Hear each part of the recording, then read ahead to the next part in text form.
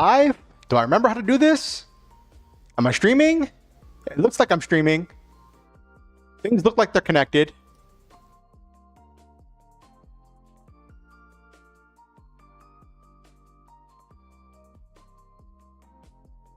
Did I...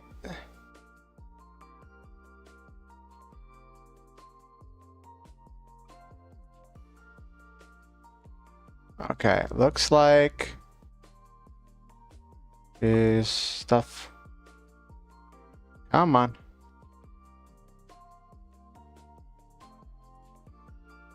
Come on.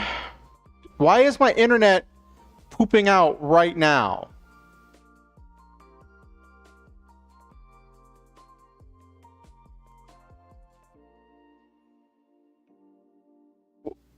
Okay.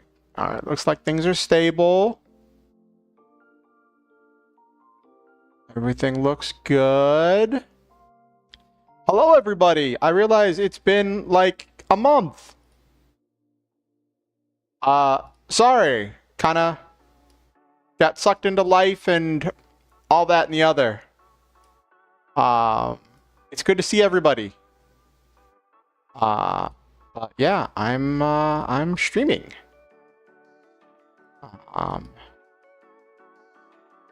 And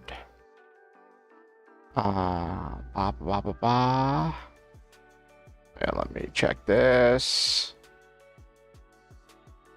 Is this showing it as? Okay, there we go. Good, good. Okay, only starting an hour and a half after when I normally stream.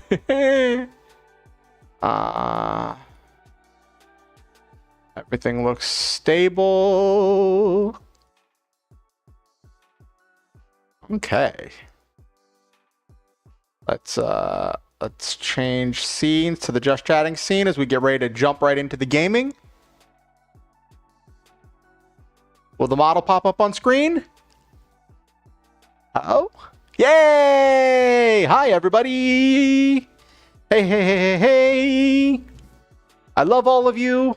I think you're all amazing, and I am glad to be back. As for what's been going on, my life is a hectic mess, and... Hello, Sapphira! Hello, Sapphira Skystar, aka Silva. Hi. Oh, hi. Hi, hi, hi, hi, hi. Sapphira. Or did I mispronounce the Sky Star? Is it Sky Star or Ski Star?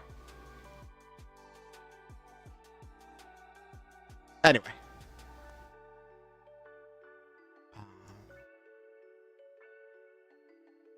Let's get right into it. Sapphira. Okay. All right. All right. All right. All right. All right. So, doing some Honkai Star Rail. I've been playing that a lot recently. I kind of started playing and then it took over my life. Kind of the same way that Monster Hunter did. It's not that I'm giving up on Monster Hunter. I do plan to go back to that. I put a lot of work into assembling a lot of mods for it, and I still have that list of almost 400 modded quests to get through that I do definitely want to get through. And stuff. It's just taking a little break because Monster Hunter is about like reaction times and stuff, whereas Honkai Star Rail is turn-based. It's a turn-based traditional RPG with like more like strategy and stuff, and it's just been nice. Just the different flow. It has an auto battle feature if my team is leveled enough. And it just has this really in-depth story that I'm really enjoying having fun with. So yeah. Welcome everybody. So I am going to get over to that thingy-madoober. Whoop. Make sure that... Whoop. Cool. All right. Awesome. Hi, everybody. And let me turn off the VLC music because I don't need that. And goodness knows I am going to need every ounce of processing power from my computer. This is my Clara, which is almost full build. I still need to level up. I still need to get some better relics for a couple of them. A couple of her relic pieces are like really crazy. Hey, Superhero 60 over there on YouTube. I am doing okay. I have been just dealing with life stuff, and it's just been a lot. Wee.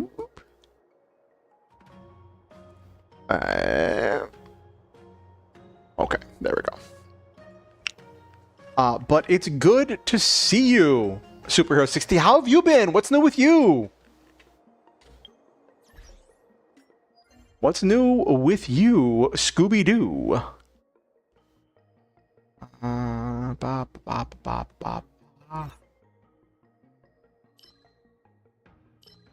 might do some runs on Simulated Universe, because that's the kind of roguelite thing. And I have a bunch of things there that I haven't unlocked that'll get me some Stellar Jades. Hey, Nabiru! Good to see you! Good to see you, good to see you, good to see you, good to see you, good to see you! How have you been, Nabiru? You read any new manga or anything? Or manhwa or all that jazz?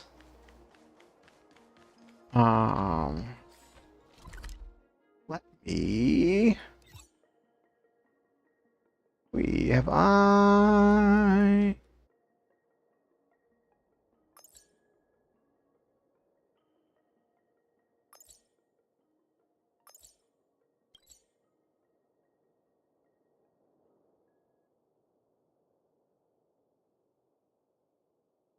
Let me see what medicines this guy's got.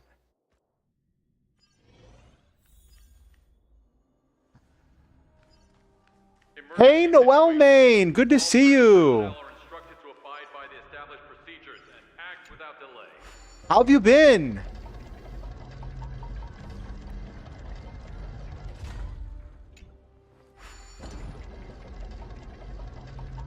It's good to see everybody.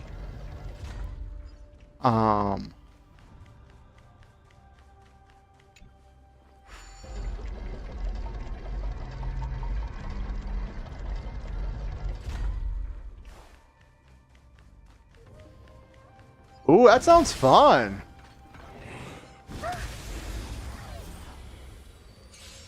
Even the narrator feels fleshed out and fun? That's cool.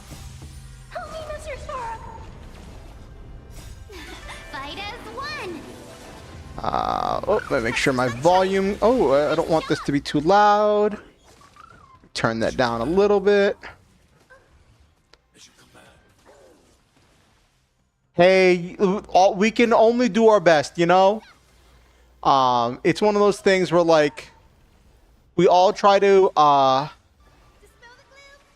try to keep our head up, but, like, stuff gets really messy, you know? It's actually really funny. I was talking to my partner the other day, and she was like, you know, have you considered going to, like, a doctor for, you know, this, that, and the other? And I'm like, well, I'm very nervous about doing too much stuff, like, for mental health stuff, because, like, of all of the things that they're talking about and the risks of getting officially diagnosed with certain things, you know? Actually, let me turn down the volume.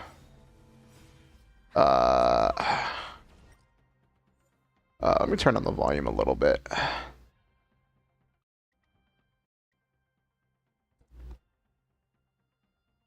Heroine Saint Noman Allworks made manga where the MC is an isekai protagonist who has no idea there is a plot, so narrator keeps commenting to you readers. Oh my gosh, that's so silly.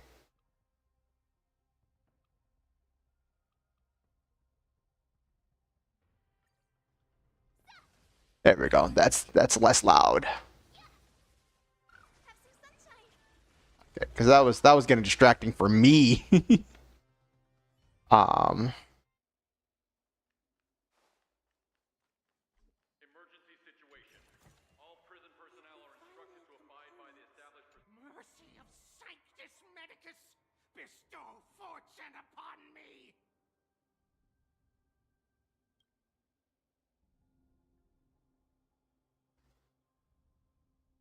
Hey, I'm glad things worked out for you, Noel, man.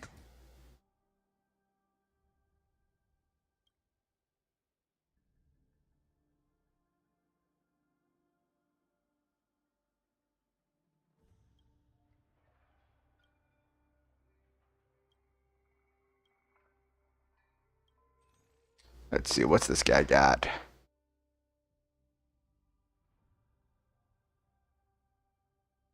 It's really, it's fun when stuff like that works out. Uh, where you've got like a silly thing that like gets really cool whenever uh um uh whenever like it'd be like this make a great anime. I remember way back like when like the age of anime internationally was still growing. um People used to say um you watch the anime to find out what music is playing in the background of your favorite scenes of a manga. Anybody ever hear that old like saying or whatever?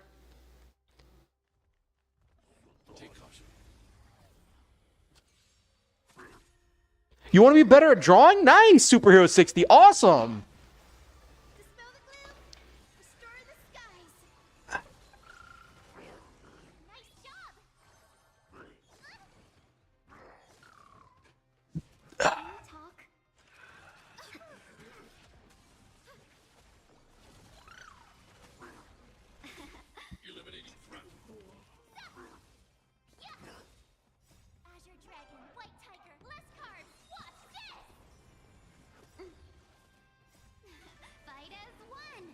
I really need to level up my hunt March 7th.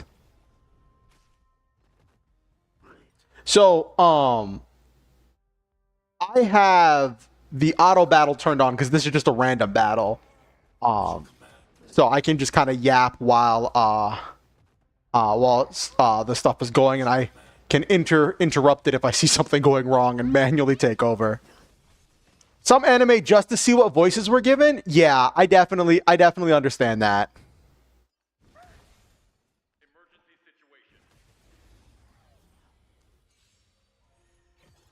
It do be that way. Oh, God, hold on. Let me manually take over this one so that the trotter doesn't get away.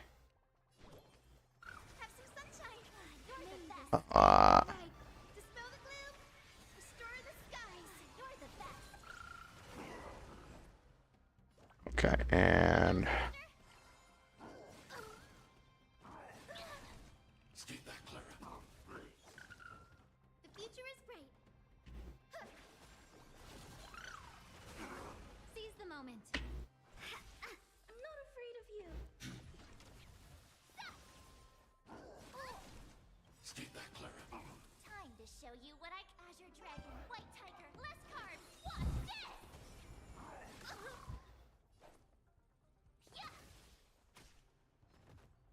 what's more convoluted, the name or the actual plot? Because it's really funny if the plot itself is more convoluted than the name. I think that's just funny.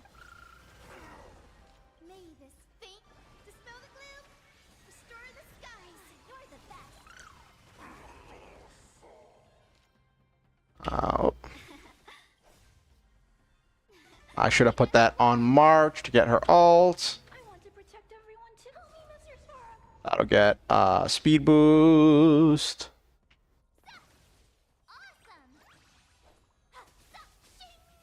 There we go. I hope I helped. Emergency situation. All prison personnel are instructed to abide by the What's this thing? procedures and act without delay. Munching away the exiled young lady's skill or of becoming stronger by eating monsters was an unprecedented strongest skill where she levels up with every meal. She became the strongest in humanity in 3 days. Well, you know why they do those long names, right, Nabe? I feel like I've told you before.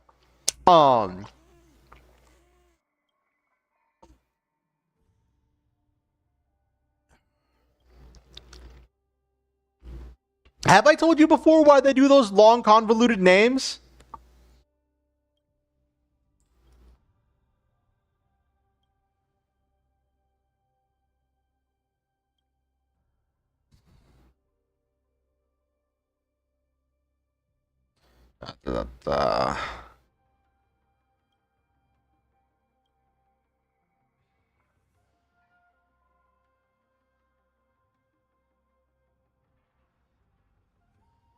Yes, I have Noel Main. Oh my gosh, Gundam G-Quax is... Oh my gosh. Like, what? So, on Thursday nights, I watch with Silva on my Discord server. We watch the new episode of Gozuger, the current Super Sentai, the new episode of Kamen Rider Gav, which is the currently airing Kamen Rider, and we watch the new episode of Gundam G-Quax, the currently running Gundam. And I'ma tell you, like, the plots have been getting so intense. Like, oh my gosh. Like, we're getting into some shenanigans that, like, Gundam hasn't touched in a long time. Ah.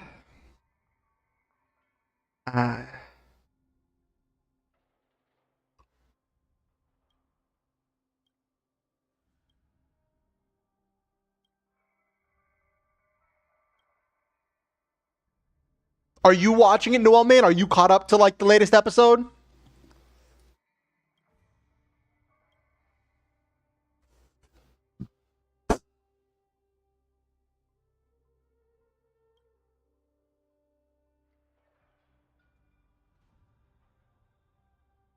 Uh...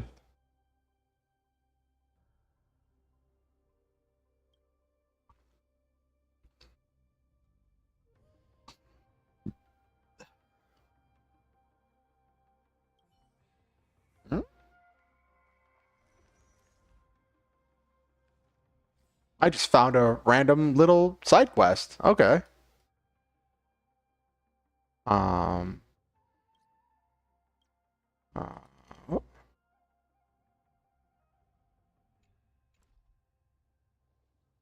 Uh,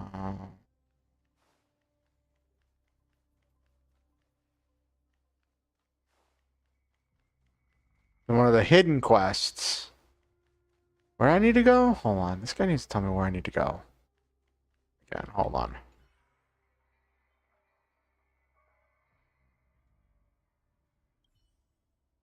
Scriptorum. I presume it's somewhere else in the building. It's probably in the top floor over here.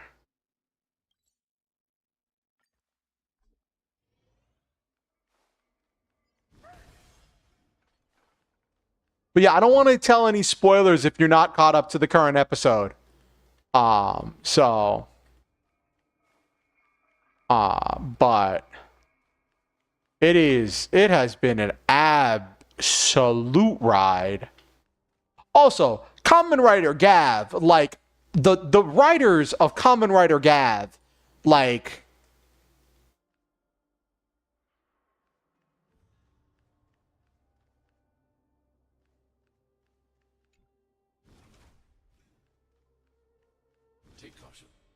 yeah.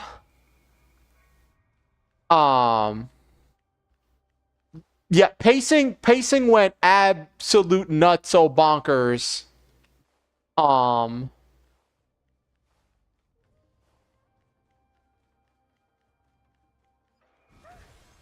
they really went pacing what pacing? Because we had a good pacing for a while, and then it just kind of went and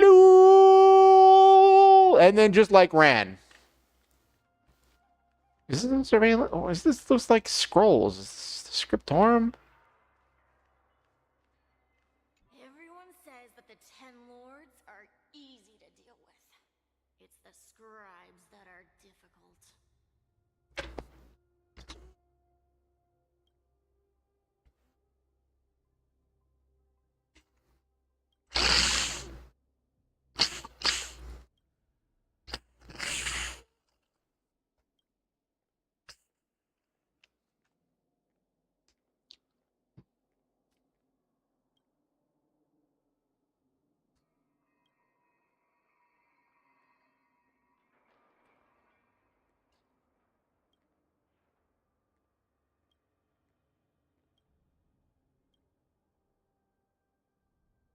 Yeah, it is. Um. Um. Ah.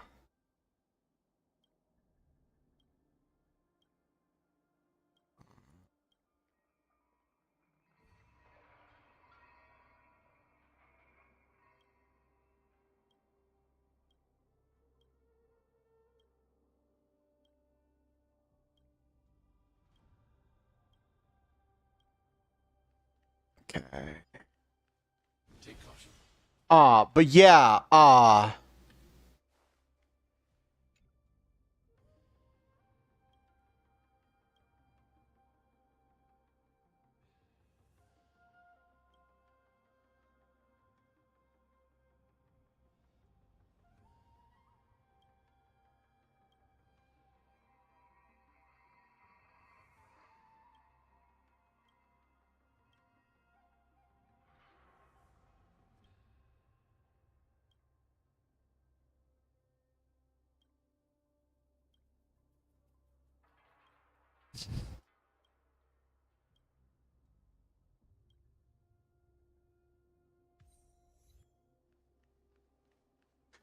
I got an achievement for that.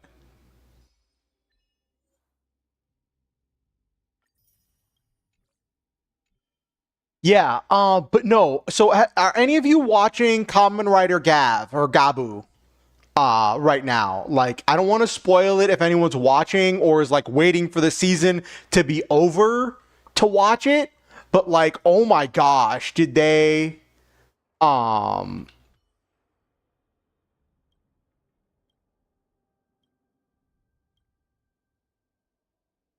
Um. Like, they just like, oh my gosh. Oh, Zuyei's here. We can have a chat if you're not busy.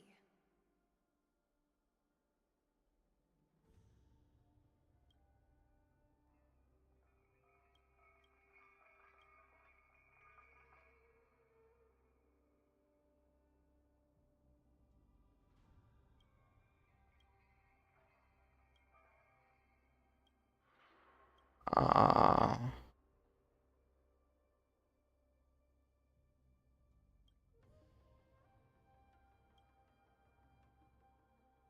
Uh.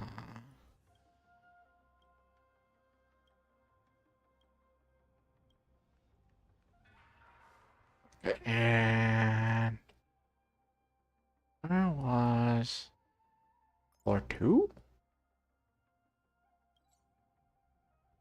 Oh, it is. Get teleport here.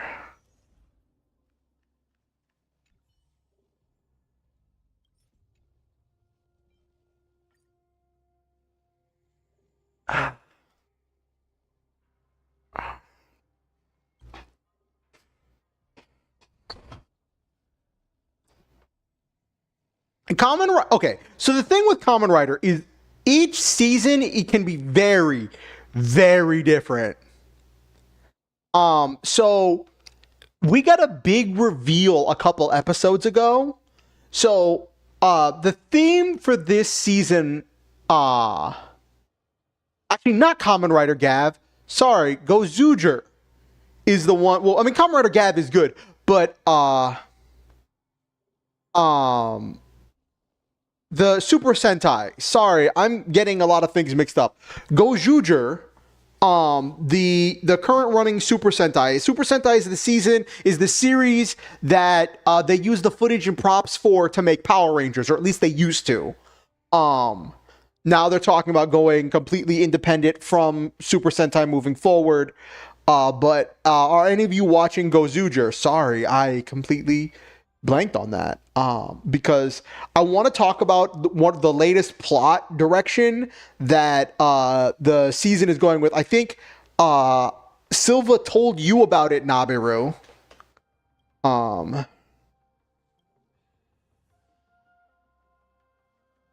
Eh.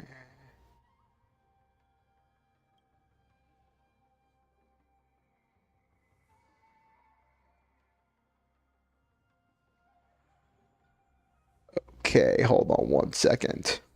I'm going to do this the way that I deal with a lot of these things, which is I look up the quest guide.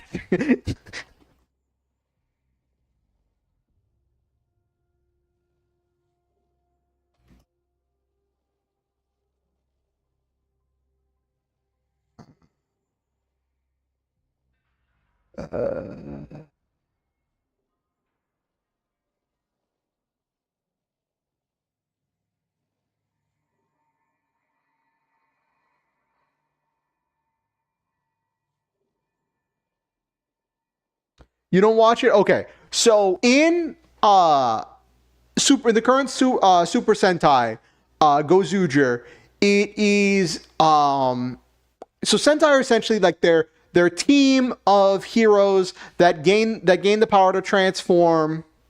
Oh no! I hope everything works out, Noel Main. That essentially morph or transform, and they are able to summon a giant super robot that they use to fight the villains whenever the villains get big. And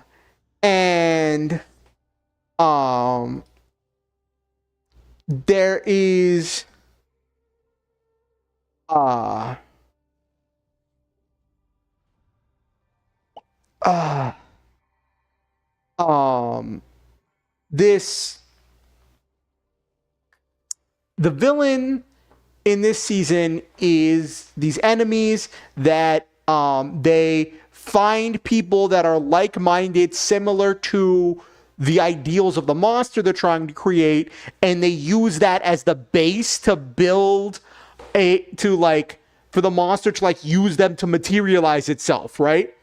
And every time the monster is created, they shout generative or generative, and they go and there's a crazy challenge, and it's been so silly, and kind of like the whole thing is about being the number one at something, the best of the best at something, right? And the idea is that this takes place in like a world where all of the past Super Sentai have like died in battle or whatever, and to the point that like now like all the stuff that they learn about Super Sentai is from Sentai archaeologists. And there was a great battle that's part of their creation myth in which all of the Sentai robos sacrificed their power to this one ultimate godlike robo called Tegasword. And Tegasword used that power to push back the darkness, and the powers of all of the previous Sentai were put into Sentai rings, and if you have the Sentai ring of a specific Sentai team, you can turn into the red Sentai, the Red Ranger of that team. And so it's kind of like Gokaiger in that, with like the whole getting the powers and whatnot, right? Except it's just the Red Rangers, and Tegasword instituted this whole thing of kind of not quite a death battle, but you have a challenge to collect all of the Sentai rings, and I think they call it the Ring War. And if you collect all the Sentai rings,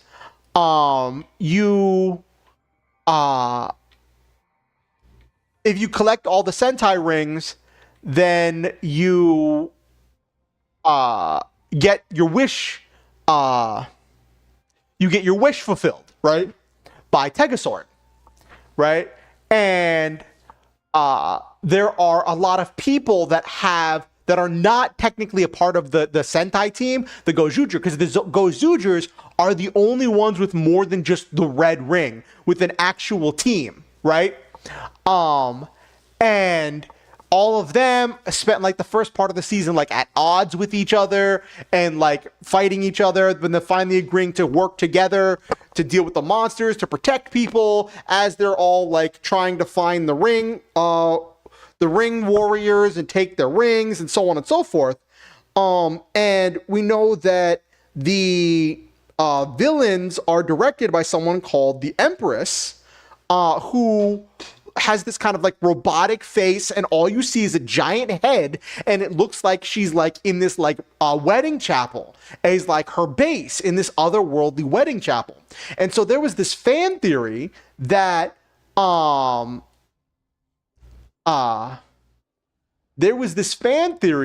that she was supposed to like marry Tegasword or something, and that's what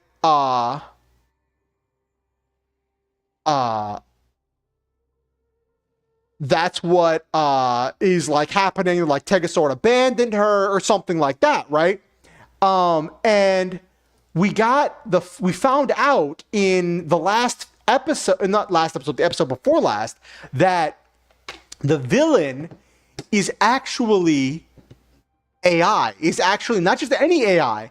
The villain is generative AI, right?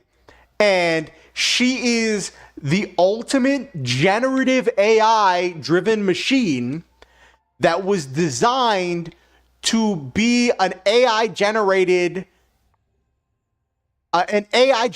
AI, essentially, and to create things and to be like made based on Tegasword, right? And so she was supposed to be like the ultimate partner for Tegasword, and she wants to recreate the world. And the reason why the monsters shout generative is they are generative AI, right? They are things that are being generated by generative AI, and they can't exist on their own. They need a person to copy and to use as the base to create the monster, right? And all of the things she has are like essentially her twisted duplications of other things that already exist. And it's like, what? And whenever the monster forms, you usually see this like this card or something appear on the screen that has different words, and the camera will move back and forth between the different words that are like describing things about the monster. And up until now, we thought it was just like, oh, a title card or whatever, right? And then it occurred to us, that's the prompt.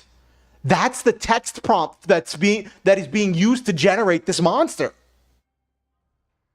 And I'm like, this has just become like this writing team's commentary on the evils of AI. Well, the thing is, that's what she was made to do, was to remake the world. And though her way to remake the world is to marry Tegasword, because apparently if she can marry Tegasword, she can generate a child of the two of them that would be the Prince of Destruction, that would destroy the world and regenerate it into a perfect image, right?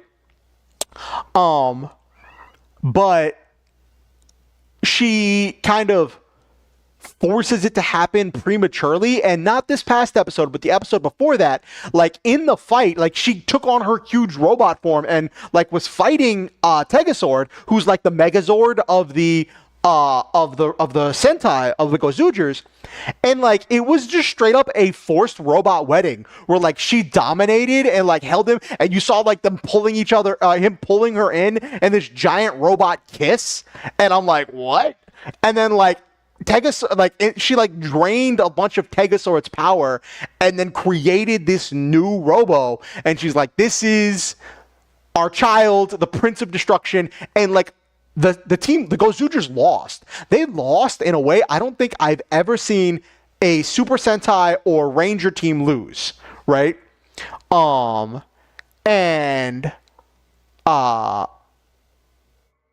It's like, what? And the world got remade. And then in the last episode, we find out we're in this attempt to AI generate the world, but it was imperfect because she got impatient and did the wedding before she'd assembled all of the rings. So it wasn't perfect.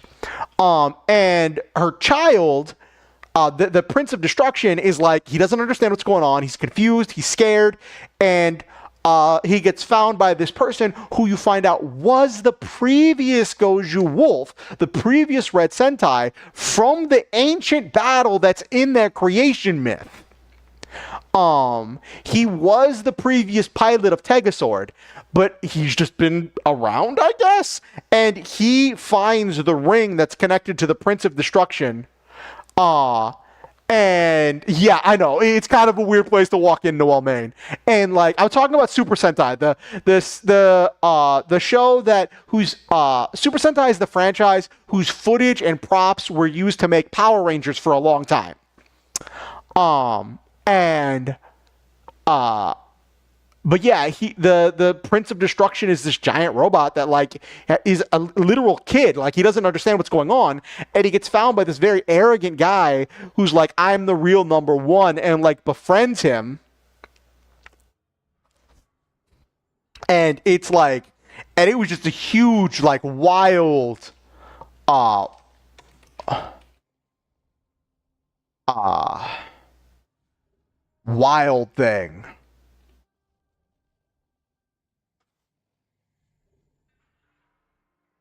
Here we go, sneaky cycrane.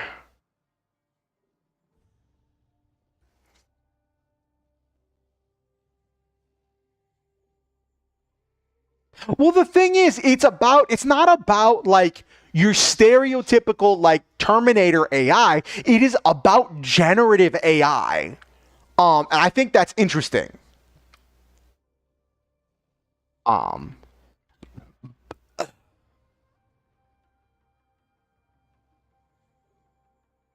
okay.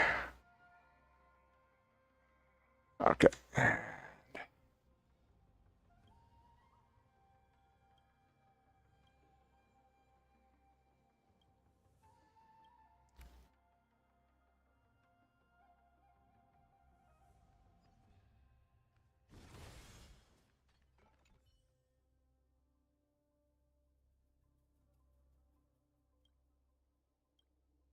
Okay, so I'm gonna go up, right, up, and up again.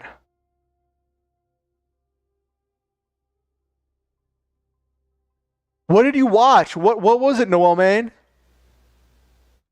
Ah,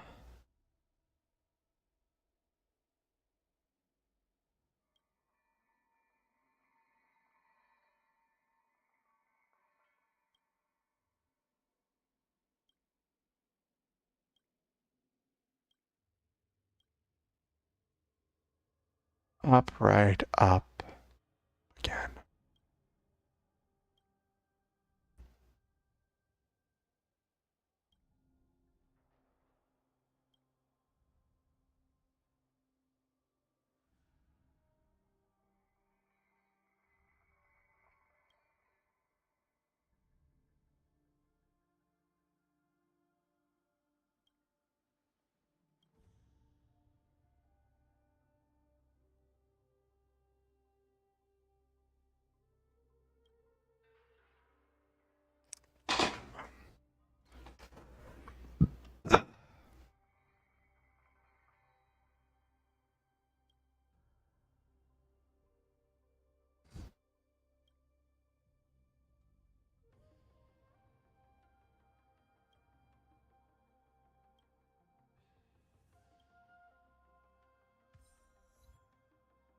Hmm.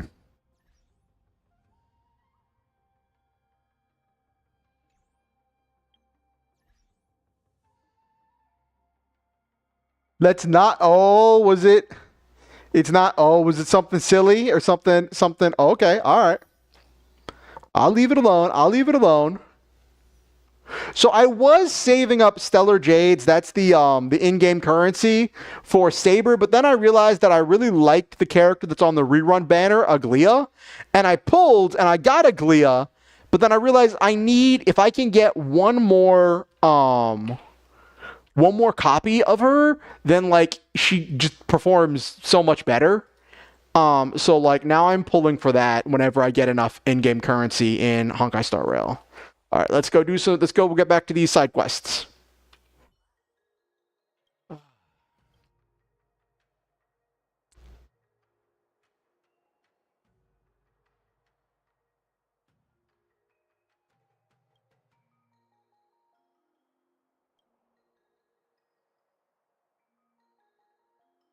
Uh,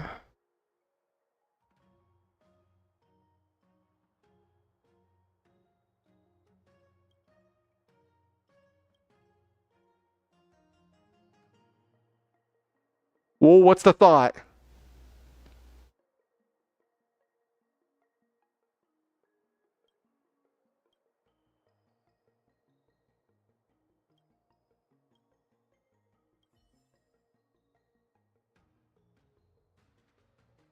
Oh, is this the thing where I have to like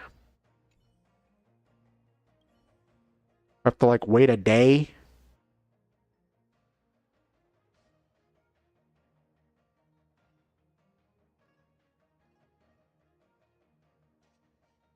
That would be wild.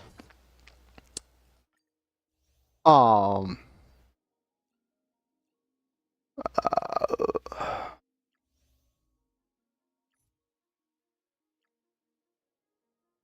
Oh, I gotta leave the artisanship commission. Okay. Where am I gonna go? I'll head to the shackling prison. Okay. Emergency situation. All prison personnel are instructed to abide by the established procedures and act without delay.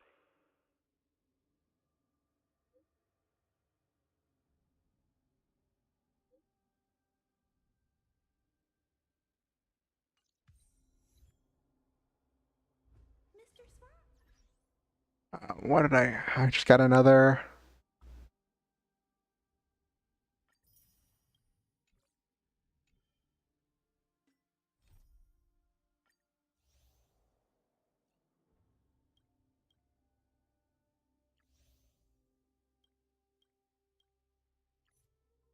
Oh, I gotta wait a day. Oh, this is one of those time-gated ones. Okay. All right, then I'll work on the next one. I've got plenty to go through of these old side quests. But yeah, that would be interesting because like that's the kind of thing you normally get from like the main character having that of like being from another world or whatever, having some out of world knowledge. But the idea of like becoming self-aware that you only exist inside of a video game and then being able to look at the wiki for the game that you are in. Like isn't that kind of the thing of like that Ryan Reynolds movie? The Guy or something? Alright, let's go. Wee, where's that going?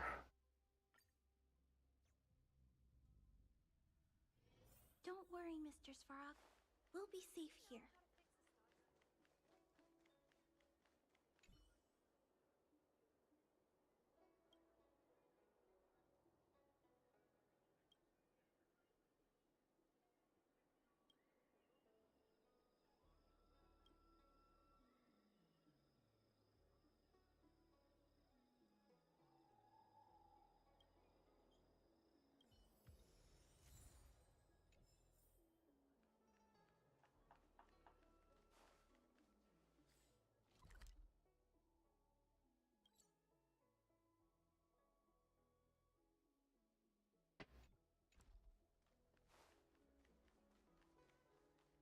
But yeah, that would be interesting.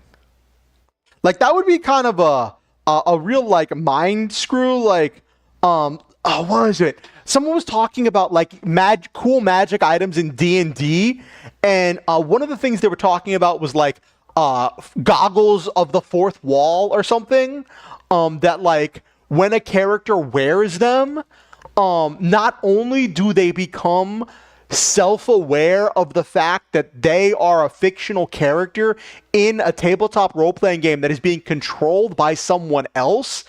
When they put the goggles on, they are essentially looking up from the battle map or whatever at the players and the DM sitting around the table and like listening to the conversation of what's going on between the players. And it's like it's super meta, but like I think that that's kind of a really like crazy like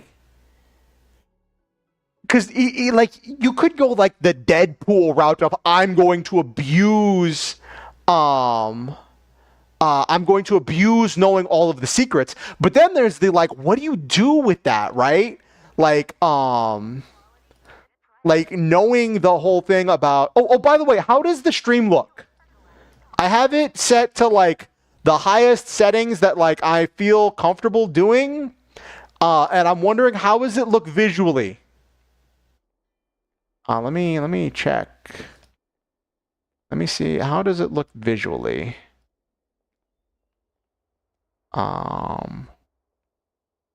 Mr. Svarog.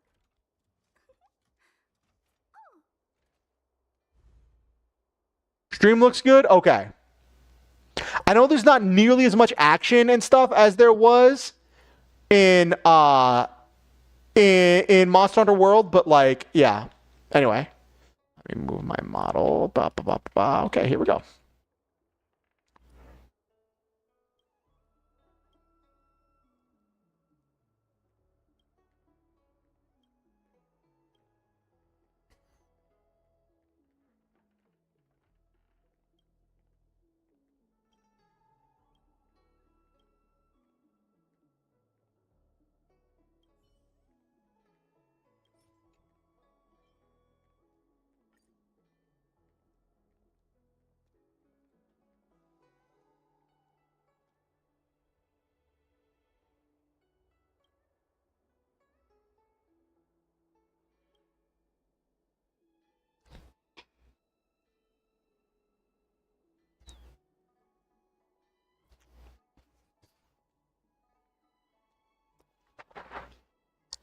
Ooh, so you like people are talking about different runs? Oh my gosh.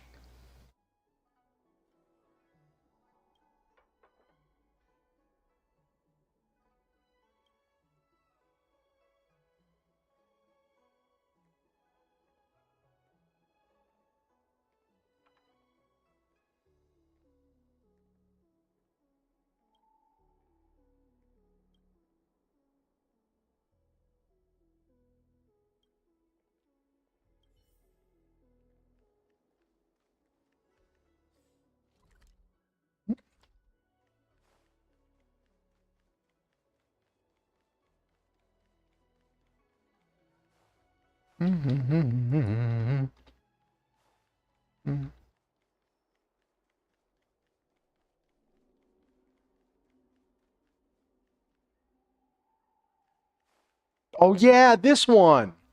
This little bugger that I talked to before. That was all like melancholy and stuff.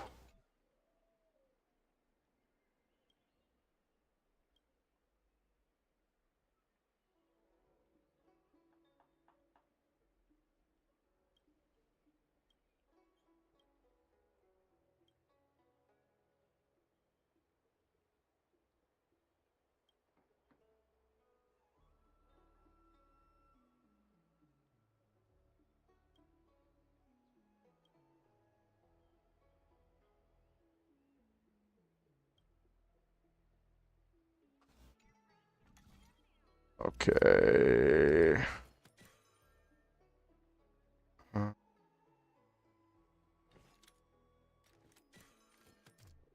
Okay. Oh, this is one of those. Okay.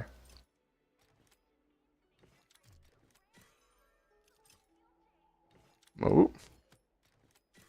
Okay.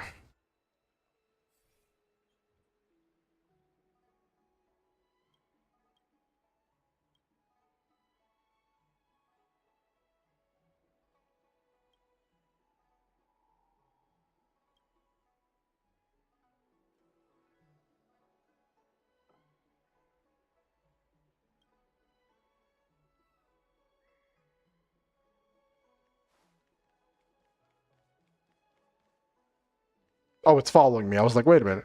What do I do? Oh, okay.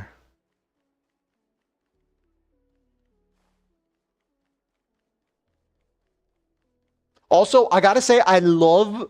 There's this little detail about the sound design in Honkai Star Rail, where like you can change what characters you're playing as, right? Like from your team, it's a gacha game, right? So it's about getting characters. But one thing that's interesting the characters, depending on what's on their feet, sound differently when they run, right? I didn't notice that until I was playing as Clara, because she's essentially the Ilya of this game with the giant robot Svarog who protects her, right? But she's barefoot, so when she runs, you can hear the little plap plap plap of her feetsies as she's running around barefoot, and I'm like I probably could have used a different onomatopoeia there, but don't think too much about it. But it's just, it was so different than the way other characters walked, right? And I'm like, that's so different. Though it's actually really funny. So she doesn't wear shoes, and she lives on an ice planet. And she doesn't wear shoes because she kind of like grew up poor and never really had shoes. And after things got settled and like your character helped things like save the planet and whatever, and people realized how much work she was putting in to help people survive and maintain the power generators that kept stuff going, because she's really technically minded, which is why I really like her. She's this cool little mechanic.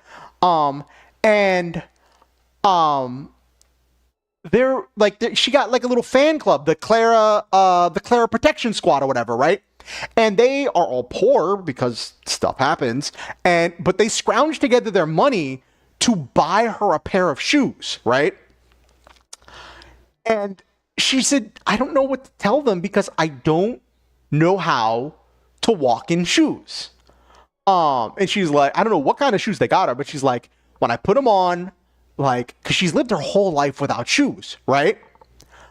So like, she puts on shoes for the first time, and she's like, it hurts my feet. It's difficult to walk. I keep tripping and falling and hurting my ankle. It's just easier to go without shoes. So you end up like, she's like, what should I do with them? And you can choose different things. I chose to tell her to be like, well, I mean, if you don't want the shoes, maybe you donate to somebody who needs shoes, right? Like it's like, it'd be weird to go back to them and give them back the shoes, right? That's just a bit much. But yeah, it's really funny that like she just sounds different when she runs. Oh, let me see if I can. Let me finish this quest, then I'll.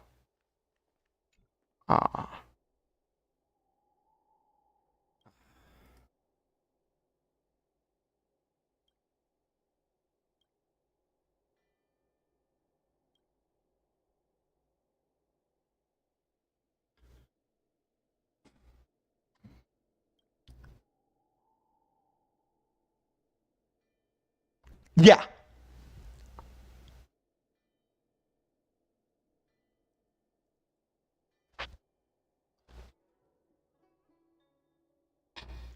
Like she regularly walks on snowy covered like mountains and stuff barefoot to go like do maintenance on like power generators that are like keeping stuff running that people need to survive, or like repairing the automatons that like that are the only reason life is able to continue existing on their ice ball of a planet. And that's just how she grew up. Um,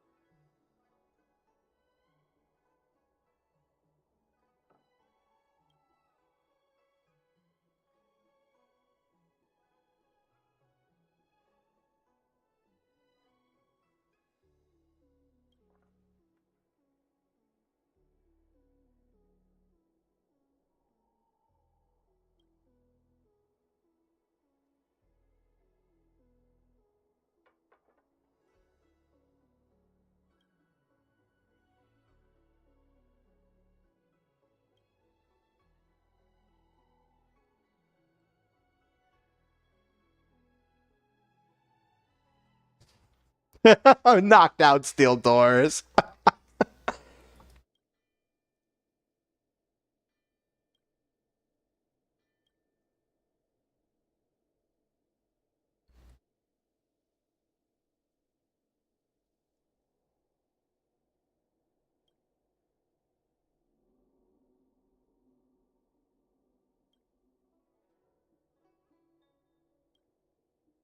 Okay, but yeah, okay. Let me adjust the volume real quick.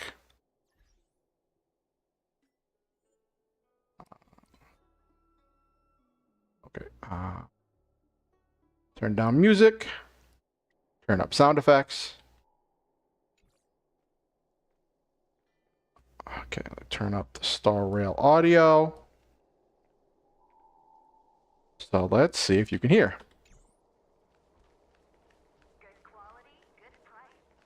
You hear? Can you hear her feet?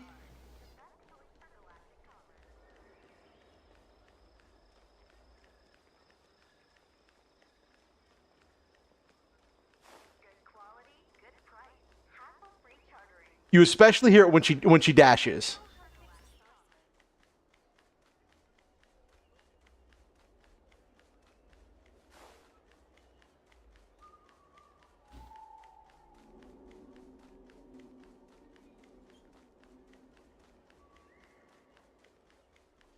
Whereas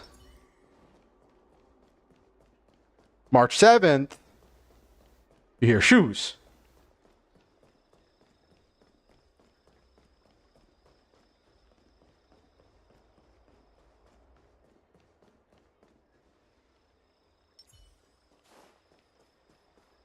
This is different shoes.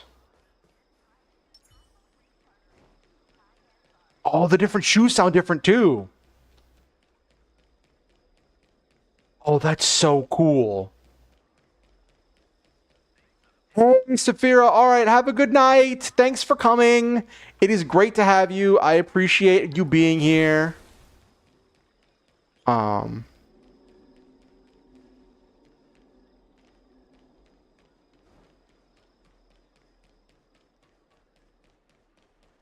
That's actually interesting. The different shoes. Hold on, let me change teams. I want to hear now. I want to hear other characters' feet.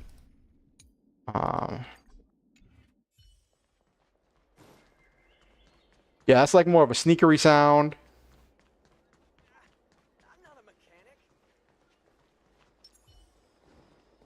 That's more of like the sounds like kind of like March 7th shoes, the heels and stuff.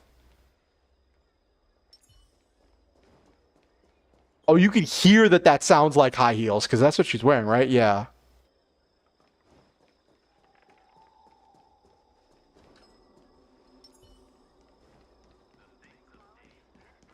And he's wearing loafers.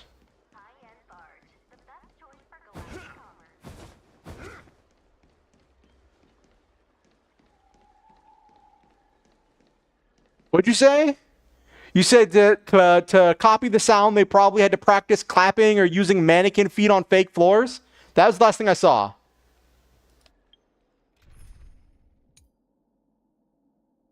Oh, no, that was from Nabiru. I don't see what you said, Noel Main.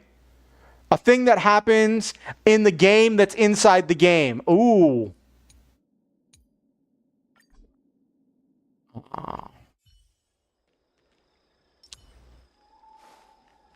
Yeah, chat used to eat, okay, hold on. Oh, assignments got reset. Oh, we're gonna see what I need. I know I definitely need to send these out. So these are little things where it's like, you get little bits of resources every day if you send out, NPCs to get stuff.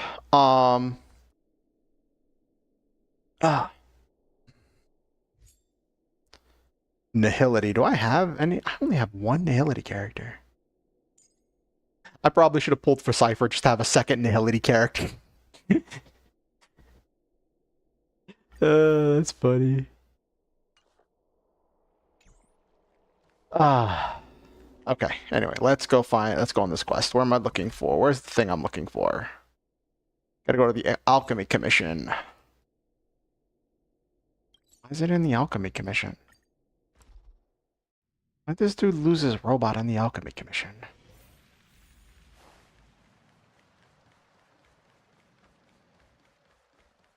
What? What?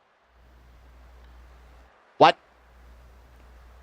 So, the current side quest I'm doing is some dude wants to win the heart of some fair maiden or whatever, and her ex-boyfriend was a poet, and she was known to love his poetry. So this guy's like, I need to win her heart with poetry, but I am a mechanic, not a poet. So, or like I make these machines, the Ingenium, and so he's like, I'm going to make machines that generate poetry, right? And he's like, well, I don't know what type of poetry she likes, so I'm going to make multiple machines to make the poetry. The first one you find is the little floating one that was following me around that I had to get sent back to him.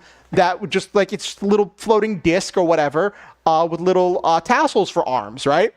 And I'm like, okay, you know, for a little poet thing, that's fine. It can write, it can interact, whatever.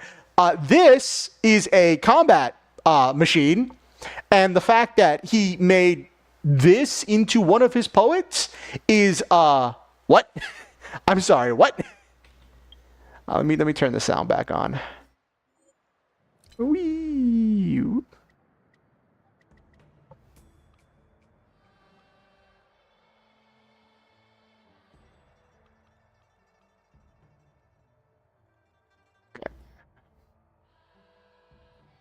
Okay.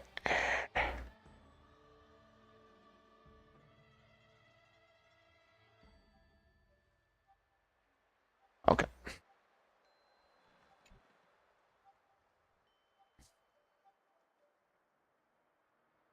Yeah, that little floating thing right next to me is one of the poets. But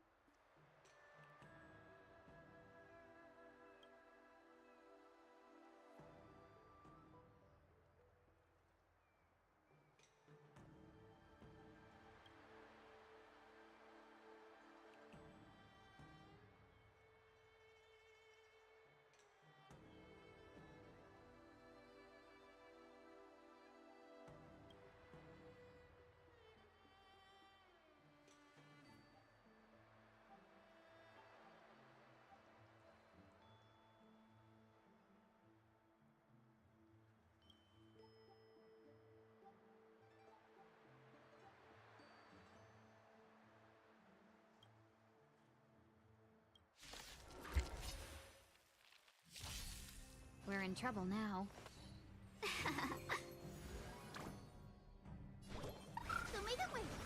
You're the best. Nice job.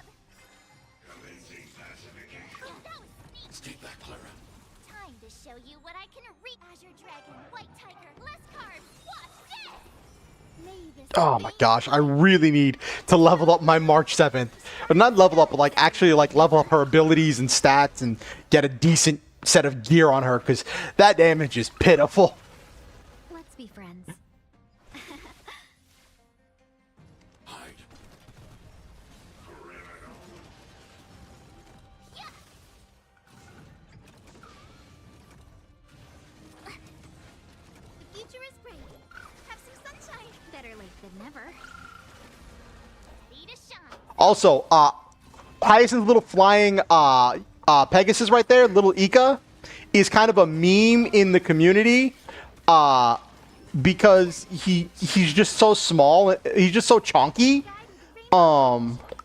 And also there's the fact that like he literally does enough damage to be a sub DPS. Like he out damages some like if built properly, he will out damage a lot of your average DPS characters. 1,000 wonders to fight as one. I want to protect everyone. Tell me, Mr. Sora. Welcome, customers.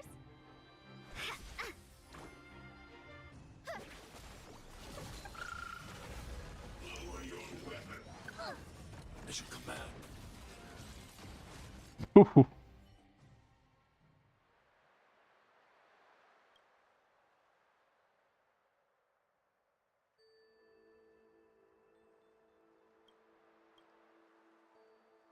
Starskiff Haven, okay.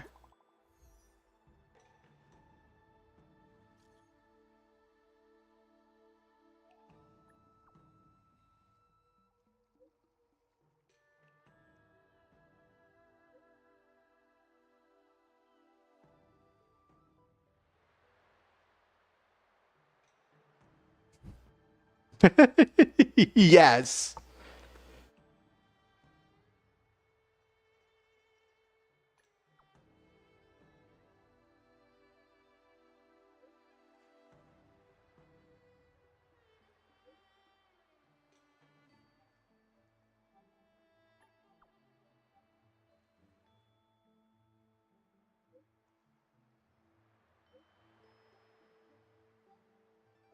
Bro.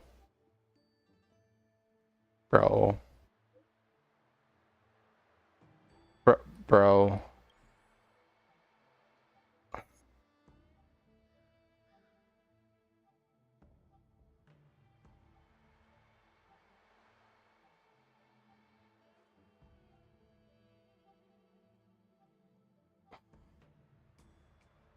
Okay, all right. Now this guy's going into like creeper stalker territory, and like he wanted to give her a gift to win her heart, and he gave her a lock and was like, "Oh, because our hearts can be locked together." And it's like that's some creepy stalker territory, and it's not just a lock. It is inlaid with gold and jade, and in this world on this spaceship, they are able to infuse jade with like energy to use for like a lot of their electronic technology.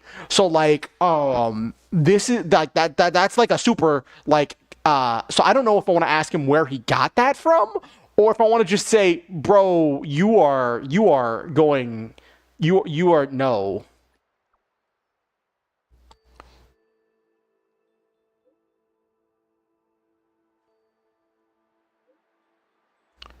Oh, he's a Vidyadhara.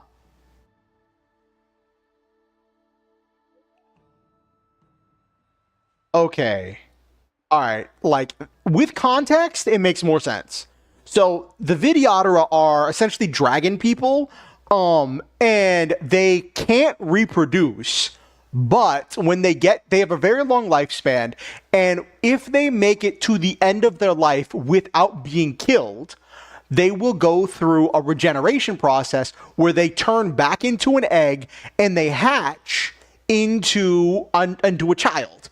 And I think sometimes they retain some of the memories of their past life, but usually it's just like a new person coming out of the egg. Like it has a lot of their personality traits or may look quite a bit like them, but it's not exactly the same person, but like, eh.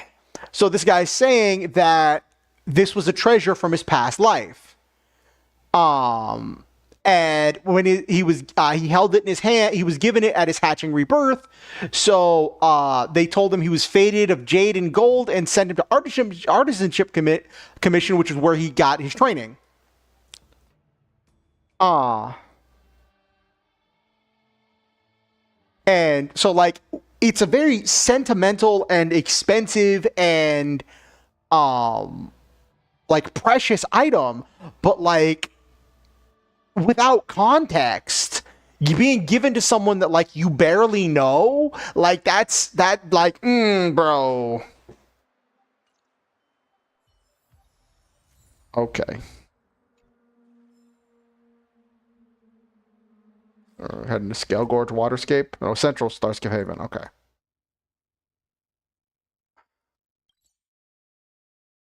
Well, let's teleport here. Don't Don't worry, Mr. Svarog. We'll be safe here.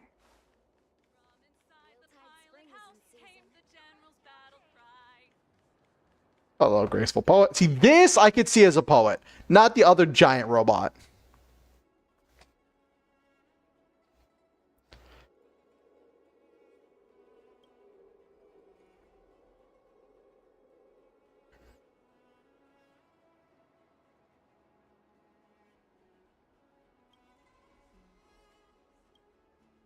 What do you say? You're not wrong. The poet's talent dictates the quality of the poem, but I ask you about the writing poetry itself. Which resonates with everyone.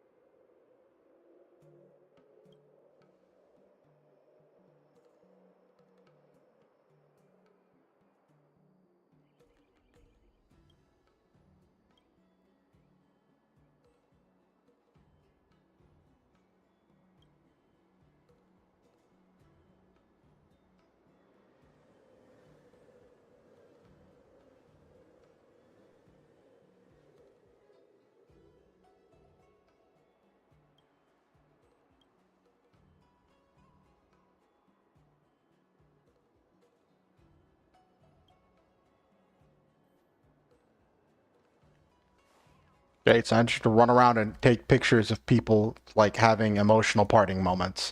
Great.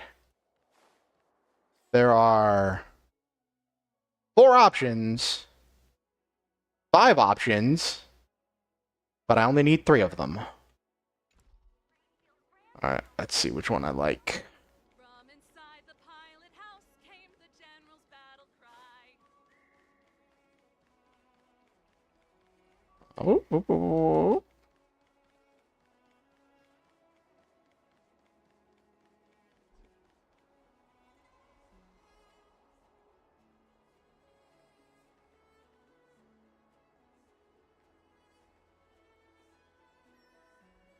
It's not exactly what I'm looking for.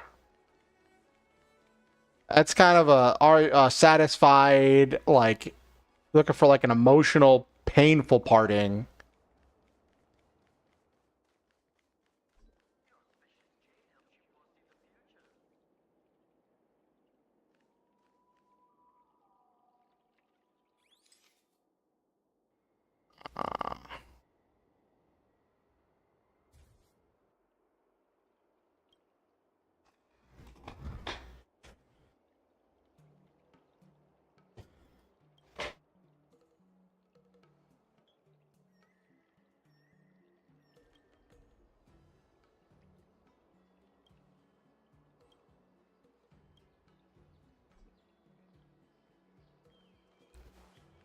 Okay.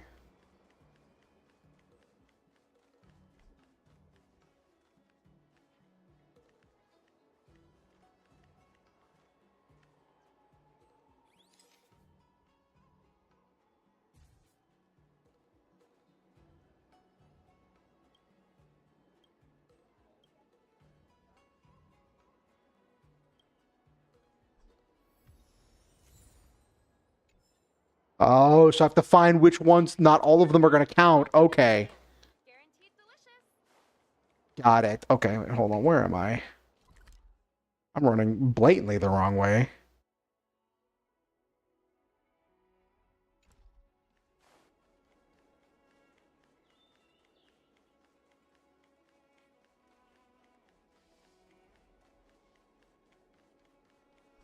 I'm planning on quitting my job at the Skyfaring Commission.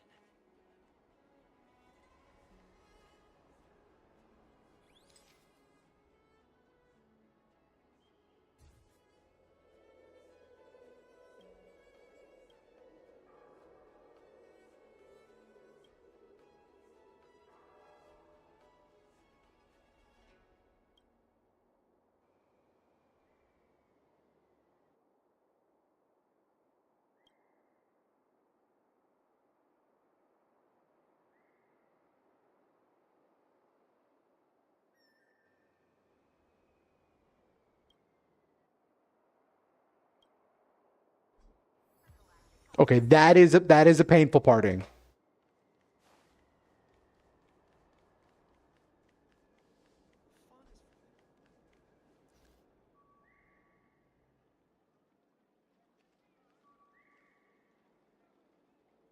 I don't think this one's gonna do it.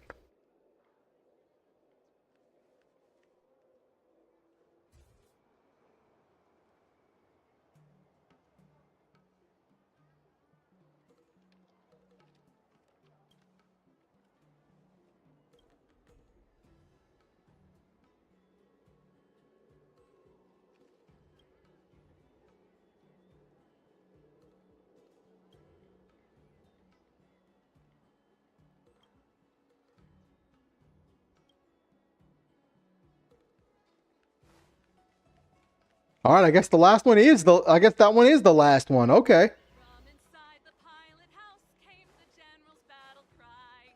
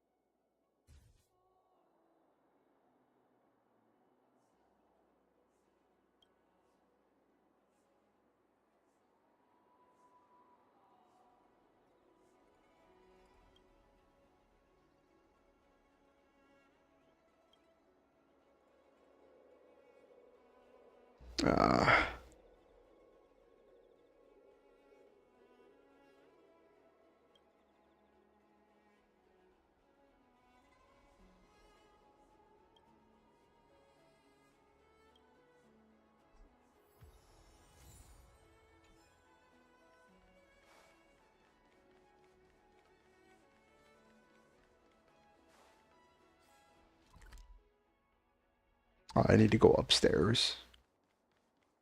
Okay.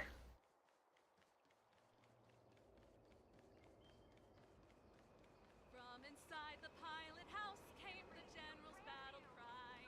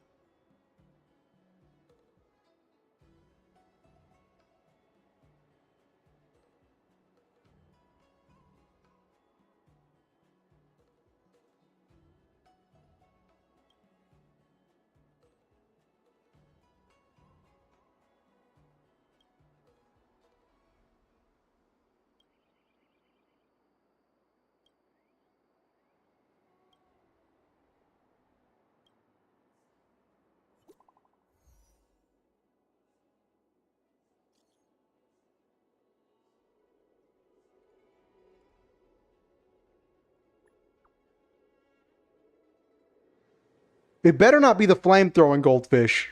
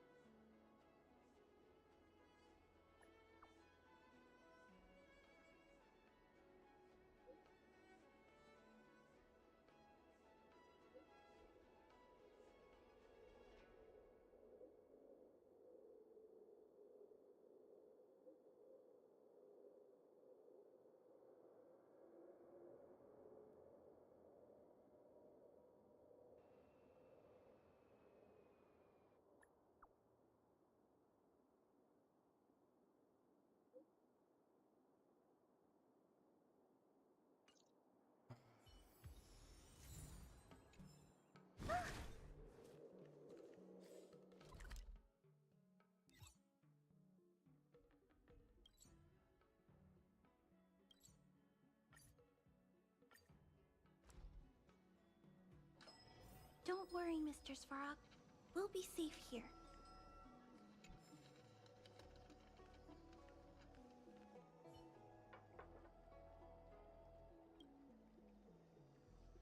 Ah.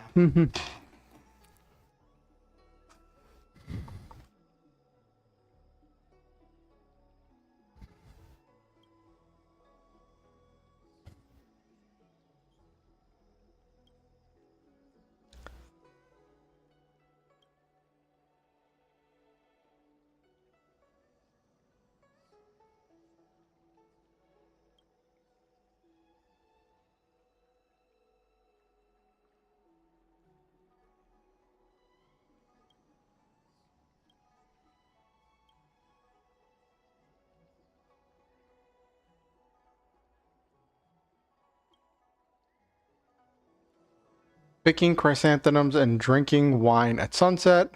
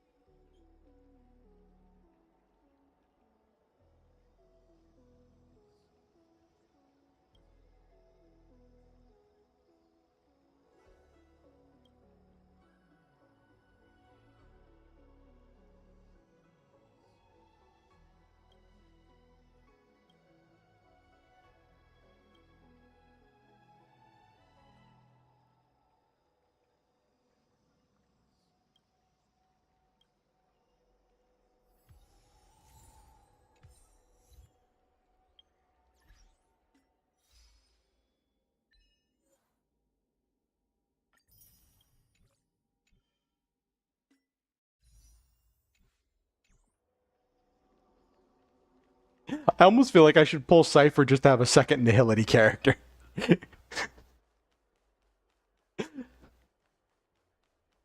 Besides poor Pela. Need to build Pela anyway.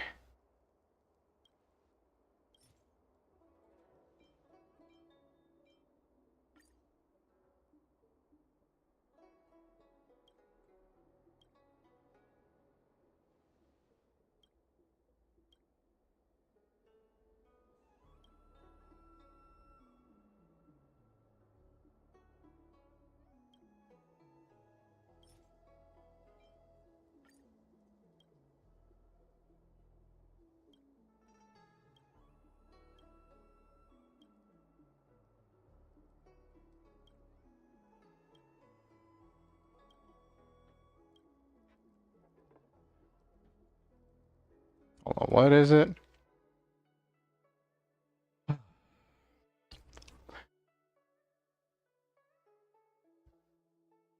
When your graceful figure blends in with the pure dance of stars, nature becomes peaceful and orderly. Okay, something like that. I offer you whatever insight my reflections may hold, whatever creativity and frankness my life. I offer you the spark of emotions that the Vidyadhara could never have. I offer you all the love I could muster that I have saved somehow. There is no rhyme scheme. Hold on. What?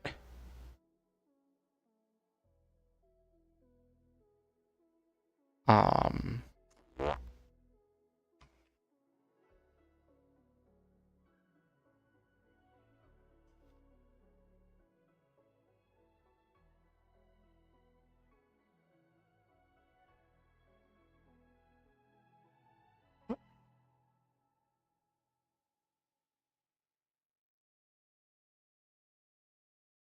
Uh,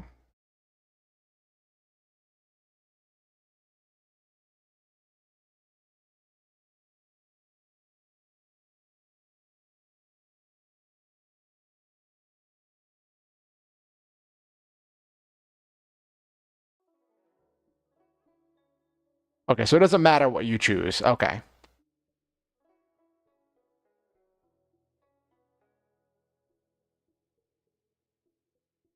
Okay, so it doesn't matter what you choose. Okay. Offer you the love. So it's about giving everything to the person. Insight, reflections, creativity, spark of emotions, love.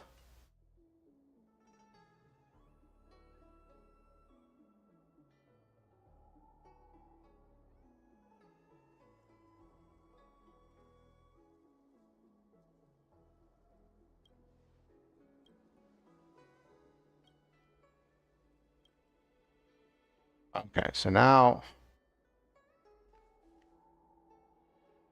it's going to the Divination Commission. Okay. I guess that's all there is about Igor for now. Let's head back to the lounge to prepare for the upcoming knockout stage.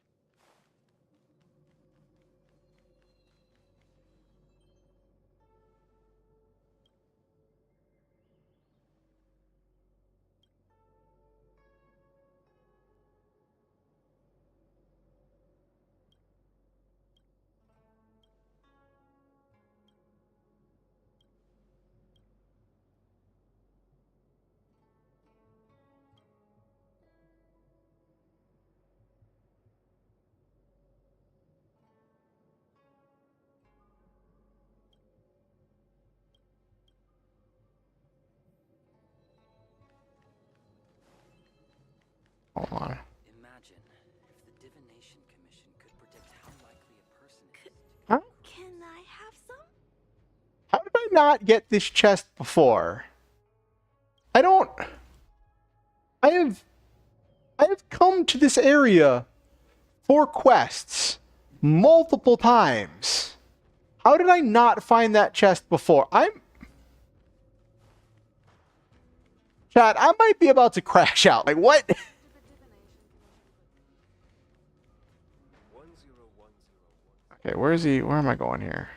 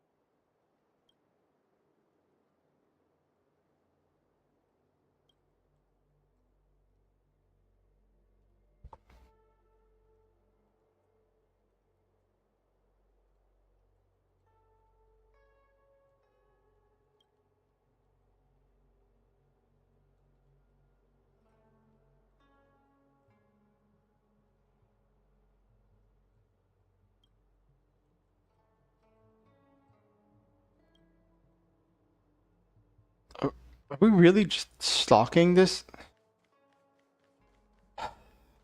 Okay.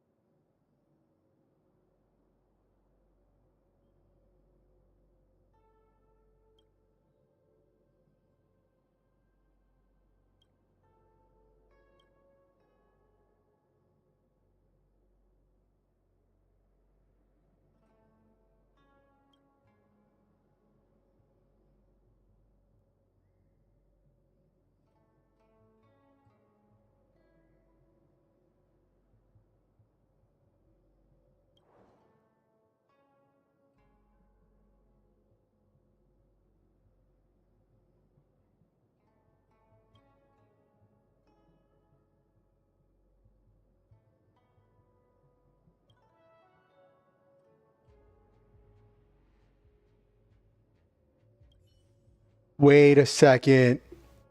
Wait a second. Hold up. Hold up. HSR, what are you doing right now? What? I don't... Okay, so, what just happened, was, the guy said he tried to gift her a lock that is that is inlaid with jade and gold and made of, like, great craft, made of, like, high crafting skill, and that it was a memento from his past life as a videodera. And,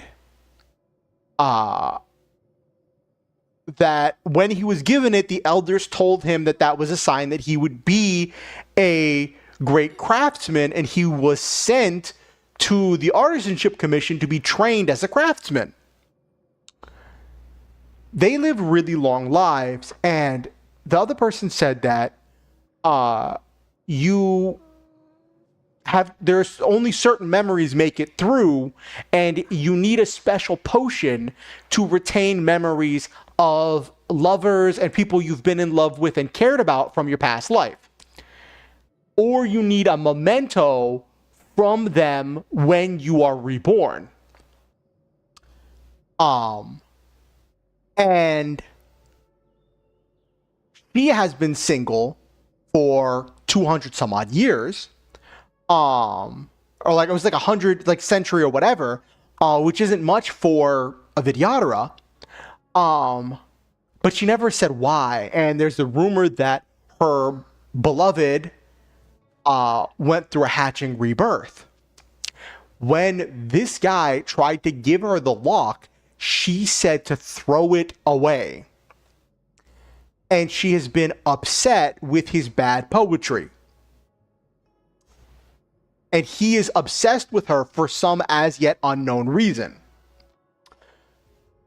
I'm thinking he was her ex-lover, her ex, and he was reborn, except even though he got the lock, it didn't awaken his memories of her. And he didn't get the potion, and for whatever reason, maybe family or some kind of outside influence, he didn't get the early formative experiences in this lifetime to help shape him as a poet. And he has been apparently a poet, I guess, for like multiple rebirths. And now he's a mechanic.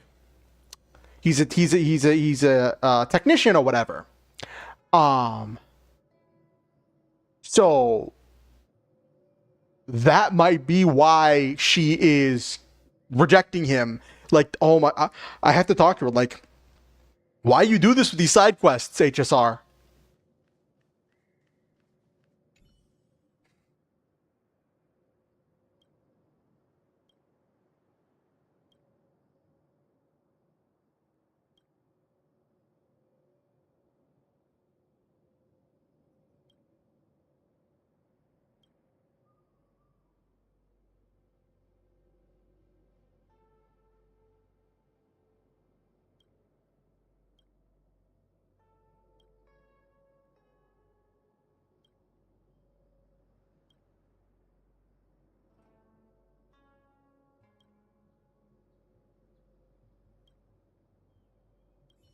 Yeah, it's the lock from his rebirth. And she knows that he was reborn, so he was, and she specifically said, unlike his past life, this time he's skilled with the ingenium. 1010. And oh my gosh, this is some dark stuff. But like, this is kind of what HSR does. Like, they deal in like a lot of the dark, not dark, but like really intense things a lot of the time. Why is the gaming pagoda closed?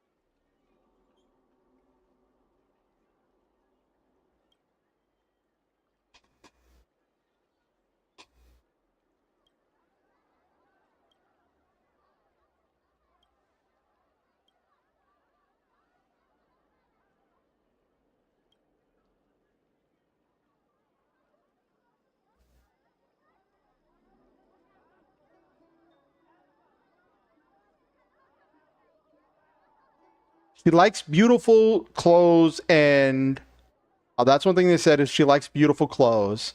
The genius definer was a teasing thing.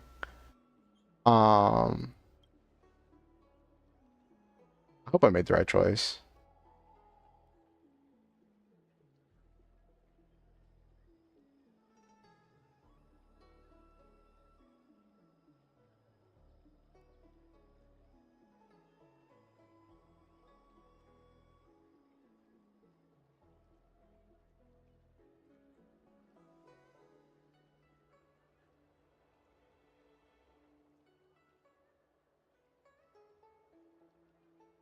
Okay.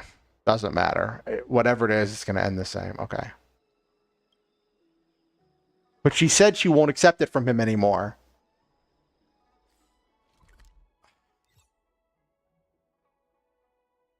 He needs to find out, like, why, like, did something happen? Like, why is he remembering things differently? Oh, hello. Welcome to the Cloud Breath Sleeves. Well, how may I help you?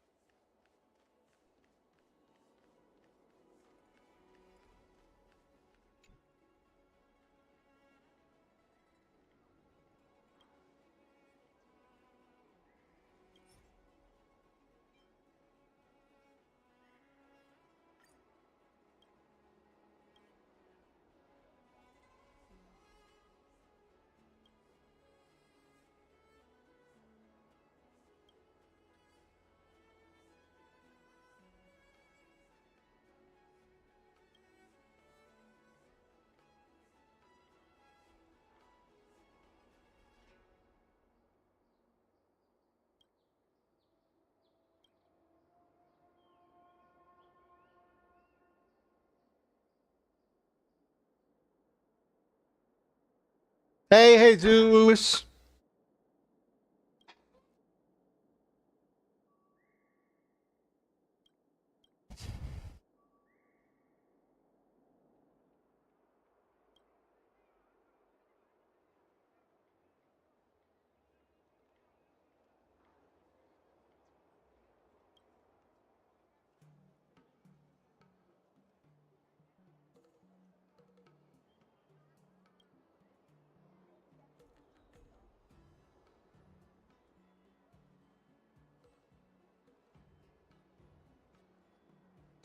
Oh, okay. I'll give you my opinion, Jesus. She's not a Vidyadhara. She's one of the Xianzhou's natives, which means she's an immortal. A better difficulty symbol.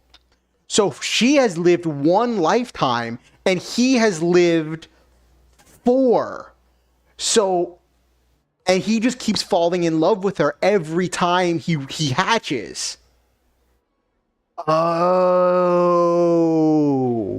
And she's just done with like falling in love, interacting with him, and then watching him die of old age and then be reborn as a totally different person.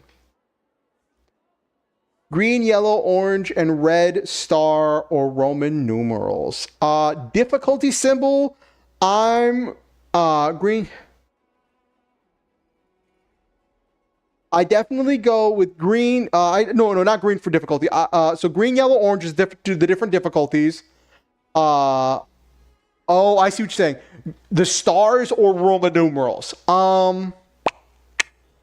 I would go with colored Roman numerals. Like I realize you have the stars being different colors, but I think if you had Roman numerals, but had each one like 1 be green, 2 be yellow, 3 be orange, and 4 be red, I think that conveys it a little easier in that it is both a number which can help like people who are more mathematically minded keep track of what difficulty they're on.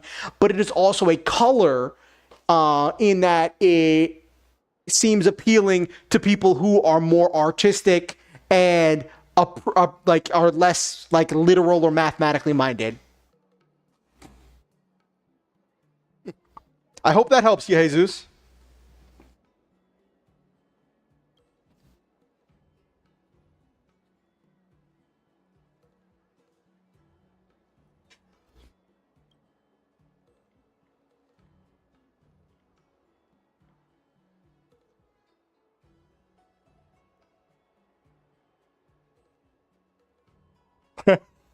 Kind of.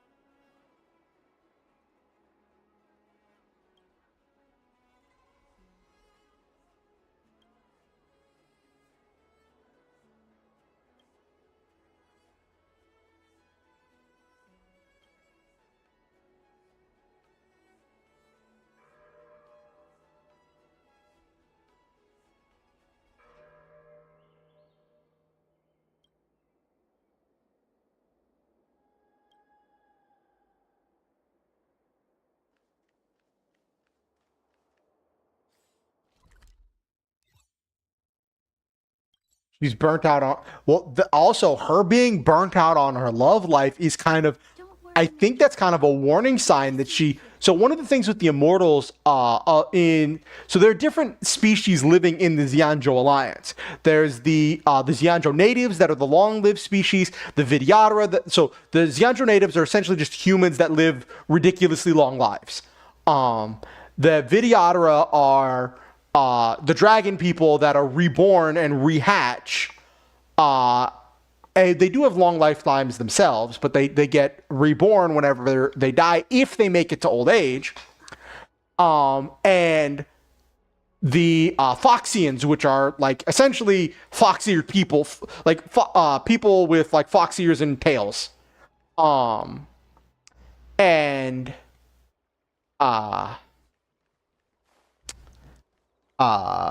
so he's a Vidyadhara and she's a Xianzhou native. So they're running into like issues with the relationship of just living different lengths of time.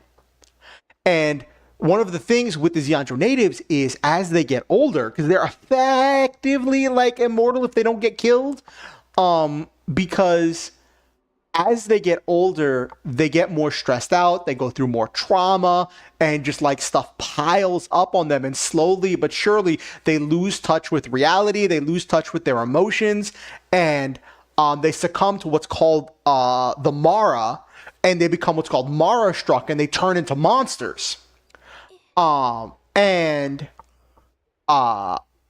Like that is the curse of their immortality, because their whole thing was they asked the Aeon of Abundance. The Aeons are essentially the gods of this game, like in this universe, and they asked the Aeon.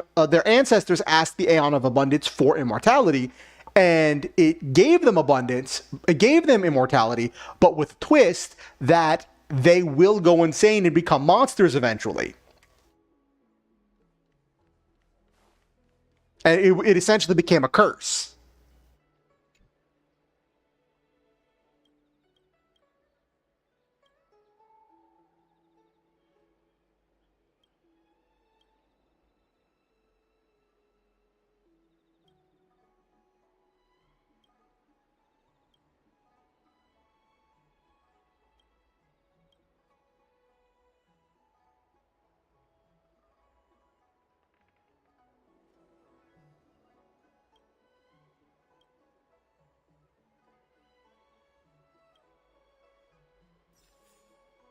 That was depressing. Do I have enough for the next pull? No, I don't. On to the next mission. So, when I played Honkai Star Rail before, I pulled Firefly, who is like my favorite character in Honkai Star Rail, but I was early in the game, and I wasn't at the point where I could level up what's called her major traces, which are key parts of her kit as I was leveling up. And as you get stronger, the enemies get stronger too. Not just in the areas you're going to, like the entire map gets stronger as your level goes up, as your player level goes up. And I was frustrated because I was blitzing through the story to try to get to the boss fight that I needed to fight to farm for the materials to level up her major traces. And I got frustrated, and that's why I put the game down for like months, almost a year. And I picked it back up, and turns out they added a feature where you can just skip ahead and skip to the boss fights you need to do to farm for materials for characters you have, which is great. That's wonderful. And it fixes the big problem that I had with the game. And since then, I've just been so now that I'm not rushing through the story, because I want to enjoy the story, but I was like rushing through to get to that boss fight. So now that I'm not rushing through anymore, I'm going back and doing all of these old side quests that I never finished, that I just skipped over. Starskip Haven. We'll do Bestial Ferocity.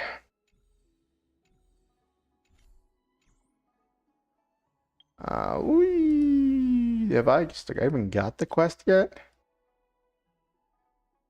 Nope.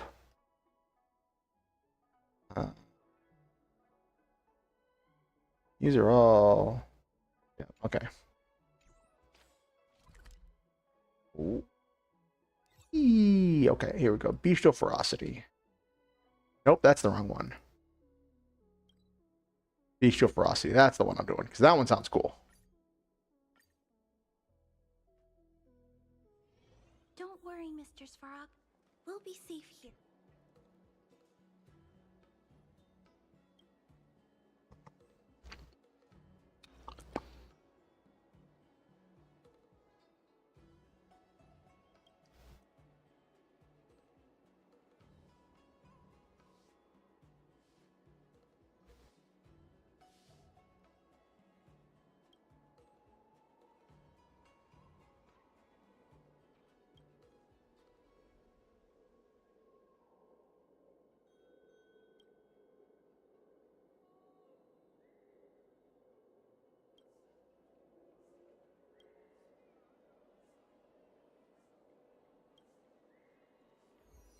Oh gosh. She's got a missing sheep. Did we get bamboozled?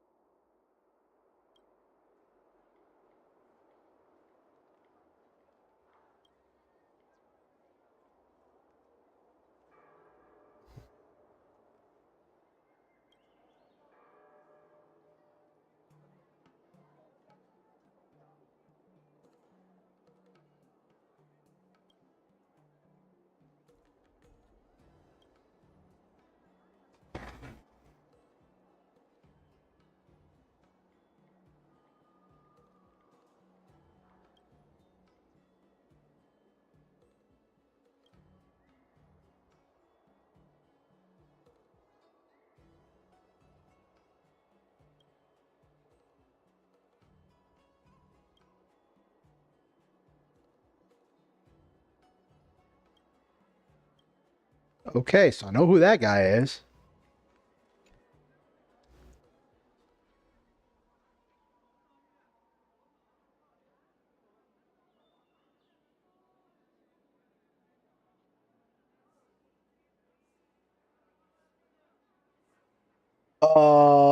Lady, you're praying to the Aeon of Abundance in the middle of the street in the Xianzhou Lafu. That is asking to get jumped. So the Aeon of Abundance cursed the people of the Xianzhou Lafu, and has been the greatest enemy of everyone in this massive city ship for like centuries, multiple, more than centuries, millennia, multiple millennia.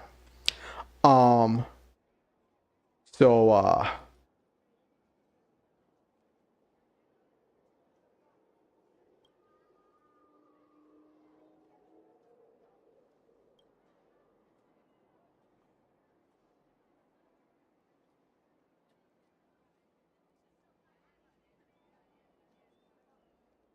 please, please, HSR, please tell me this is not a stereotypical extremist vegan activist. Please tell me. Please, HSR, don't do this to me. Please, HSR, don't do this.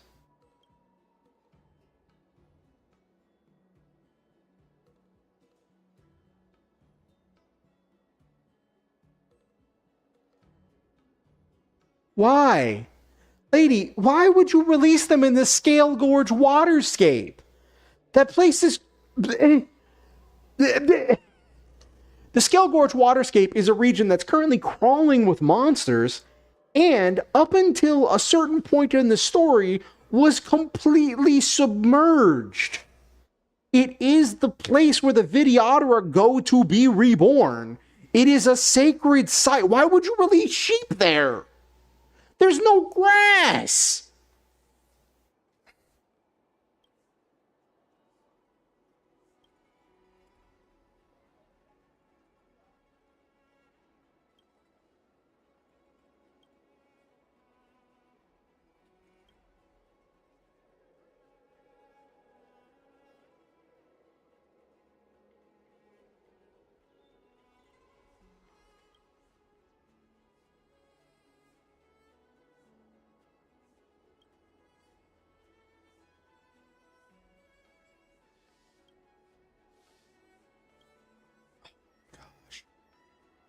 This lady is practicing the ethical side of the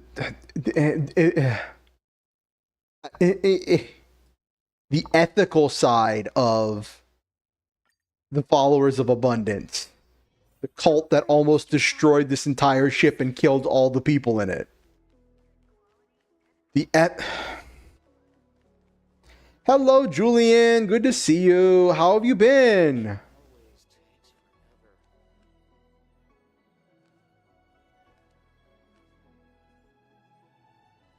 Worry not. I'll handle it. Yes, none of this is our concern. The journey has only just begun to... Huh? Where'd the sound go? Don't do this to me. Hearing half a sentence is like developing half a photo. I'll be up all night thinking about it. Oh, that was the final footage from the Luocha side quest. Okay.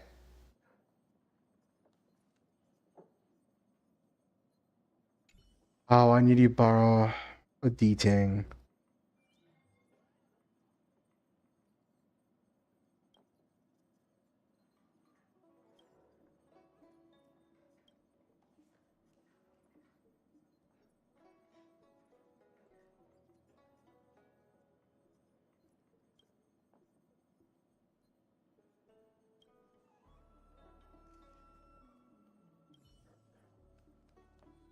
Household registration always...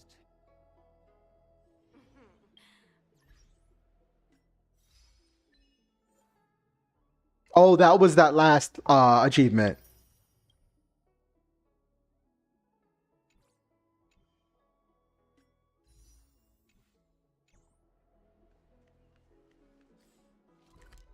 Am I going here?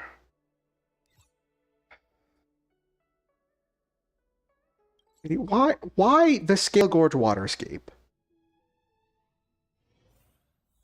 I'm doing all right, Julian. Been dealing with like a lot of stress and stuff, but I'm just doing my best to keep my head up, you know?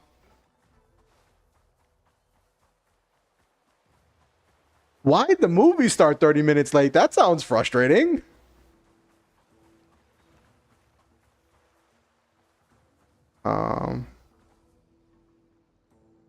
Okay. Take caution. Why is it not letting me release the deting? Okay, there it is.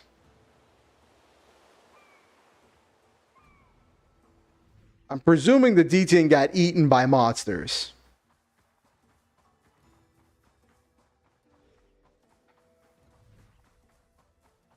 Don't ask me why this woman saw fit to release an entire herd of rare and endangered...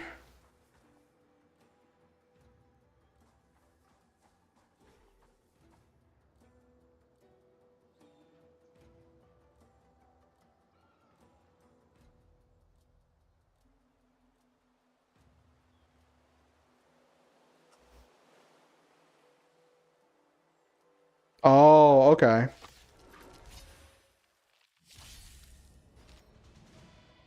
The future is bright. So may the way. Better late than never. Dispel the gloom. Destroy the skies. Thanks. I'll never forget you. Nice job. Time to show you what I can really do. Azure Dragon, White Tiger, less carbs. Watch this. Please open up.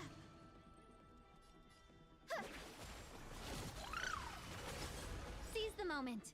1,000 wonders to raise your fight as one.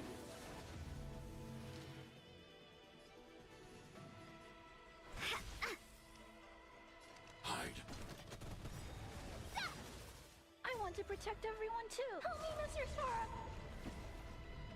Yes, I did get Hyacinth. I realized that like when I came back to the game, that like Hyacinth was really good. So I decided to pull for her, and I got 2 Hyacinth in 1 10 pull. It took me like 2 or 3 10 pulls to get her, but when I got her, I got 2 in 1 pull. I also pulled for Aglia in the rerun, and now I am trying to get Aglia's E1 because she is just so good.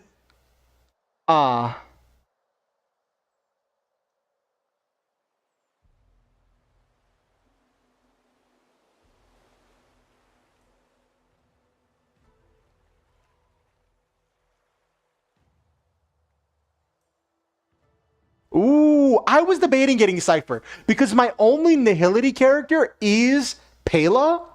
But like I realized that like I'm trying to build a team so I can finish the end game content, right? The MOC, the Pure Fiction, the Apocalyptic Shadow, right? And I have one team. I have my Firefly team. The second team, I was working on a Clara team when I pulled the Herda, and I was gonna like pivot to make the Herda, but I realized I'd have to build the Herda and build out a second Erudition character. And I wasn't sure exactly what I was going to do with that. Then I was working on this, and then I was like, I'm just going to finish my Clara team, right? And I put Hyacinth on my Clara team in place of Lynx because I used Lynx for the aggro, where Lynx is heal. If it's a destruction or hunt character, I think, they gain aggro. No, destruction and protection character. If you use Lynx's skill on them, they gain aggro, where like their taunt value, their passive taunt value goes up. But I pulled Hyacinth and I started leveling Hyacinth. I was like, wait a minute, she just does so much damage, and I'm like, while she can't give taunt value, she just is better in every way, I felt like, than Lynx. So I just decided to invest in her because I can use her on more teams. And I'm working on investing on my Tingyun. And Yeah. Anyway.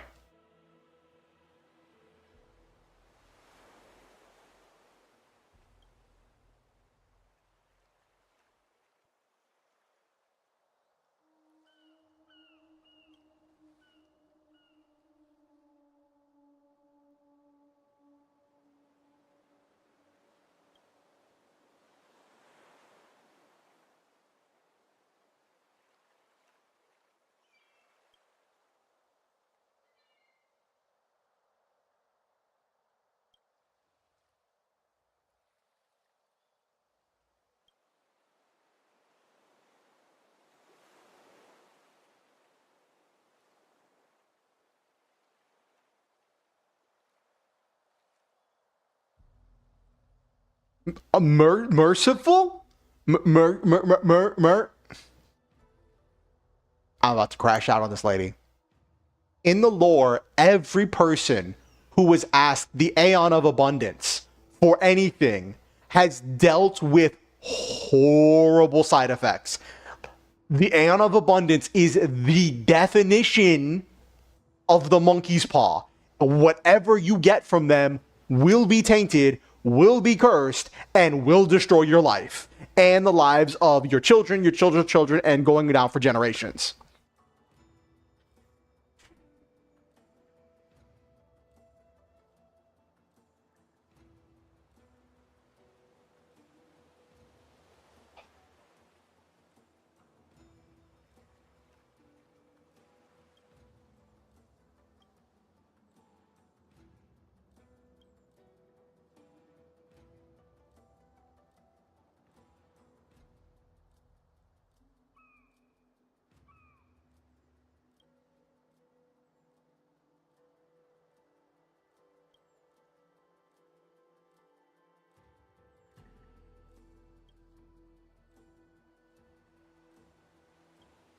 Yeah, oh, you're at the Alchemy Commission. You don't say.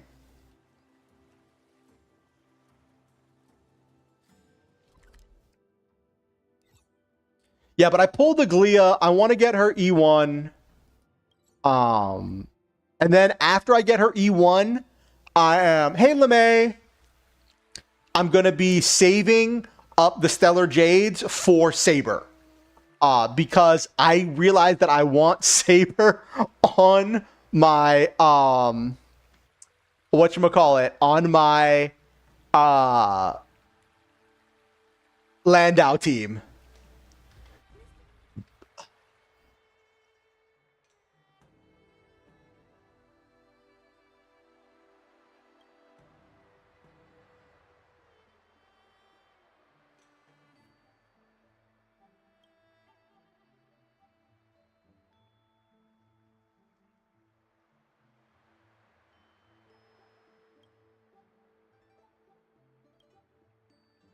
What do you mean releasing plants?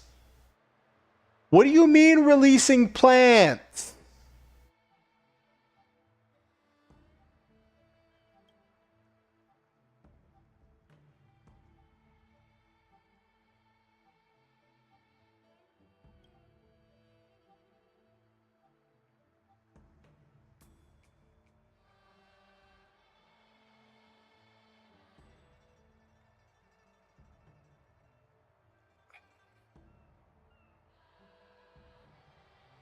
Why? HSR, why did you have to make a parody of like extremist vegan activists? Why did you do this to me, HSR? Why'd you hurt me like this?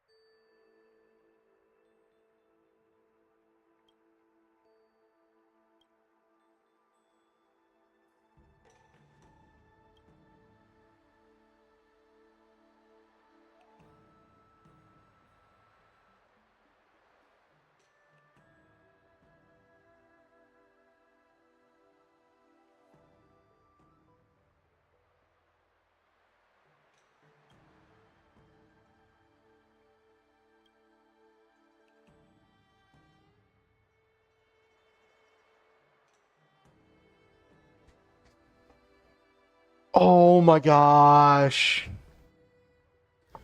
Oh my gosh.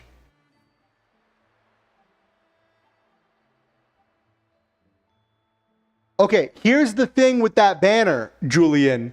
Um, that banner has independent pity from all of the other banners. Normally, you have the pity you build for the character banners and the pity you build for the light cone banners, and then it carries over between multiple banners, and then there's the pity for the standard banner, right? The Fate banner has its own pity, so you can't build up pity leading into it. So everyone is going into the Fate banner with 0 pity. So yeah, that's gonna be wild. Yeah, I realized I saw a meme where someone was like, Saber fits in with the Landows, and I'm like, I have all of the other Landows. I need to build a Landau exclusive team with Saber because that's just funny.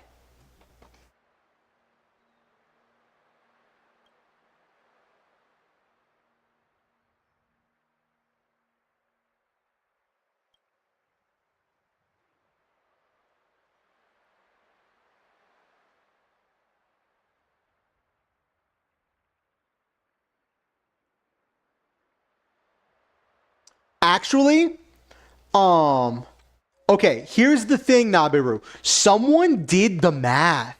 I shared a video with it on not on my Discord server, but on a friend of mine's Discord server. Someone did the math where like they did a bunch of polls and they were keeping track because how it works in HSR is the first time you pull on a banner, you have a on a character banner, you have a 50-50 chance of getting either the rate up character or one of the standard characters, right? But they noticed that as they were doing like 100 or 1,000 pulls or whatever, they were getting the rate up character like 55 or like 54 or 55% of the time. So it was like it was consistently being a higher than 50%. And they took that data and they looked at the game and they found out that you have a 50% chance to get the rate up character, and then you have a 50% chance to get one of the standard characters. But the rate up character is included as one of the standard characters. So there is a chance you lose the 50-50 air quotes and you get a character from the standard banner, but that standard banner rolls into the rate up character anyway. And how it works with HSR is if you lose the 50-50, your next pull, your next time you get a 5-star is guaranteed to the next time you pull a 5-star is guaranteed to be the rate up character. But then after you do that, then it resets and then so on and so forth. Yeah, that's actually an interesting mechanic that like it's actually like a 54-55% chance to get the rate up character. When you draw a 5-star. Which is funny because like the thing is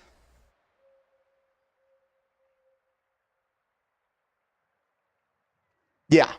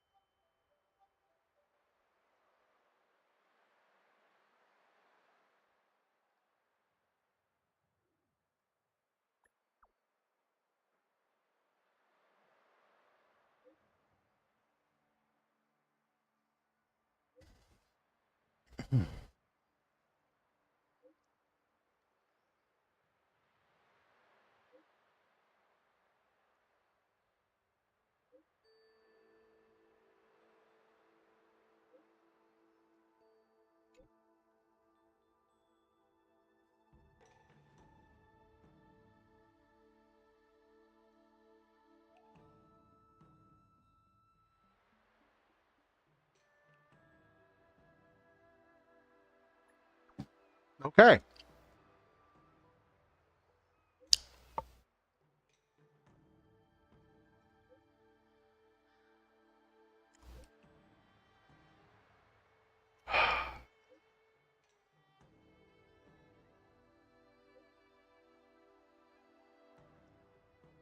Ah.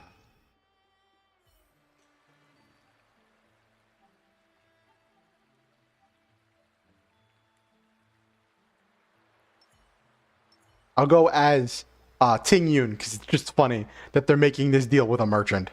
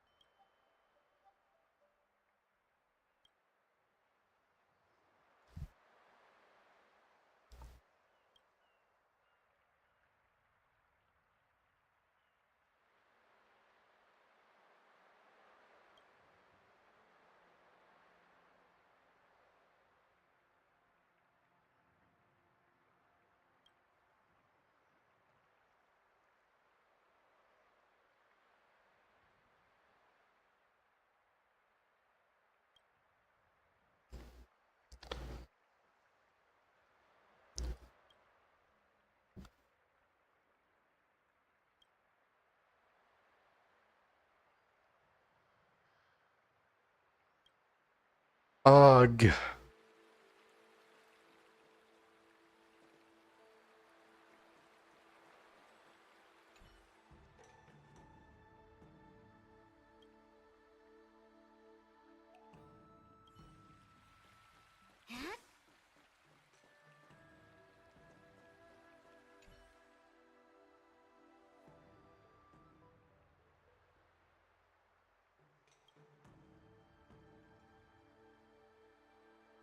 Powerful beasts.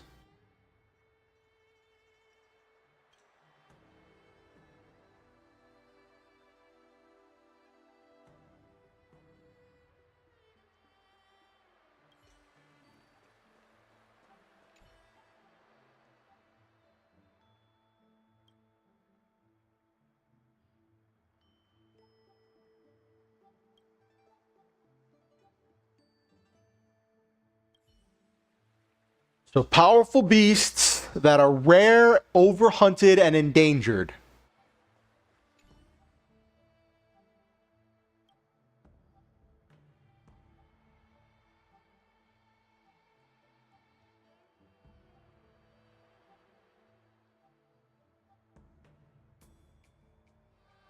That is capable of photosynthesis, easy to cultivate, and has no excretion?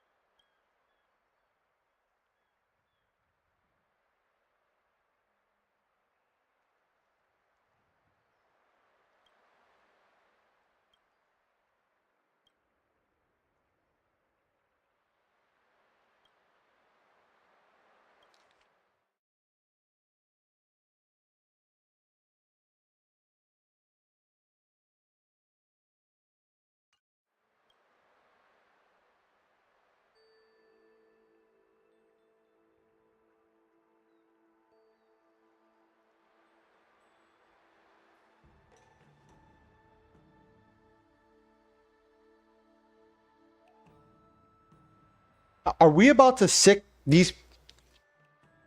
Oh God. We are about to send these extremists. I just need a second. We are about to try to send these extremists to poor Belobog that is still recovering from the Stellaron disaster and and slowly trying to get to the end of the eternal winter. Most of the population of the planet is dead, and everyone else has been living for about 700 years, hiding away either in a single city or in a massive underground cavern that has become a city that has become a civilization in and of itself, that is directly underneath said city.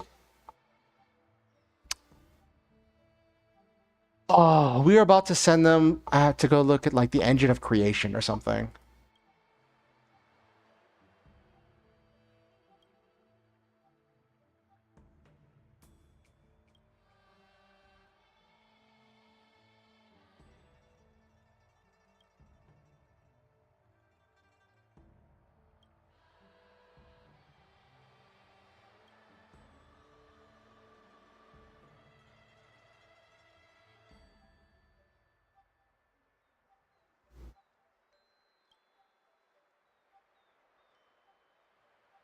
Oh my God. We're about to say, hey, Serval, can I get a robot? Can I get like a rare robot so I can just like give it to some crazy people so they can treat it like a pet? All right, Julian, you have fun.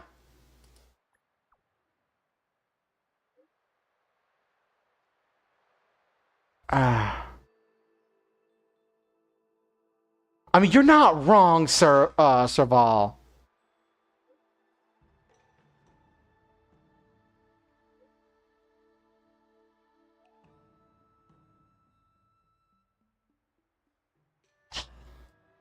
Why you gotta break my heart, Serval?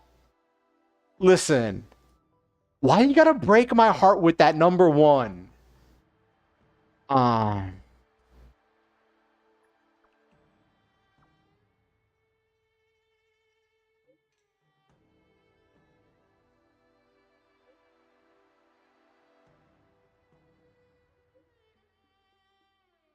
Yeah, Clara literally repairs and runs an entire civilization of robots that all answer to Svarog. So I don't know why we're calling Serval and not Clara.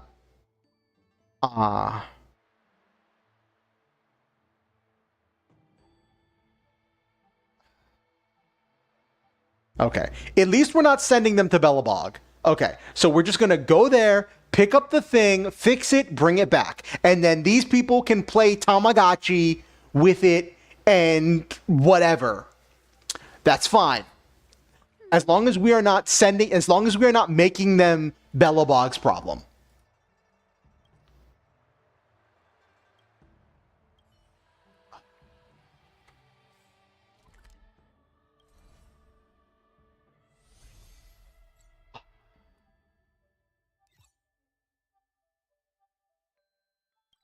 Have I done this one? Yes, I did this one already.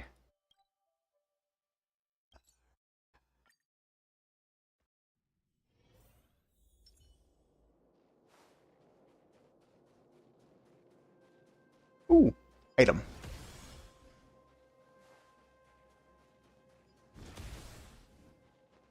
I love how, like, most of the time, I have plenty of credits. Like, I have more credits than I'll ever need until I'm building a character, and then I just run out of credits so fast. I want the direwolf. Well, hold on. If there's an option to get a direwolf, we're not giving it to them. I'm keeping it. I'm so mad that I couldn't get the direwolf in Aether Wars.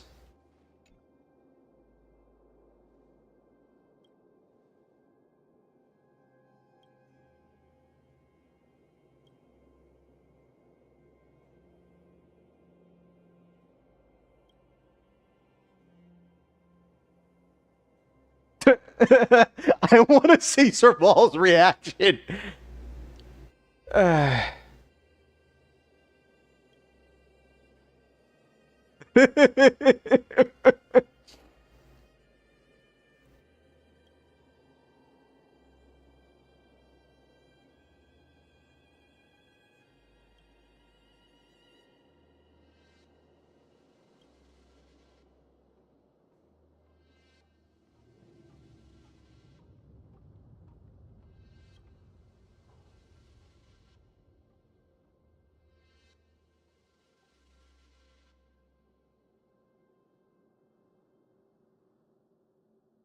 Okay, like the third one is true.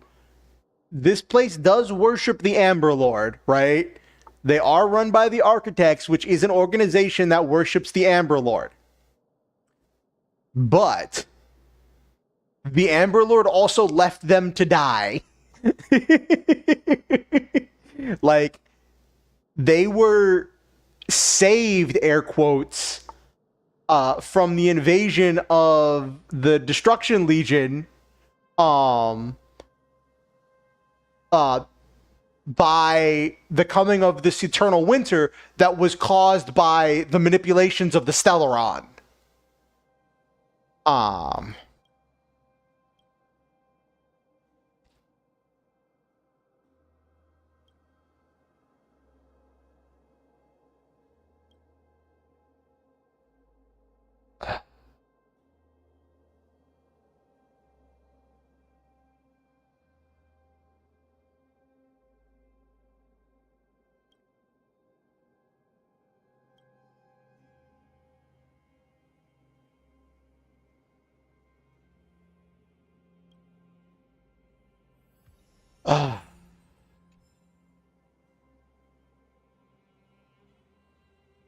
Listen.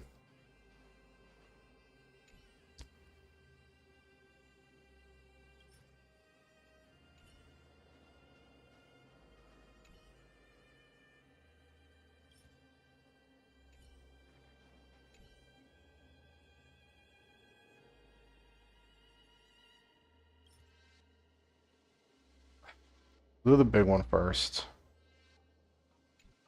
Oh, great. This is this mini game.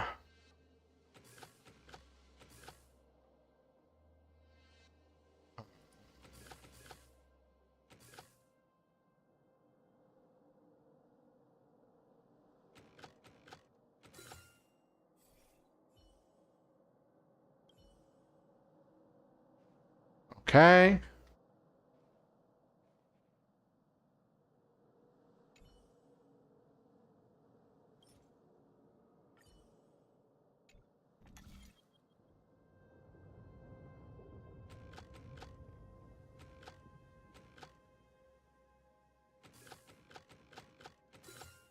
I hope I did okay.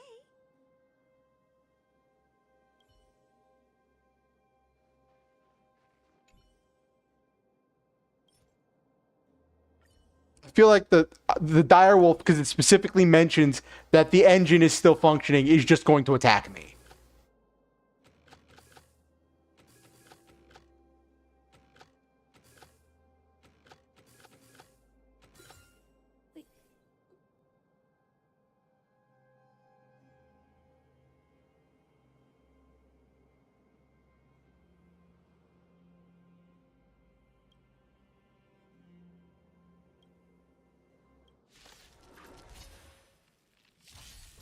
We're in trouble now.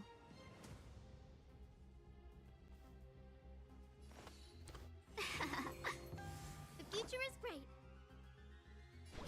So may the way. Thanks. I could take 10 of you. I'll never forget you. Here you go, Master.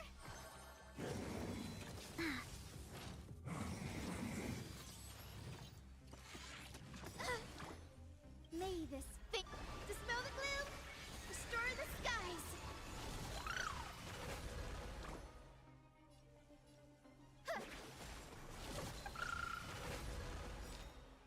A thousand wonders to fight as one.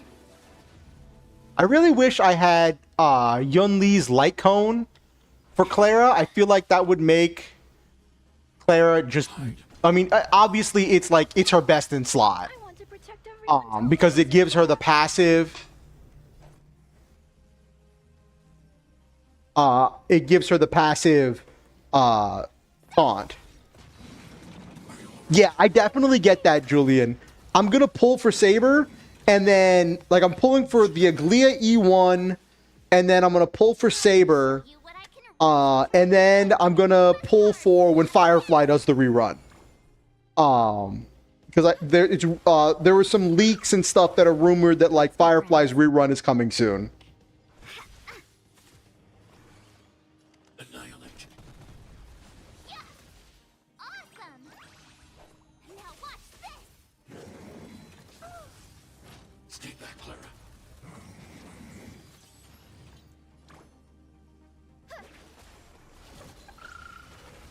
Welcome, customers. Please open up.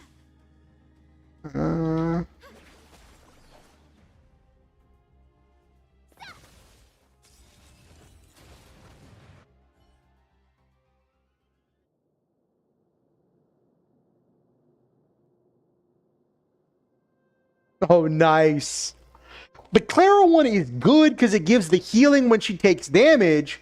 And I was thinking about getting that one. I was saving up to get it from the shop, but I was like, you know what? I'm just gonna use it for more pulls to try to get a Glia E1 because I'm like the Yunli light cone. I feel like is just so much better because of giving the passive taunt of outside of just using the ult, and the whole thing of when you get hit, you gain more crit damage.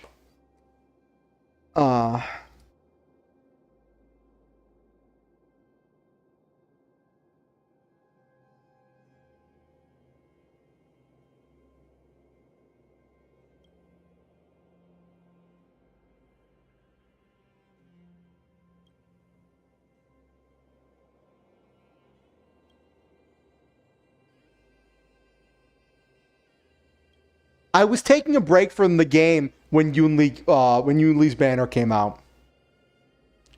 And I didn't have Clara at the time.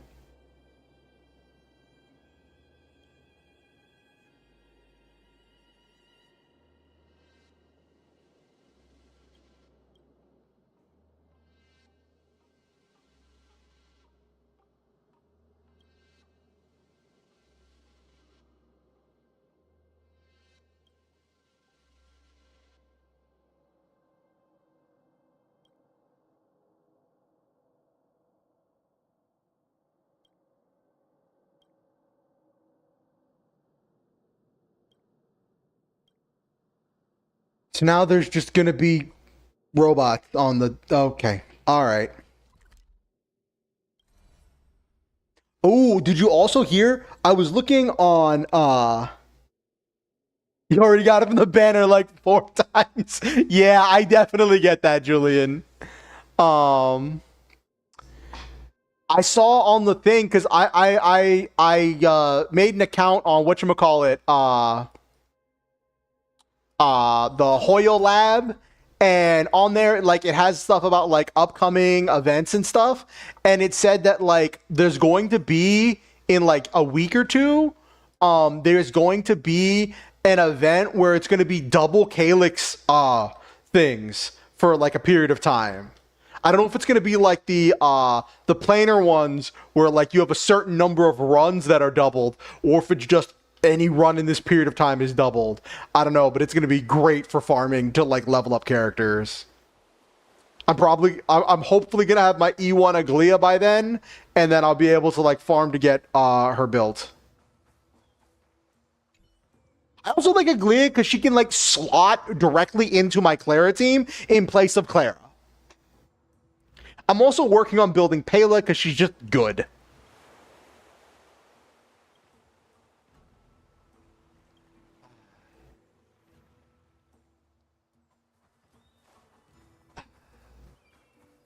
Okay.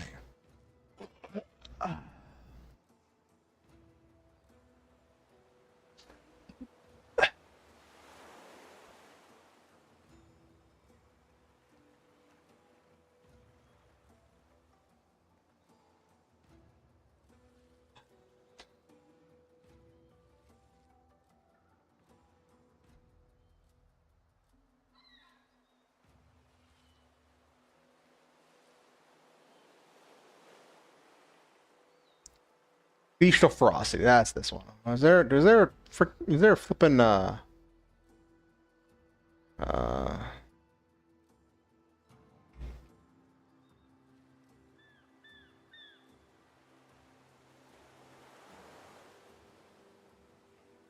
there whatchamacallit?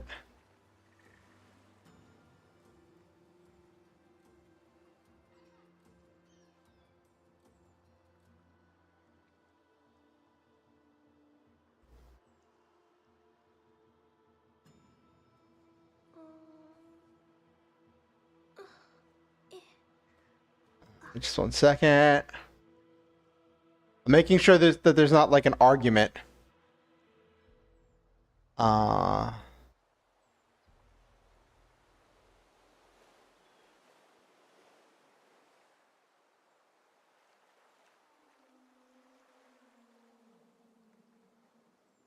Okay, so it's not an argument. It's just just dialogue tree. Okay. All right.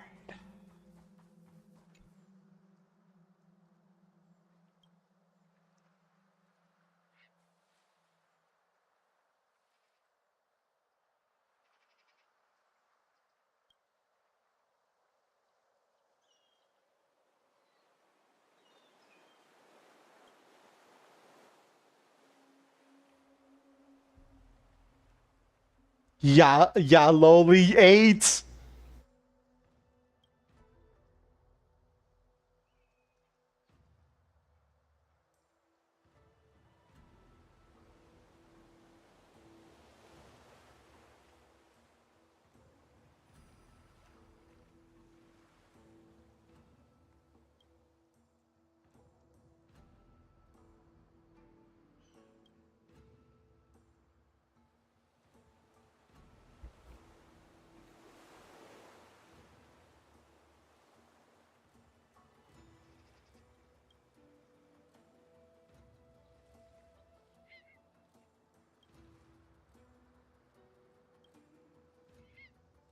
Oh my gosh.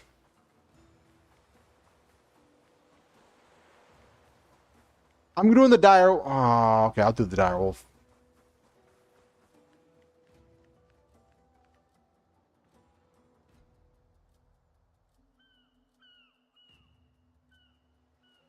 Yeah. Well, it wasn't the whole thing about the hold on.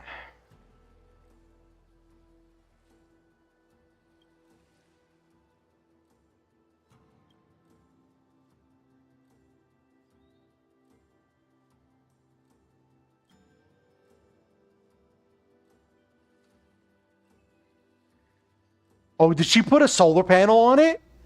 Did she put a solar panel on it?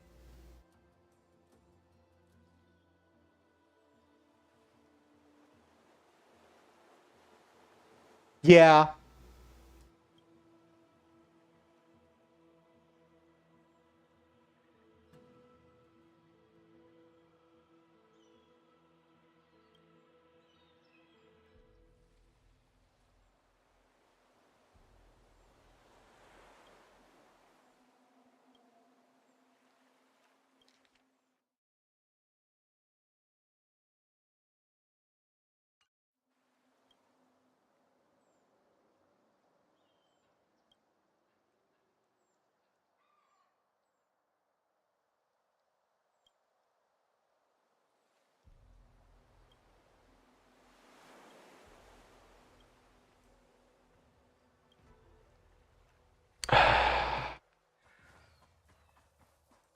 Do you want that was okay, that's the one who wanted that. And this is the guy who wanted something big and this is the lady who wanted something big and ferocious. That's it. Okay. And yeah, that's a big and ferocious one.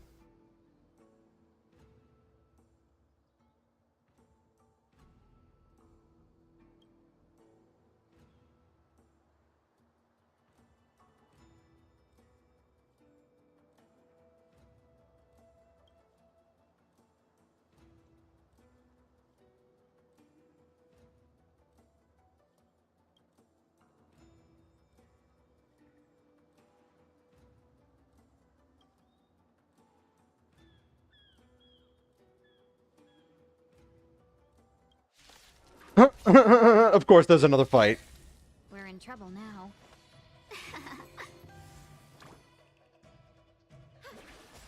May this fake dispel the gloom, restore the We just got these endangered species, so now we have to fight them. ready to shine. Here you go, Master. 1,000 wonders to raise. Fight as one. I want to protect everyone too. Help me, Mr. Sora. Mission command.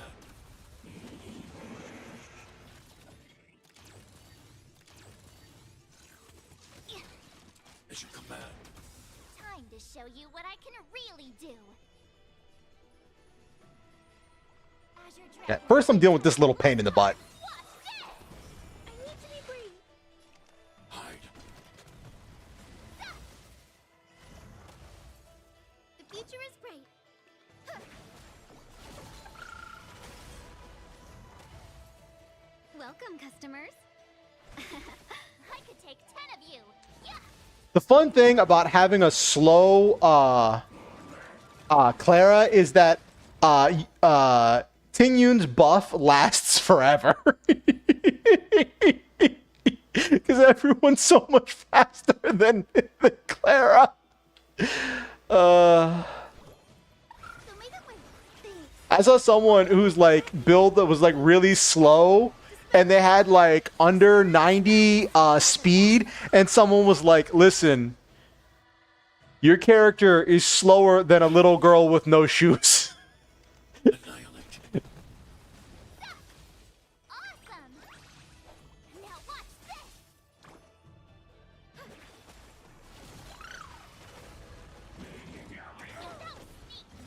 Stay back, Clara. I want to protect everyone too. Help me, Mr. Yes, you are absolutely right. Let's be friends. That would have been definitely the smart part. Guide with the Rainbow Bridge. Fight as one.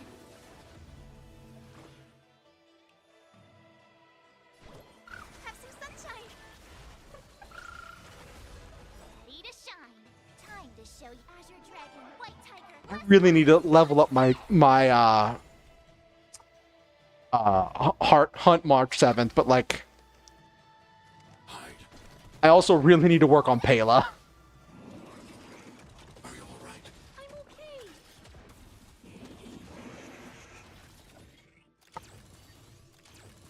Oh, I get it. Doxing.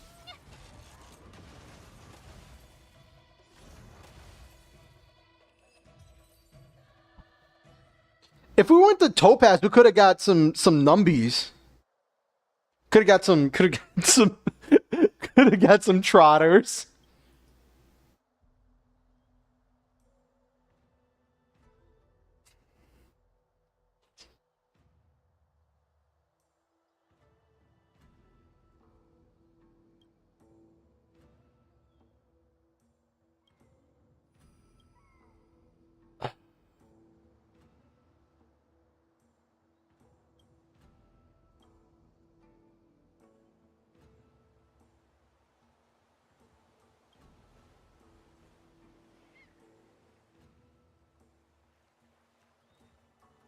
That's true.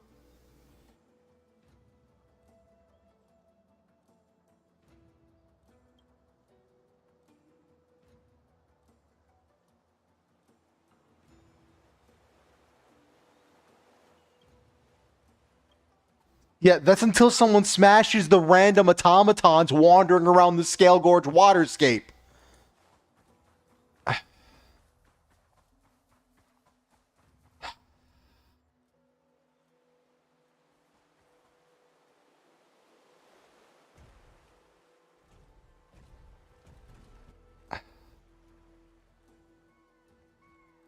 Where are they? There's literally nothing that way. Oh, they're going into the water. And that guy's obsessed with releasing the microorganisms in the water, so he's about to go nuts. Oh, he's gonna be like, why are you sending them into the water?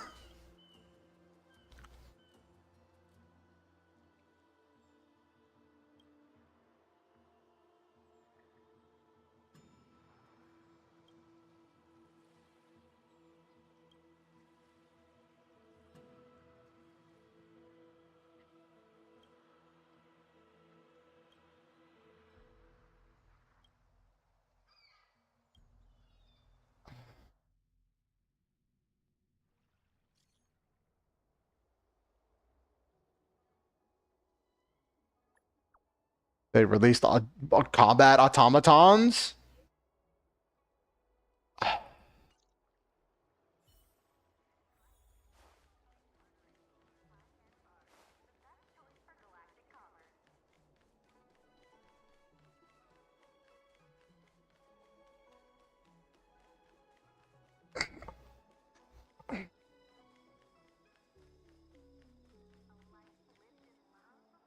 Oh, he ratted them out.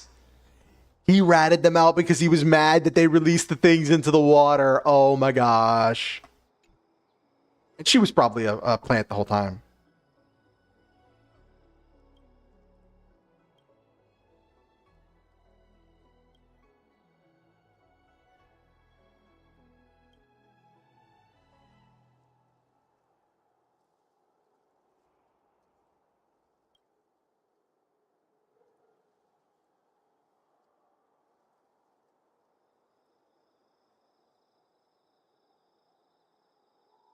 Hmm. Yeah, it's nuts trying to level up characters. This lady's probably a masked fool.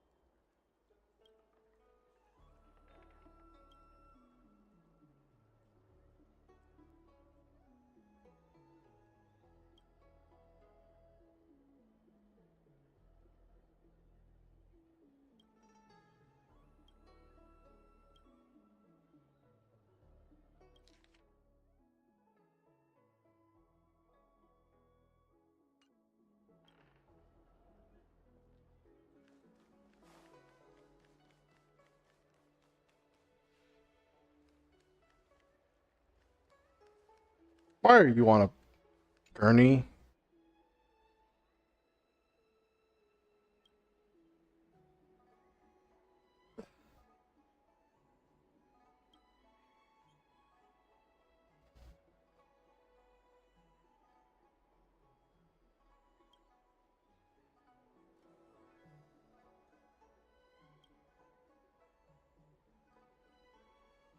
Xandro profanity.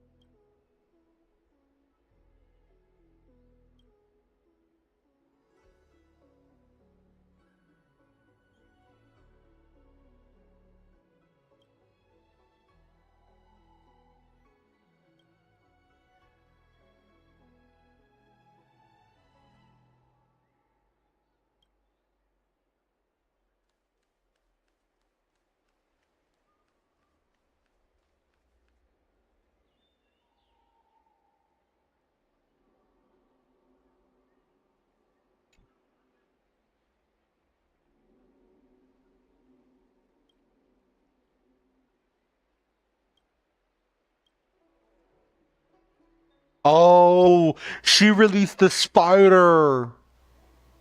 Oh no. Oh no. And we convinced her it's an endangered species robot baby. Oh no.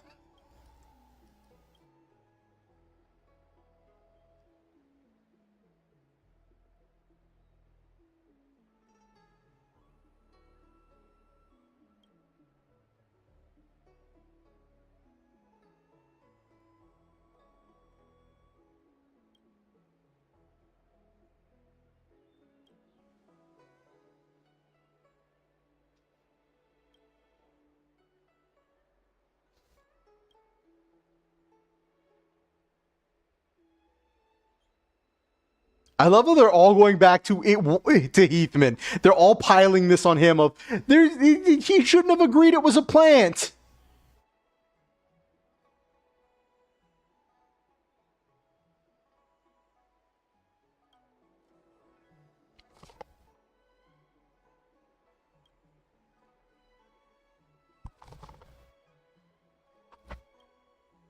I'm presuming she's a masked fool.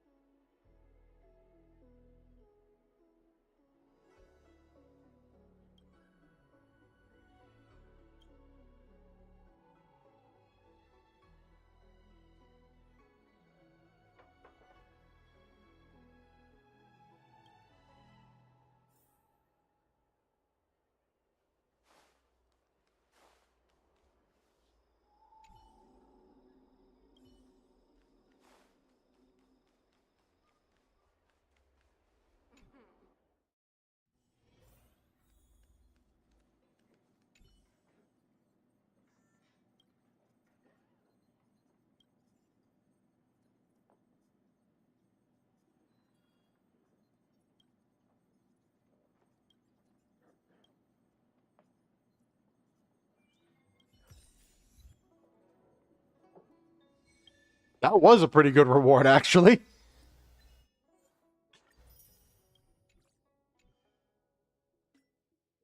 Oh, I got enough for a pull.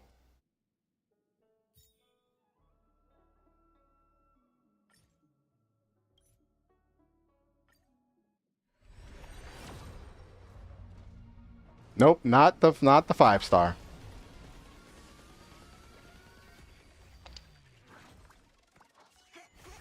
Not even a 4-star, goodness.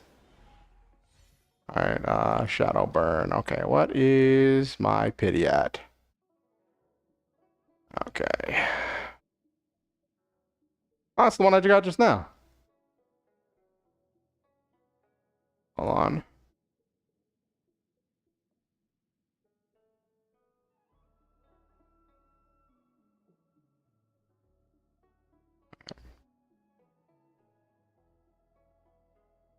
Five, 10, 15, 20, 25, 30, 35, 40, 45, 50, 55, 60.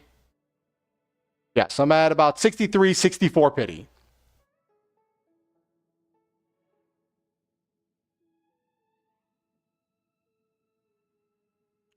I know soft pity is like 75, and then hard pity is 90.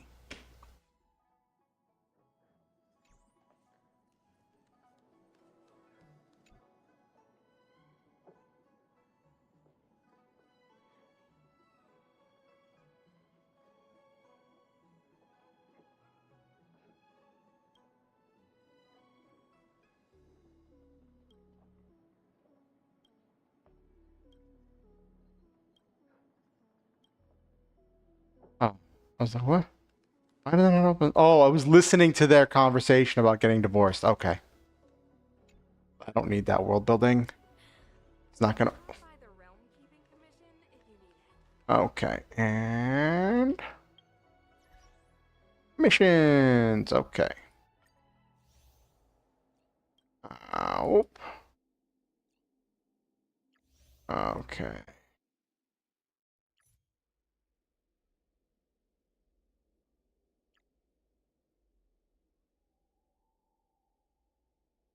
Designated area in the Central Starskip Haven. Academic research. Okay.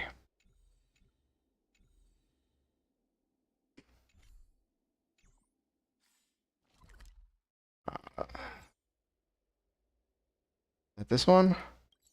Yep. Okay. I do have enough Trailblaze power that I could do a run of Calyxes, but I'm just gonna let that save up because I'm out of Echo of War. So I'm missing materials for some of the things I want to level up.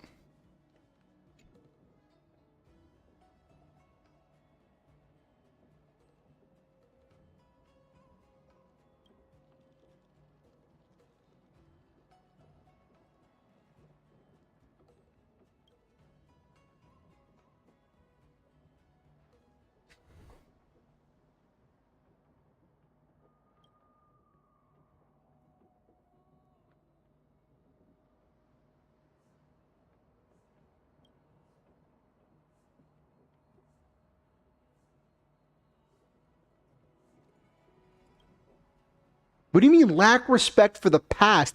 Their entire culture is built on tradition. Like, how are you? Okay.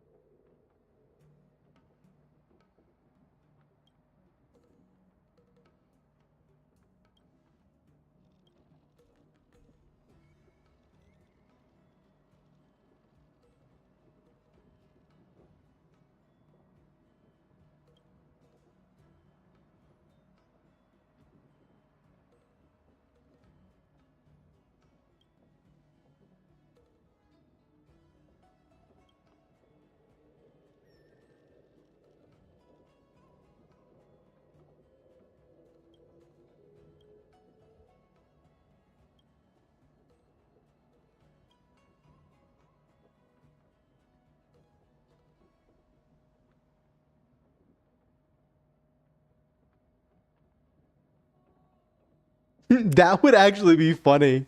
Nabiru. Door handle, like you close a door and the door handle gets stuck on the things on your back.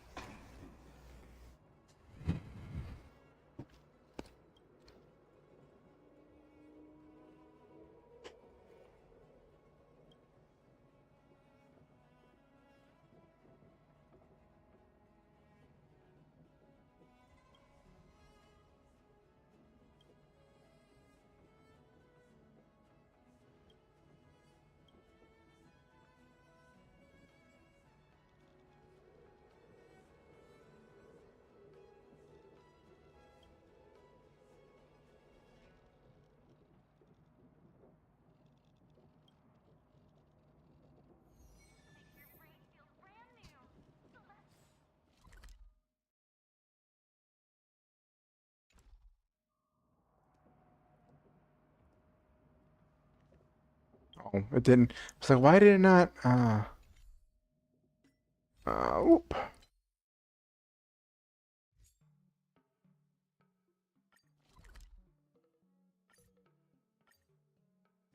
I know I should move on. Hey, do what makes you happy, Julian.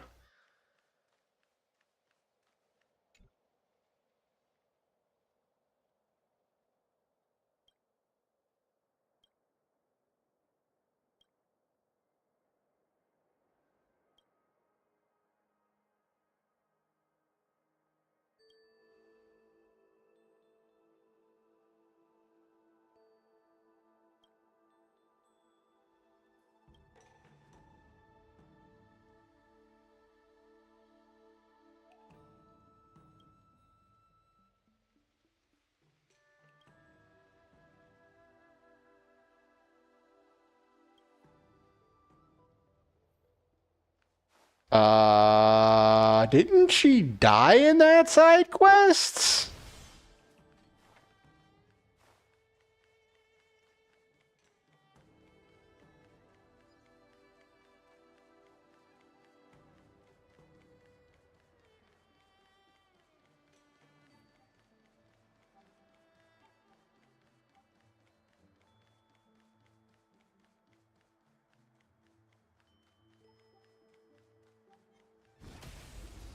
He just punches it. You know what? I'm just gonna auto bat. These are literally random grunts. Dispel the gloom. Restore the skies. I was the head of the whatchamacallit, Alchemy Commission. I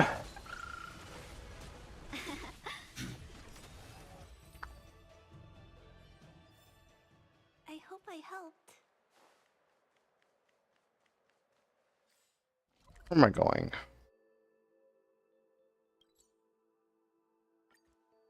But it literally said in a thing, it's like, oh.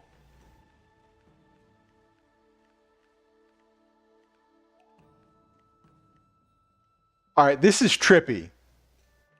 So, that is supposedly the person who's like the head of the whatever, and that over there is the NPC that became the new person in that job after we completed the story quest.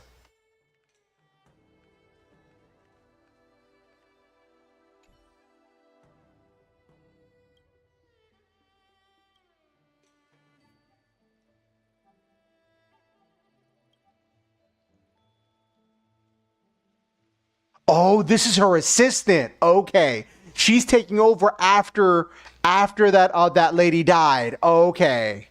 Okay.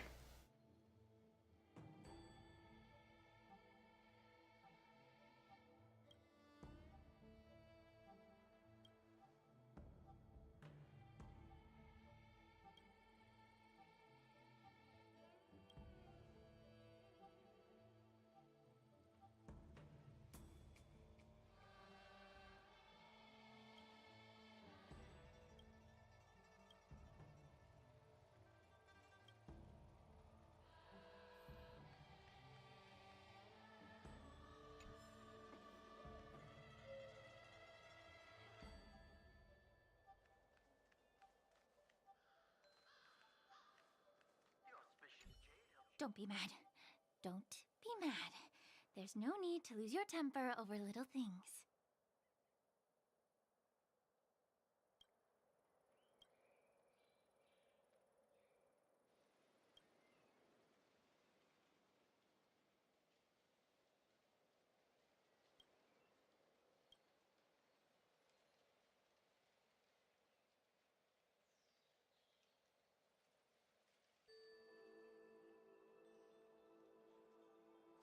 They all just look the same.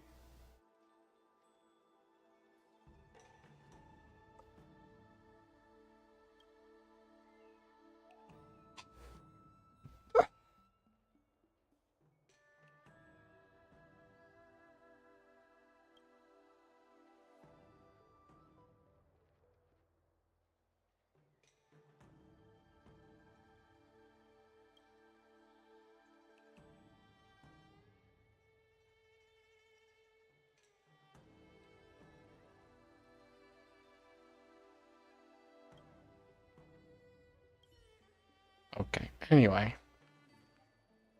Where am I going here? Okay. Gonna teleport to this.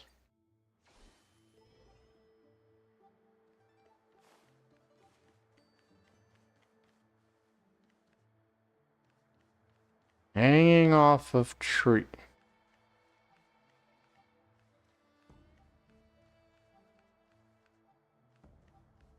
There's the tree.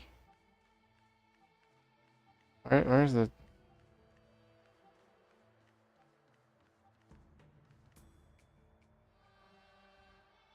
Is that it right there? How do I get up there? I need a side crane. Where's the nearest side crane?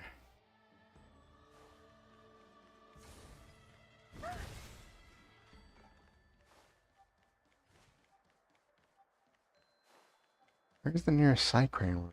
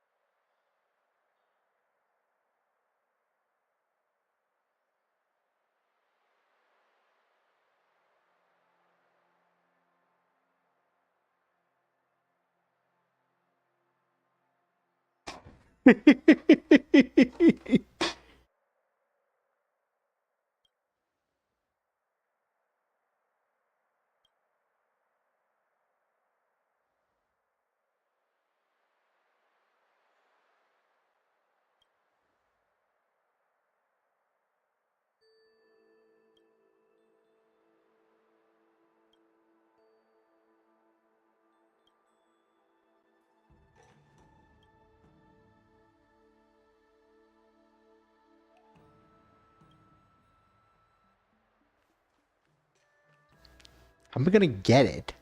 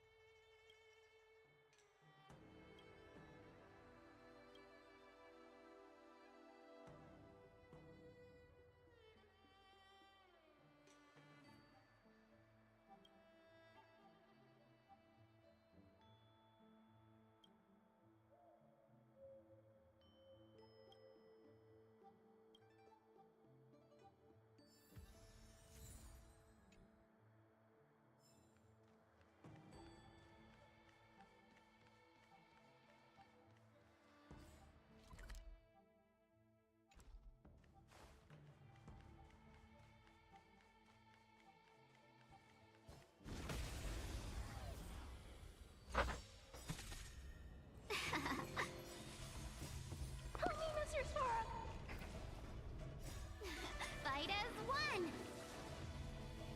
Have some sunshine. Dispel the gloom.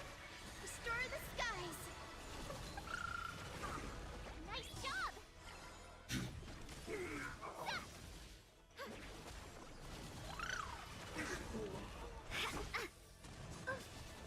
As you command.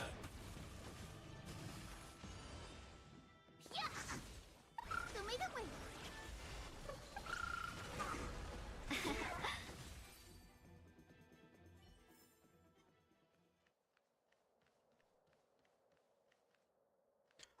See, the thing, Julian, for me is that, like, I take it as a thing of, like people have tried to, like, justify it and whatnot. The jokes about little Ika.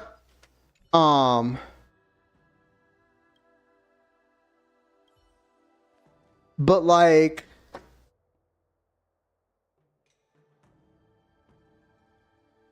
yes, giant mecha and cute little pony. But, like, he does so much damage. Like, Take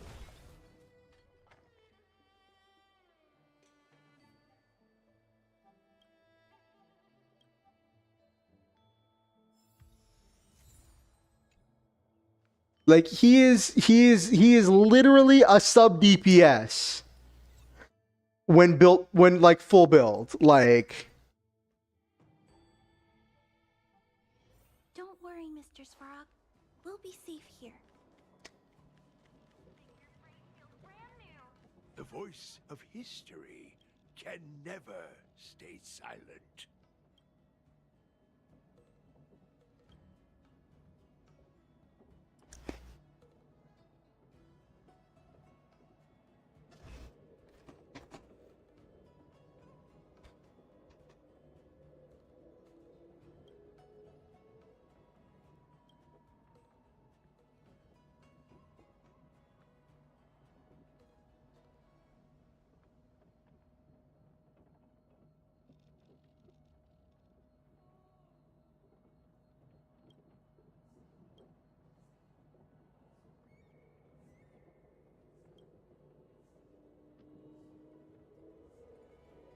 uh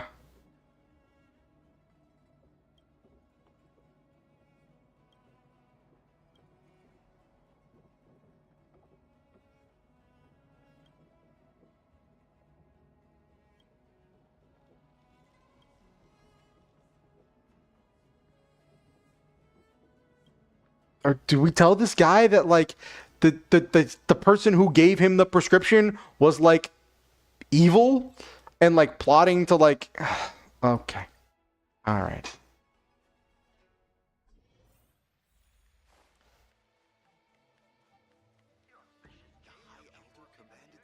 I'm presuming we're about to ask Linksha. From afar. What wind swept you in? Nope. Okay. I gotta find it.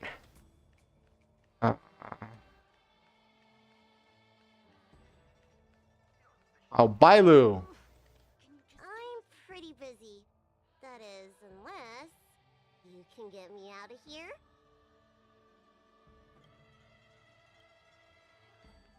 That's funny. Bailu is even shorter than Clara. Ooh, medicinal trader. Keeping commission officer? Working as a traveling healer puts food on the table. Nope. Nope.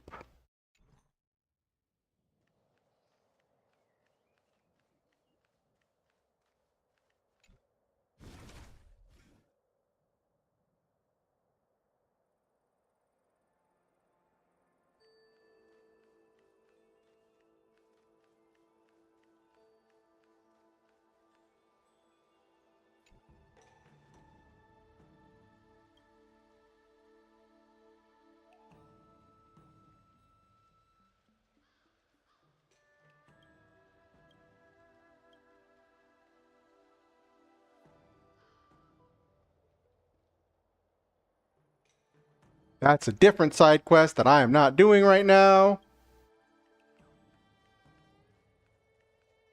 I have already done his side quest. The Hatching Rebirth Companionship Service is... Oh, no, I already bought that.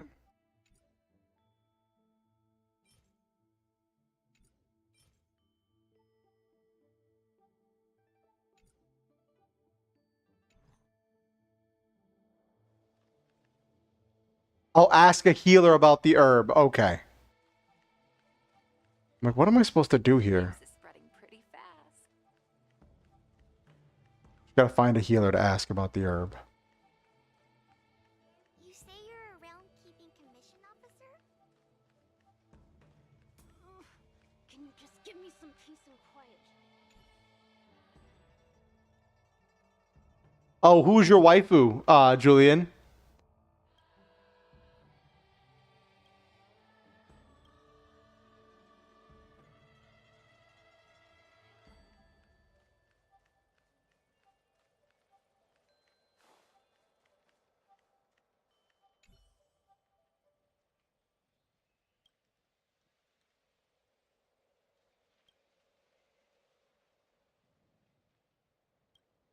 Sparkle.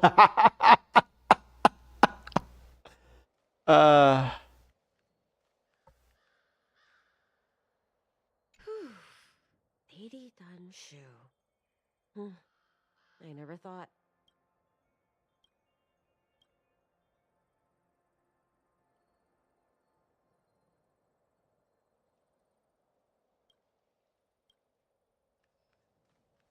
The news is spreading pretty fast.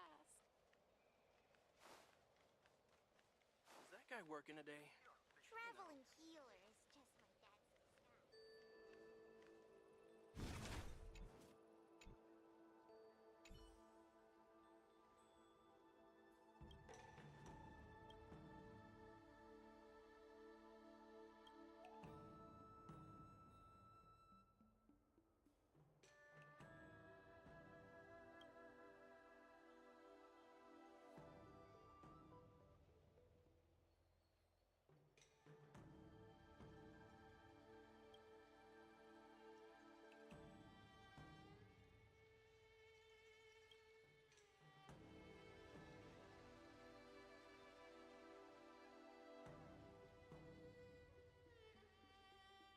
Silver Wolf is funny.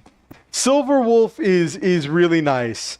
I think it's really funny that like when Silver Wolf like tried to hack into the Herda's system, the Herda just set a trap for her, and like even though she technically escaped from the trap, air quotes, the Herda managed to gain access to all of Silver Wolf's gaming accounts, all of her accounts for all of the different online games and gacha games and stuff that Silver Wolf plays, and got all of those accounts banned.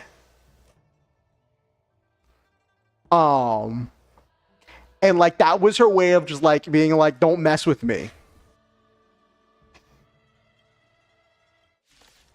Are we about to fight this dude?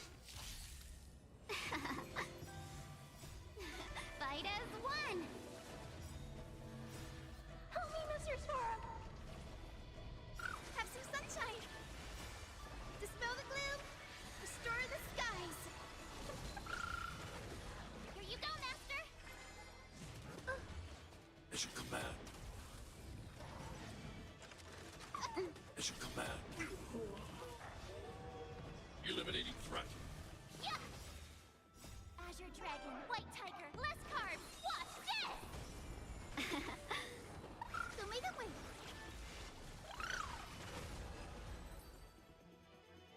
You say you're around. I hope I helped. I hope I'm gonna tell this guy, being like, "Hey, by the way, don't do this. Don't take this medicine." Don't worry, Mr. Svarog. We'll be safe here. Oh, I bet. The people of the Xianzhou have long lives. They do not care in the slightest for historic.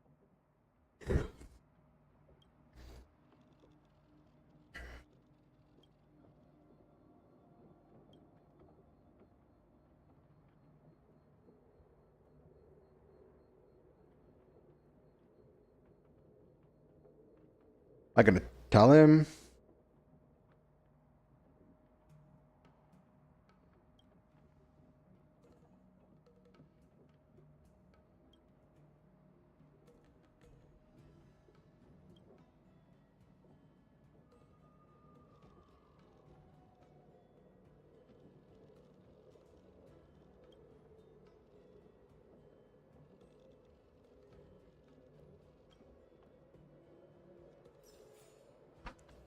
Okay.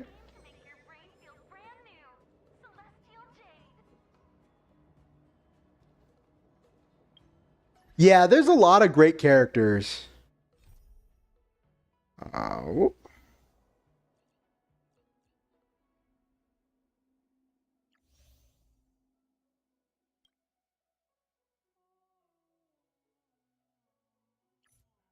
Oh my gosh, this is another one where I can only do one piece a day. Okay. All right, fine.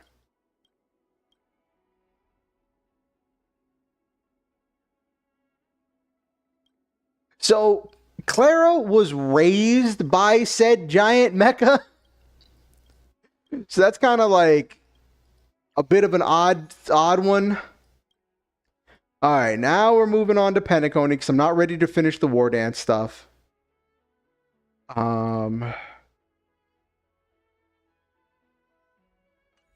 Honestly, I might as well finish the War Dance stuff. Just so that I'm done with well, I'll have to come back and finish that other stuff anyway. All right.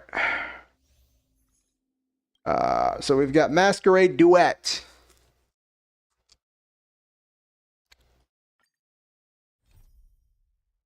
All right. Oh, this is a companion mission. Going to Penacony, Land of Dreams. Don't worry, Mr. Svarog. We'll be safe here. Okay, and whoop. Maybe you're looking for some psychoanalytic therapy.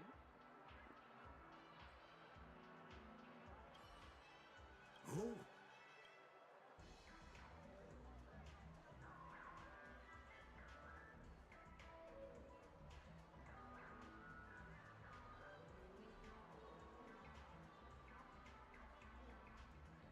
Then please.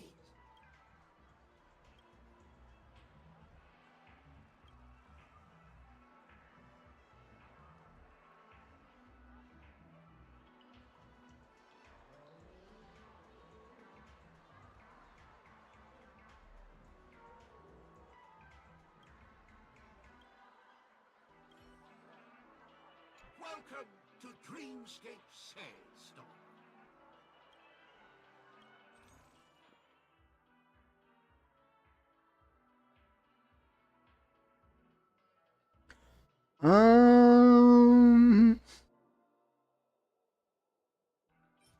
Are these all consumable items or any of these like actual things?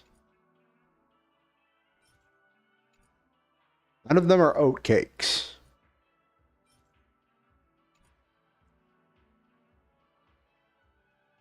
I also love the meme where like every time you see Firefly, she's eating oatcakes or like talking about how much she loves oatcakes when it comes to food, because the oatcake rolls give your entire team a bonus to break effect, and Firefly's entire kit revolves around using her break effect to deal damage. Are you ready? Oh, yes. The nature of this memory is Alright, let's do this companion mission.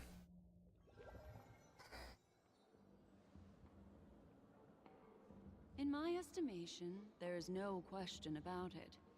This is murder. Murder. Such a foreign word to us. The people of Penacony could never come to any harm while under the watchful protection of the family. In a dream, even if you're bashed 1,000 times with a hammer. At worst, you'll still wake up in reality in a hotel. Not necessarily. Even if the result does not constitute harm, the criminal intent is clear enough. You specifically came here to cordon off the scene because of the unsavory nature of this case, right? You're not wrong. Even if there are no casualties, being smashed over the head with a hammer in the middle of the street for no reason at all? This is not the kind of thing that happens on Penacony. You are guests of the Oak family, so you may investigate the crime scene. I'll be on standby over here.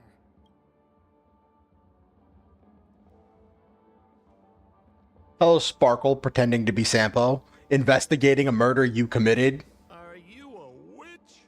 Just how did you manage to convince them in the blink of an eye that we're some kind of detectives? You're not wrong, Nabiru. So there is Herda, and then there is the Herda. The Herda is a genius who like has mastered science and magic, and she has created this massive number, this entire army of little doll Herdas that she can kind of run on duplicates of her personality, but she can personally like pilot and remote control and kind of like, I guess, possess any one of them. And just to use them like whenever she's interacting with the players. just some suggestions at the memory level. If something happens in everybody's memory, then that something becomes a fact. Oh, that's funny. If we had a little more time, I could have even convinced her I was Shipe the Harmony. Then, on to the next order of business. Let's discuss your companion, shall we? Memo Keeper of the Garden of Recollection. I've been watching you for quite some time. You stole a glance at me when you first entered the hotel. You followed me wherever I went inside the dreamscape. In the windows along the commercial street. In the pond water reflections of the Iding Park. Even in the reflections of the wine glass. Oh, I gotta do the Danhung companion mission. Do you have a crush on me? Well then, seeing as you're so interested in me, let's play a little game. I left a puzzle for you, Nero Timon. Solve it and prove that you're capable of pleasing me. If you can solve it, then we can talk. Don't leave me waiting, my dear. Before Penacony gets What time is it? upside down, try to Oh my gosh, it's 1:30 in the morning? Holy cow. and stop me. There's actually more than one memo keeper who's come to Penacony. She's mixed me up with someone else. But no harm, no foul.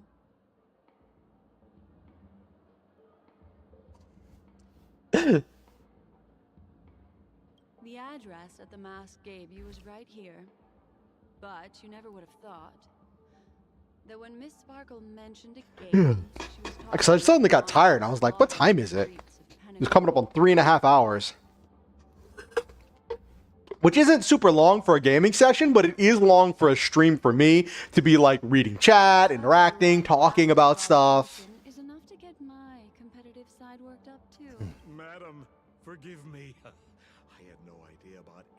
she said, "As you saw, I went through a brain scan and everything.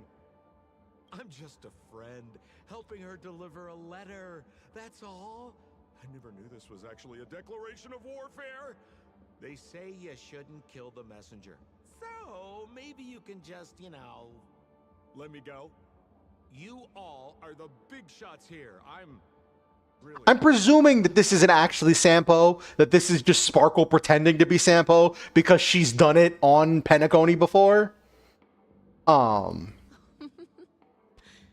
a frightened look you have. And Sampo said he can't stand Sparkle. This has nothing to do with you. I won't be suspecting you of anything. Why don't you come take a stroll with me? Oh, seems like I can't escape being an assistant detective. Oh, fine. It's all fine. No big deal.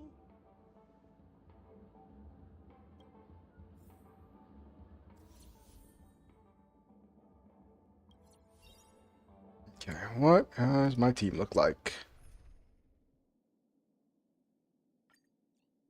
Doesn't give me Sampo, that's funny.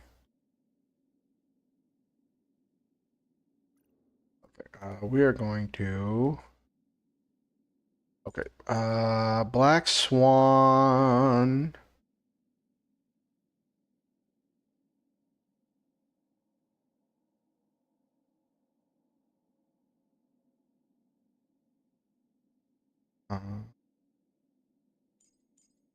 Probably just do that.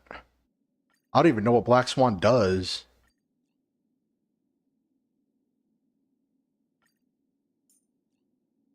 What does she do? I've used her in, like, as an example character before. Whoop, that wasn't the button I wanted.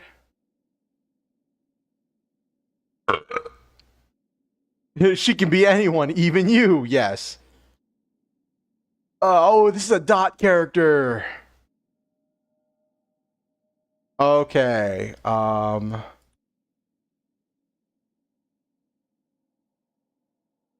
Does she do? Okay, she does use attack.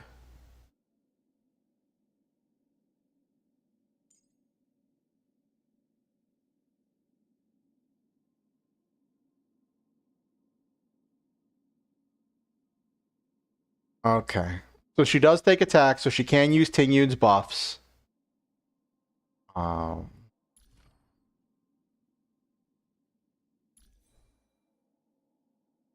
Okay.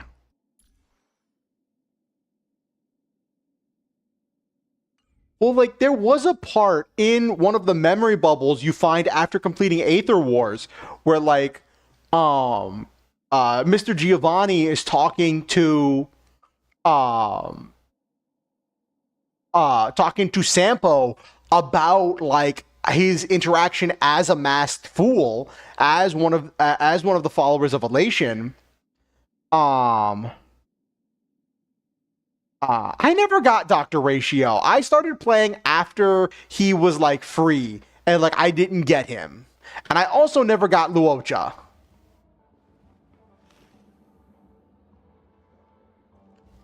Okay, If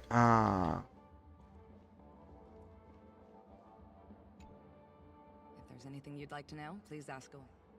Who was the victim? An IPC employee named Shamari.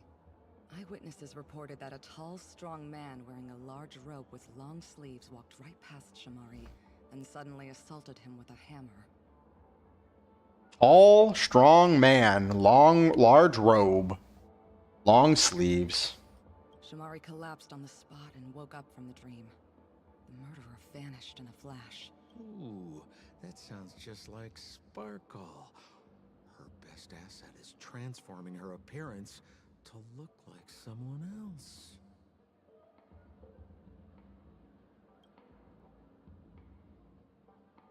Who are those two little guys? Seems like the assailants stole the troop from elsewhere and deliberately placed them here. What nerve. They don't even have the slightest consideration for public order. Those two have clammed up. I wonder if you two could help pry open their mouths. Looks like a puzzle that Sparkle has left behind for you. Any leads yet? This is a developing case, so there aren't many clues yet. All we have to go by are the weapon used by the assailant and the victim's ID. They didn't even take the weapon with them. Sounds like they're trying to provoke us. Despicable. Where's Mr. Shamari right now? I'm afraid you can't. The Oaks came forward and calmed him down. Mr. Shamari expressed that he understands the unpredictable nature of dreams, and went on to vacation in another dreamscape. Best not to bother him. Guest experiences always have to come first. Oh, I'm afraid by the time we find him, half of Penacony will have been sent back to reality by Sparkle. Looks like we'll have to play this little game of sparkles then. Just the thought that, like, this is probably Sparkle in disguise, making Black Swan play her own game, is so funny.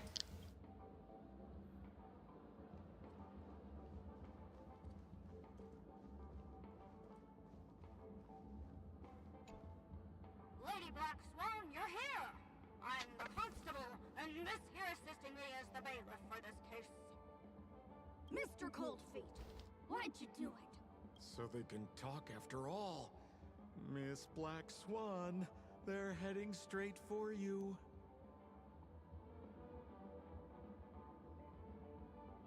Don't interrupt, I wasn't talking to you. I understand Lady Black Swan has quite the intellect. I'm sure you'll be able to get to the bottom of the Sparkle murder case. The Sparkle murder case? Wasn't the victim Shamari from the IPC? You're wrong, Lady Black Swan. The victim is evidently none other than the matriarch of the Goldhammer family, Miss Sparkle Goldhammer. Oh, I guess Miss Sparkle has written herself into the skit here, and this has nothing to do with the actual case. Goldhammer? Is that her real surname? Never heard of it. Sounds made up. Sparkle doesn't sound like a real name either. Miss Sparkle was supposed to receive 3 valiant warriors at the Goldhammer residence today, but upon their arrival, all they found was her body. Miss Sparkle had been smashed over the head by a hammer and died on the spot. Such a brutal act of violence. My investigations discovered that the 3 warriors were supposed to escort supplies back to their territory the day before, but they were unexpectedly ambushed by the Annihilation Gang. They narrowly escaped and barely got away with their lives, finding their supplies almost completely raided. So they all shared a motive for killing Miss Sparkle: to escape punishment. So the 3 of them teamed up to kill her. Is the case closed? No, there can only be 1 murderer. It's not an unsolved mystery if there are 3 murderers. Hang on, wait. Well, actually, it was Sampo who said that, but I think Sampo is like a I think it means. Hold on, what does Sampo mean? Now I'm curious. I feel like that's a word in some language.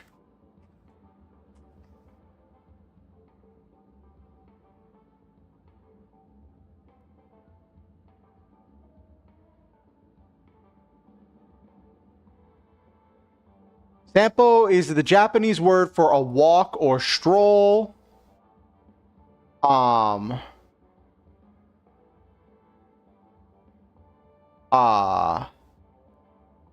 it is also a name in Finnish mythology. It's the name of a magical artifact that created by the Smith god. And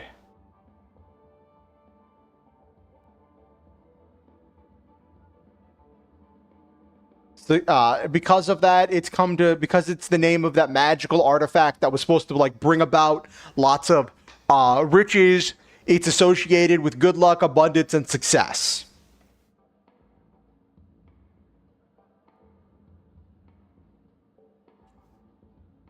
So the man whose name doesn't actually mean anything. It's just, it was the name in a myth to a magical artifact that I guess would make people rich. And because it is the name from that myth, the name has come to be associated with get rich quick schemes and ways to get rich. And he is a con man who is constantly trying to get rich. That is hilarious.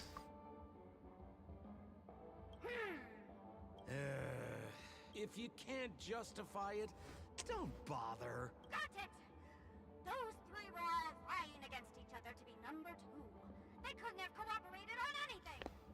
So it must have been one of them acting alone. That actually doesn't make much sense. Even if they were on bad terms, those three... Please begin your investigation, Lady Black Swan. There are lots of clues at the crime scene that I love how they're talking to Black Swan, but Sampo's the only one responding. I've got the case file right here. If you want to learn more about the suspects, talk to me.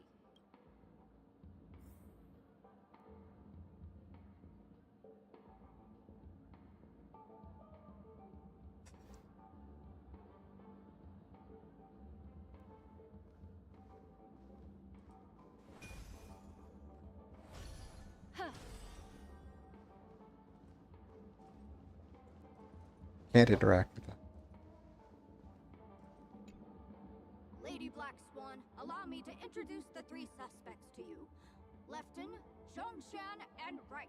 Hold up. Zhongshan was the name of one of the person who was in dealing with. Oh, whoa, whoa, whoa, whoa, whoa, whoa, whoa, whoa, whoa, whoa, whoa, whoa, whoa, whoa.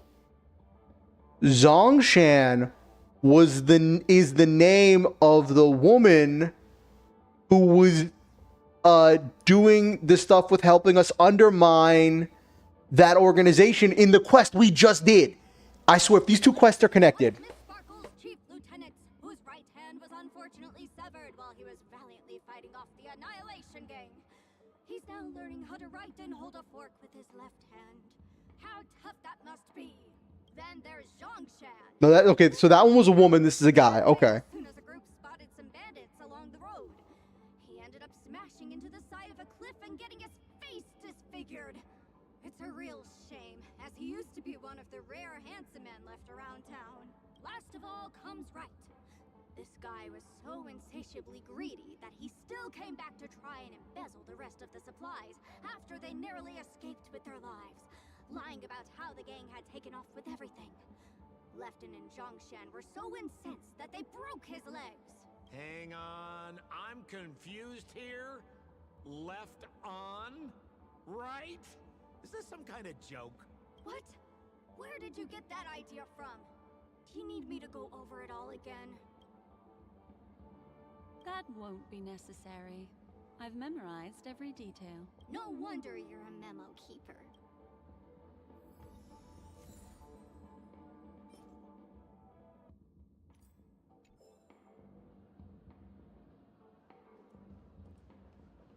Holy moly!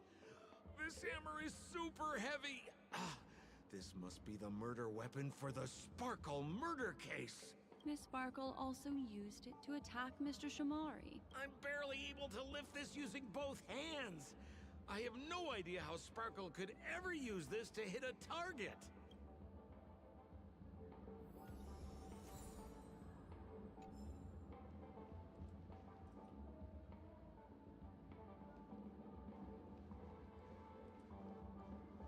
Look, an ID card.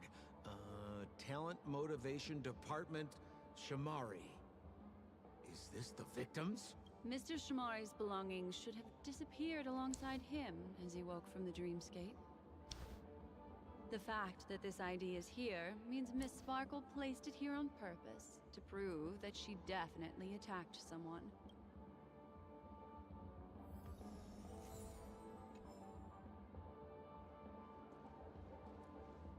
Is that all the evidence? How are we meant to solve this with so little to go on? Oh, you scared me! When did you pop out? The 2 pieces of evidence that you found are related to the attack on Shamari. Miss Sparkle didn't leave them lying around for no reason. They're clues to the puzzle, but There are still some other clues that were placed in other areas, so they won't spoil the crime scene. Isn't that a bit unnecessary? What? You're talking about the individual who personally handed out over 1,000 explosive presents to people throughout Penacony, while disguised as Robin.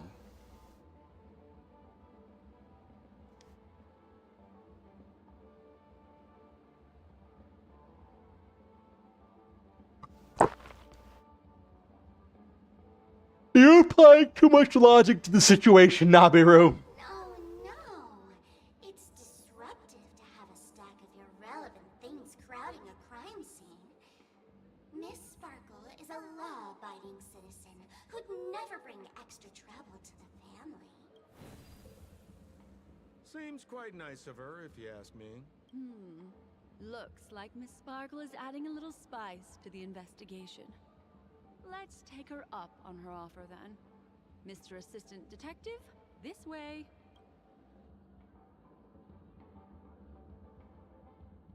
All right, we're doing a Hanu section.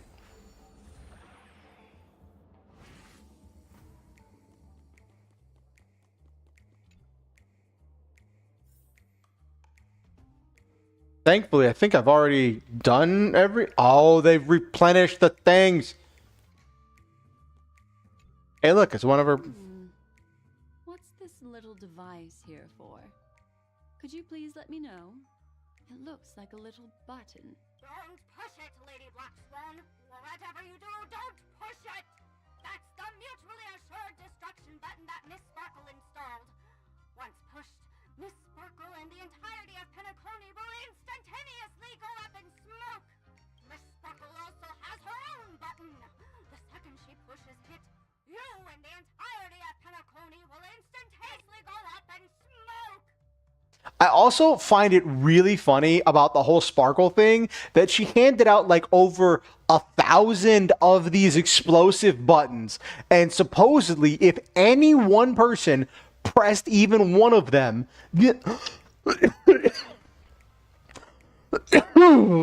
sorry, it would detonate all of them and destroy Penacony. And the people of Penacony were so absolutely terrified of the concept of death that even though they didn't know that this was actually an explosive, none of them pushed the button because they were suspicious of it. That sounds like both buttons can do the exact same thing. Correct. Exactly the same. Oh, Aren't you going to ask me why? okay. Why? Because she is fair. This is nuts!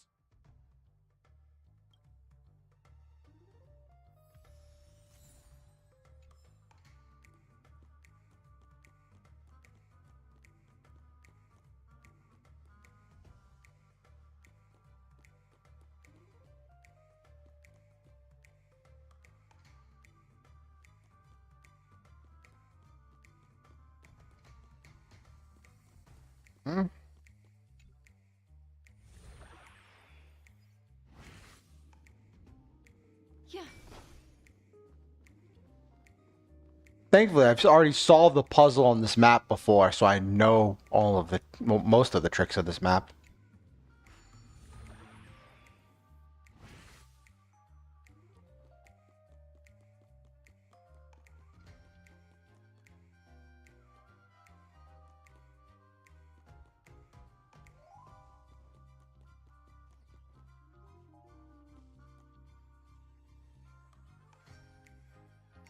Okay.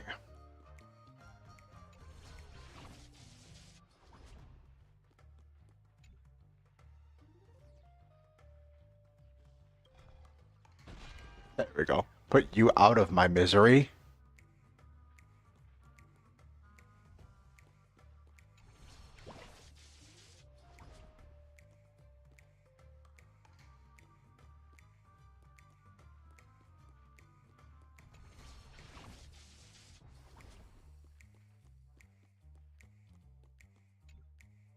This notice seems like a hint for us from Miss Sparkle. To prevent criminals from hurting our great and lovely Miss Sparkle, the Goldhammer residents shall abide by the following regulations from today onwards. All retainers and visitors must enter and exit the Goldhammer residence using the facial recognition system.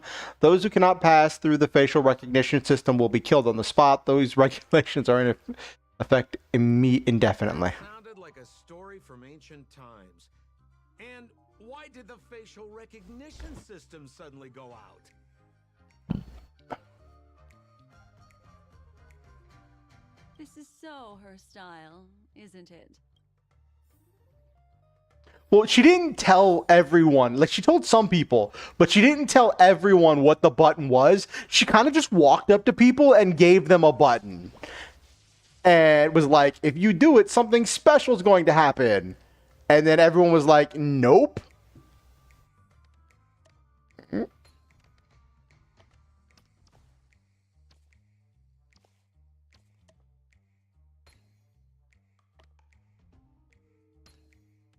What is this? Is this a bunny? It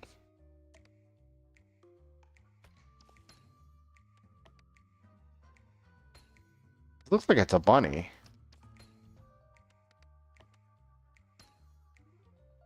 Like, wait a minute, why am I missing him?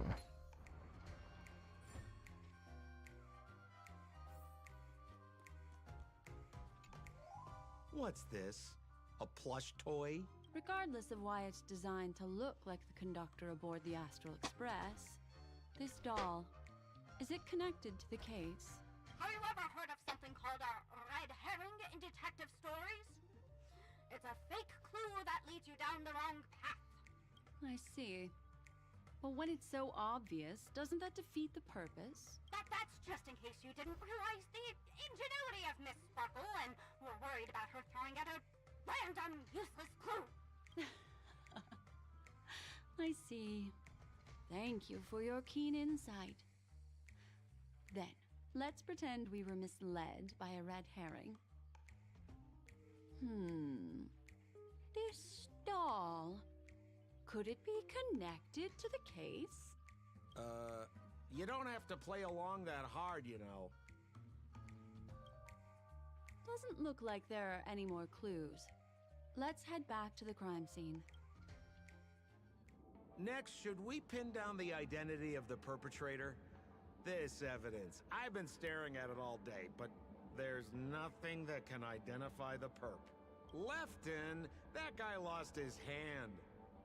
Remember Zhongshan's face was disfigured after the incident at the cliff? I remember this one best. Wright has a broken leg. Why don't we flip the question and start by asking who couldn't be the murderer? After all, there are only 3 suspects, so elimination could be a valid method. If you put it like that, then do you already have someone in mind? Tell me, come on.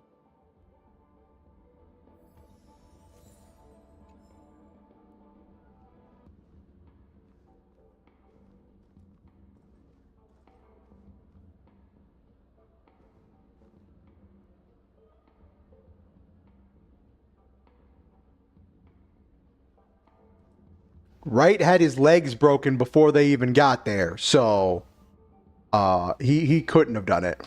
So, who exactly is the... I remember this one best.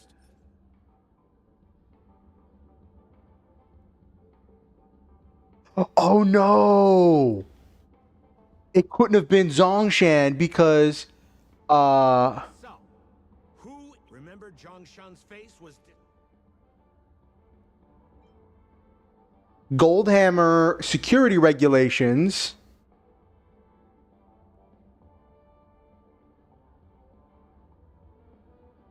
Poor guy. He was seriously injured and was all wrapped up in bandages to keep his good looks safe. If that's the case, then he couldn't have made it through the Goldhammer residence's facial recognition system.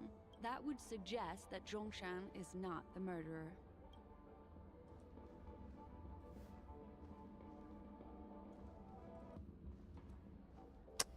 Lefton lost his arm. So, who exactly... Lefton, that guy lost his hand.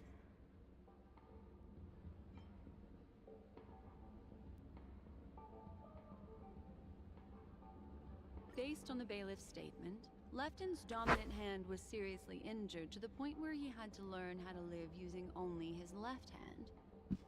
Swinging that giant sledgehammer to murder someone, that must be hard for him.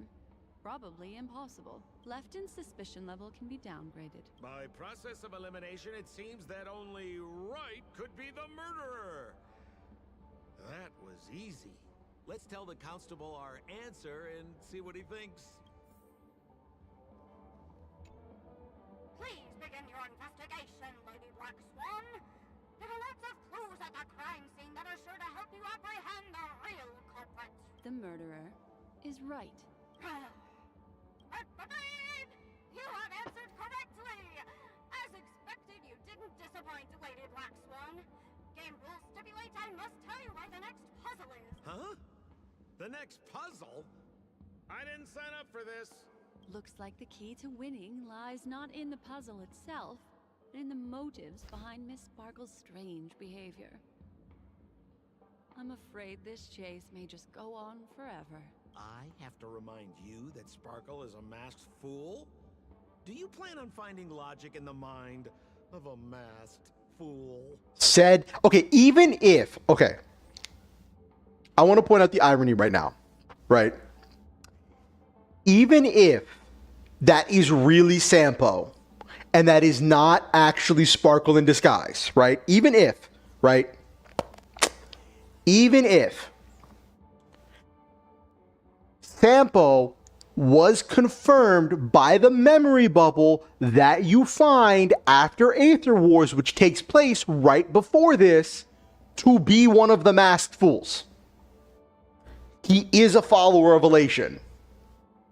He does things his own way. His aesthetic is different from the other masked fools, but in a way, that is his way of being, because the masked fools are known to be, they have a certain aesthetic, and he intentionally avoids the aesthetic of the masked fools to define his independence, because that's how he follows the Aeon of the Elation. So him saying, do you plan to find logic in the mind of a masked fool as a masked fool is hilarious to me. That's exactly what I plan on doing. Even if it's just subjective, there must be an overall principle behind the behavior. Memories cannot lie, and hers may just understand more about her than she does herself. Right now, let's follow her train of thought and head to the next puzzle. I hope this time we can get ahead of the Bloodhound family. I want to try and avoid using my Memo Keeper powers.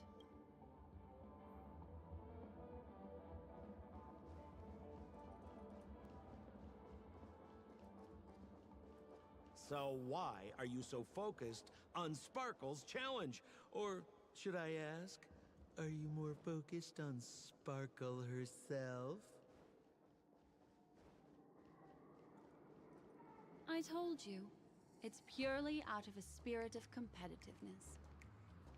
And as okay. I also have to fulfill my responsibilities and harvest some interest. Hello, Leah.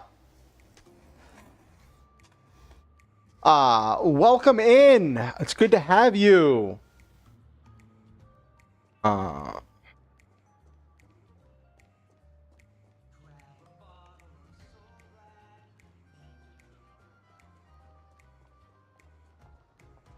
Welcome to the Star Hunters, where we shoot through the stars, have wonderful adventures, live our dreams, and always stop to enjoy the memes. I am Oriansenshi. I am a mech pilot VTuber. I enjoy a lot of different types of games and storytelling. That I'm a big fan of TTRPGs as well as different games, and I do a lot of variety content and gaming content. I'm actually just coming back after taking some time off just to deal with some mental health stuff, and Oh, this place is a complete mess. And those two weirdos are probably here too. There's nobody else at the scene. Seems like Miss Sparkle used the same method to send dreamers back to reality. Let's talk to those two then. Detective Black Swan and Detective Sampo, you finally made it! We don't know what we'd do without your help. Why are you talking like that? Is this some sort of artistic performance that young people are into these days? Thank you. Is there something wrong with the way we are talking? Deputy Sheriff, am I talking in a strange way? Oh, of course not, Sheriff. The way you talk is no stranger than the cat that climbs the apple tree in my grandma's backyard. Huh. The skit this time is a modernist one. Let's discuss this difficult case then. The victim is a galactic business magnate named Sparkle. Her again? Sparkle really is obsessed with scripting her own death. Oh, for the laughter. If you undercut me one more time, I swear I'm gonna kick you in the butt. Miss Sparkle came to the fashion store to buy herself a brand new tie. She didn't come back out. After a long time, the shopkeeper went in to see what was going on, but instead discovered Miss Sparkle's body. She had been strangled to death. There were 3 suspects on the scene, namely a Papashi shopkeeper named Wright, a Foxian gambler named Zhang Shan, and a wealthy Intellitron trader called Lefton. Our old friends. It's not just to aid your memory. We've added more descriptions to help tell them apart. Miss Sparkle is so gracious. Based on surveillance footage, witness testimony, and various pieces of evidence, the killer is ultimately among these 3, and they were not working. I love that stipulation. After the last one's like, okay, we're gonna put the stipulation in. You're too lazy to be a suspect, right? Oh, for the laughter! If I talk any more with you, it'll make my pure soul filthy! Detective Black Swan, the dossiers are over here. You can learn more about the suspects from me.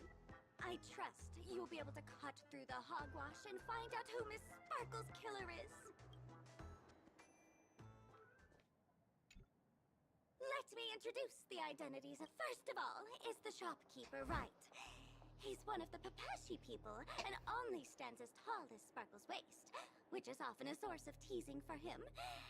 He can get pretty salty about it. Next up, you have the merchant Lefton. He wants to join up with the Penacony Trading Guild and is in direct competition with Miss Sparkle. That could be a motive for killing her. Finally, there is the gambler Zhang Shan. He lost a bet to Miss Sparkle, and he had to hand over his family heirloom. It's possible he harbored a grudge against her. That's all the information we have. Do you need me to repeat it? That won't be necessary. I remember it all.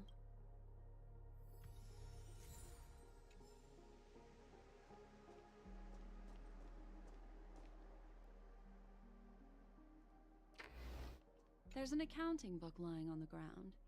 It must have been specially placed there by Sparkle. On the title page is written Chen Katong. Is that someone's name? A code name. Oh, I think it's the name of the owner of this book. This Jian Katong person should be Sparkle's targeted victim this time around. So someone got bonked and just didn't report it. Yeah. And there's the tie. That skit before said that the deceased was strangled. Is this tie some kind of joke murder weapon? The tag on the tie reads, only for Imperial Master Lefton. Seems like it's one of Miss Sparkle's personal belongings. That's not how you use the word imperial.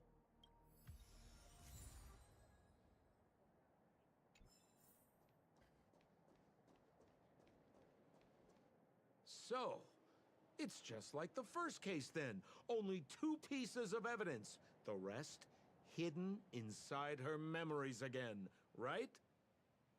Miss Sparkle doesn't want to distract your investigation. She doesn't want to distract our investigation? What a law-abiding citizen this Sparkle is. Why doesn't she surrender then?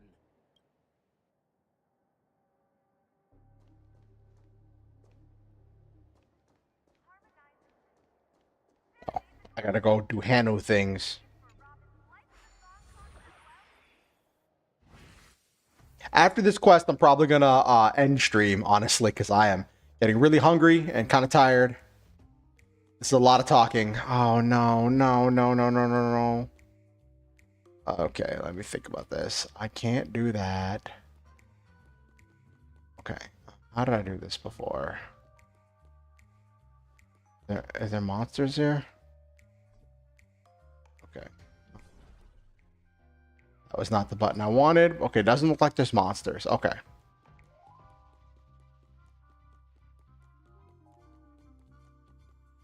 How am I gonna do this? Okay. Came in that door. Can't go up those stairs because I'm Hanu, but I need to get to that TV.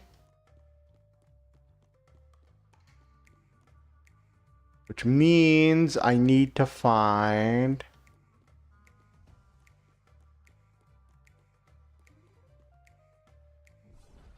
Okay, so that connects there, which will take me over there.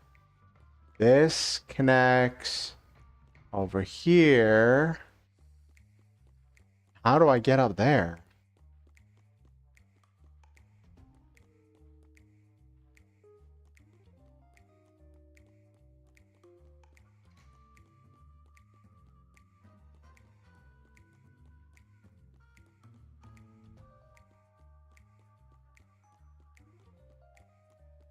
Oh, there's a TV right here.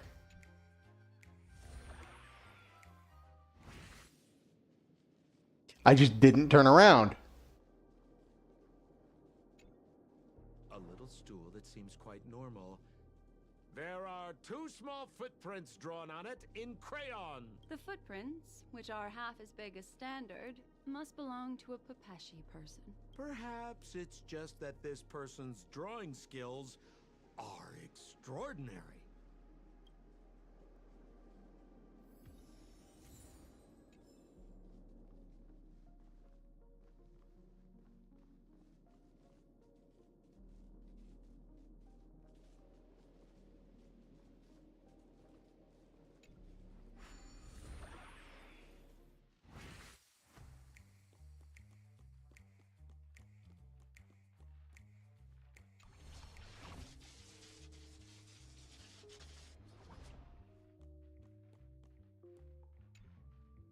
What's that smell? Why is there a smoked red herring there? Mr. Sampo, take a look. This is a wonderful smoked red herring. Somebody save me from this cringe joke. So she made the red herring an actual red herring. Among the fools I know, Miss Sparkle's sense of humor stands out from the rest. Have you dealt with many masked fools before? No, only a handful. After all, I prefer warm memories baked in sunshine. They're the ones that usually belong to kind people.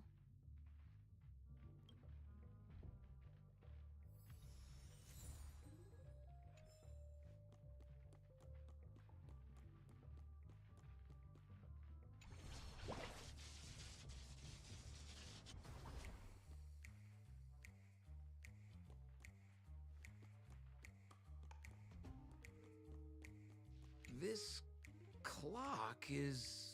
Open it up and take a look.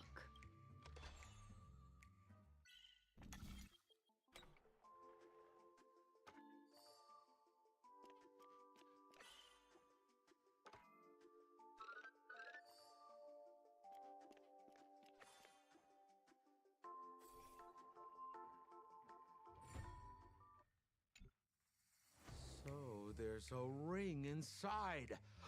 This is evidence too. Why was it planted inside another device? Because this ring was found inside the victim's mouth.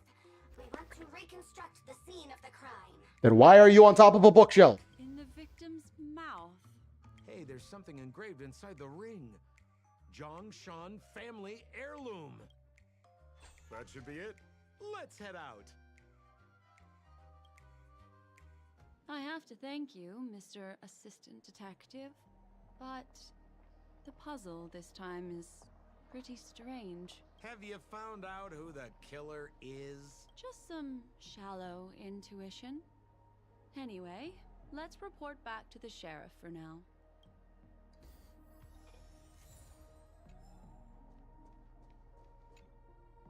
Oh, for the laughter!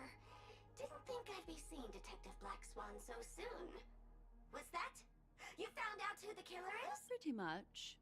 You live up to your reputation, Detective Black Swan. As smart as the nest of magpies roosting in the roof of my Uncle Frank's garage.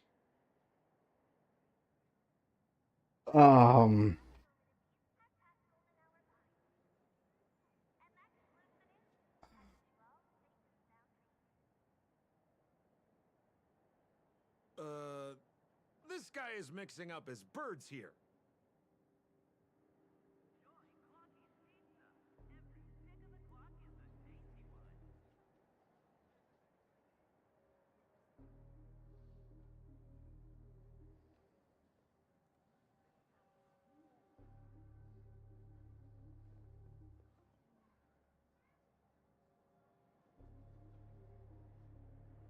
Then go ahead.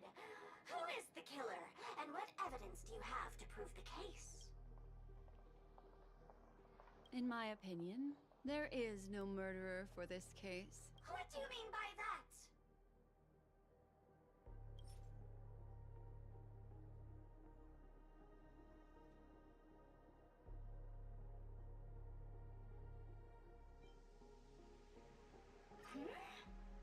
This evidence... It doesn't. Looks like Miss Sparkle is more careful than I...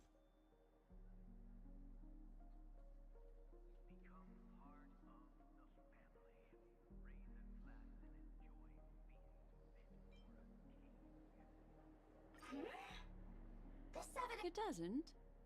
Looks like Miss Sparkle is more careful than I thought.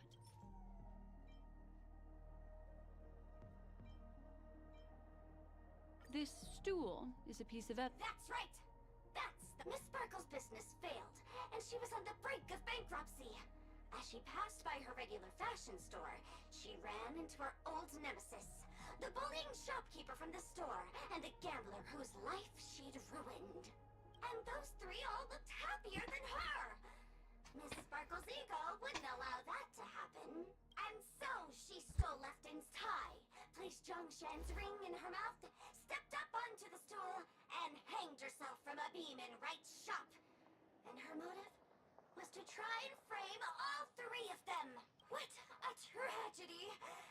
If it weren't for your incisive detective work, the three suspects would all be facing grave injustice. Is something wrong here? This is too easy. The first case wasn't hard, but this one... As you can imagine, the conclusions that the evidence points to are not mutually exclusive. Which means, this is probably another prank from Miss Sparkle. Mr. Assistant Detective, please feel free to point out a suspect as the murderer. Ah, I see. Sheriff, the murderer is Lefton. The evidence is the tie, right? Correct, Detective Sampo.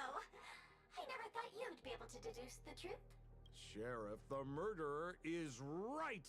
The evidence is the stool, right? Yes! For the laughter, how did I fail to realize this formidable intellect of yours? Then, right from the start, there was no murderer. The evidence is the ring. Whatever, I'm just spitballing here. Goodness me! Deputy Sheriff, is he really a genius? How could such an unfathomable mystery be solved so easily by him? Look, Miss Sparkle has given us a puzzle where every single answer is correct. Why take it so seriously? Miss Sparkle is a masked fool, not a masked genius. If it's a challenging puzzle you want, please go out there and turn right until you get to the Intelligentsia Guild. We're only responsible for providing an entertaining detective experience. Anyway, since our genius detective Black Swan has cracked the case, I will now share Miss Sparkle's next puzzle with you. So that's it? This is just going to go on and on forever? We can't do that. Then I wish you both the best. Oh yes, if you're not in a hurry, I can tell you the answers for some of the outcomes you never chose.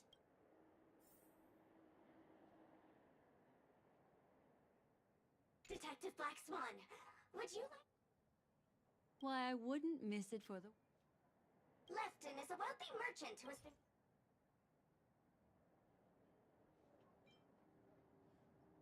This tie is a piece of evidence. That's right!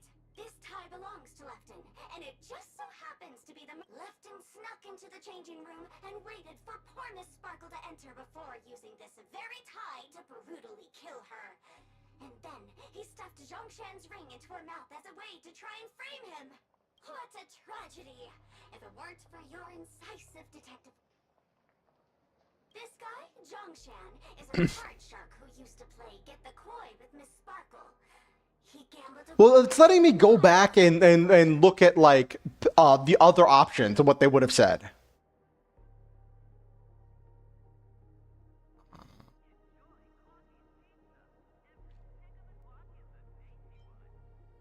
This ring is a piece of... That's right! What would a penniless wretch of a gambler like Zhongshan be doing at such a fancy fashion store as this?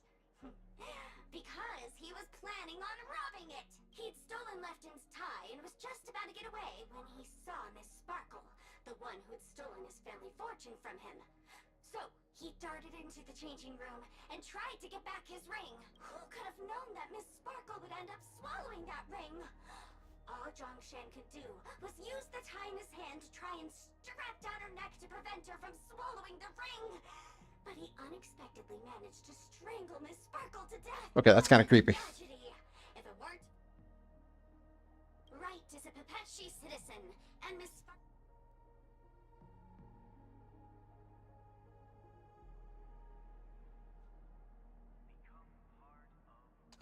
Oh. This stool. That's right! Miss Sparkle always teased poor Wright until he was unable to take an advantage of his business. Miss Sparkle never thought Wright would retaliate against her. So she went back with him to the... He then suddenly pulled it. What a tragedy! If it weren't for your incisive detective work, the murder... I'd rather not play around. Just as you said, solving puzzles is all just a cover for something else. That girl is toying with us. What should we do now? Just keep getting led around by her? Truly, Miss Sparkle is a fascinating person. She seems chaotic inside, but easy enough to understand. Like a performer on the stage or child hungering for attention. This game will be over soon. This time, we're going to catch her.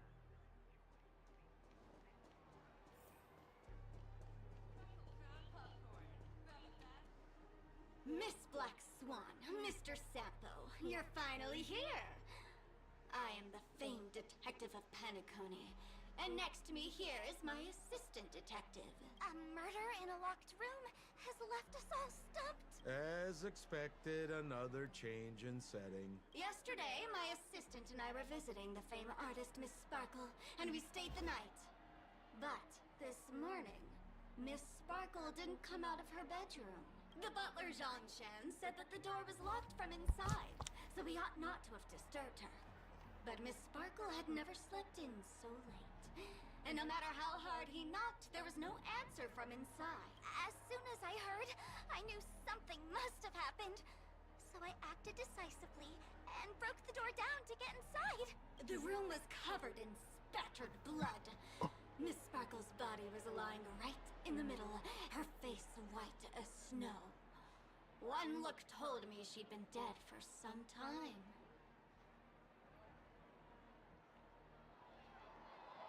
Thinking quickly, I grabbed the artist's canvas to staunch Miss Sparkle's blood, but... Alas, poor Miss Sparkle! She's left us now forever! Besides us and Zhongshan the butler, Lefton the cook, and Wright the driver were also at the scene of the crime. What would you like to do? Presumably, Miss Sparkle is now carefully arranging the next crime scene, right? Why don't you skip all this rigmarole and just have a heart-to-heart conversation with me? It might tickle a little. Wait up! Wait up! Honest kid. I know where you are, Miss Sparkle. No, cheating.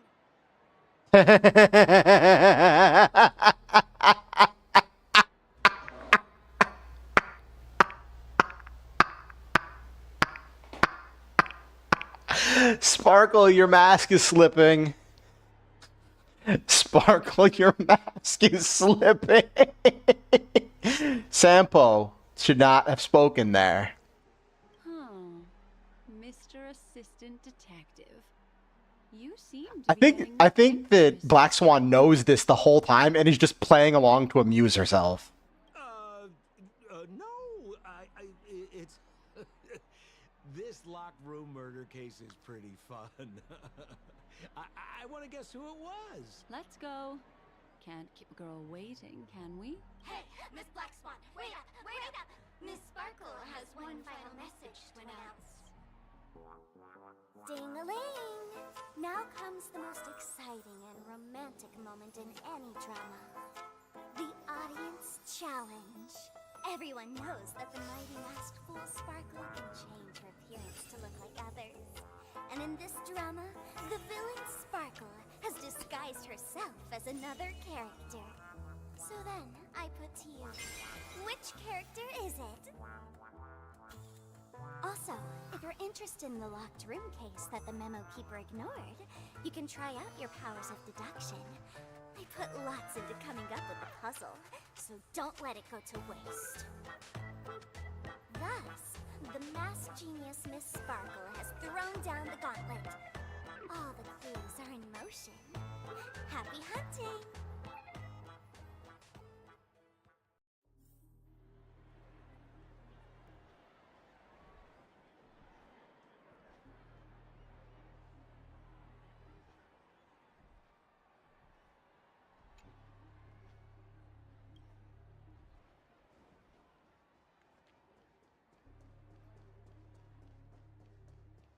Miss, why didn't you just do this earlier? Such a crude approach violates my aesthetics of memory. But as a means to an end, I need to put this aside for a more indifferent process.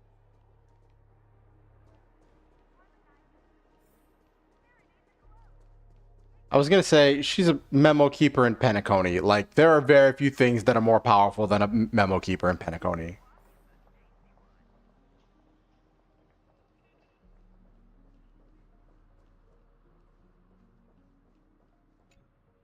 There's no weird, sweet dreams troop. Nor is there evidence strewn all over the place. We finally caught up with her. But what's that thing? A Bella Boggian trash can? In Penacony? Hey, dear Memo Keeper and Mr. Coldfeet. You made it. I didn't expect you to skip the final puzzle. That's on me. All right. Miss Sparkle cares not for the faults of ants like me. Come then. This is the final question. Okay, here we go. Listen up. What creature has 4 legs in the morning, 2 legs in the afternoon, and 3 legs at night? No murder case this time around? Sometimes it's nice to take things easy. Come on, dear. Give me your answer then.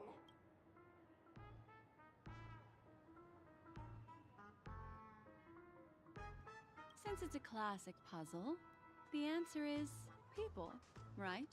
Wah, wah. Wrong answer. How could it be as boring as that? The correct answer is Sparkle. Who was none of the options. When sleepy in the morning, she can't get out of bed. She runs about all afternoon in a fluster, so is exhausted by evening, but has to still raise a hand to hold a toothbrush. Poor Sparkle. So naturally she's got 4 legs in the morning, 2 legs in the afternoon, and 3 legs at night. What the heck was that jibber-jabber? What a cute answer. Thanks for the compliment, my dear. You can't try to fool me, seeing as you've just tried to cheat. Wrong answer. Accept your punishment.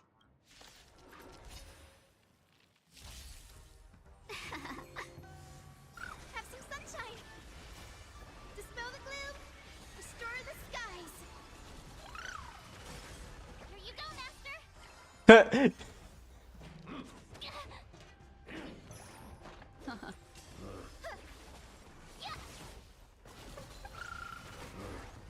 customers. Gonna manually take control of this. You'll pay $100 to raise your spirits. Fight as one. First, we're changing Shifu. Ill fate descend.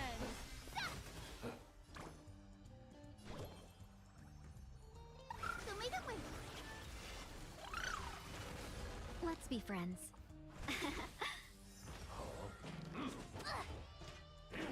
What? Have some sunshine. You're the best. Faint. Dispel the gloom. Restore the sky. Better late than never.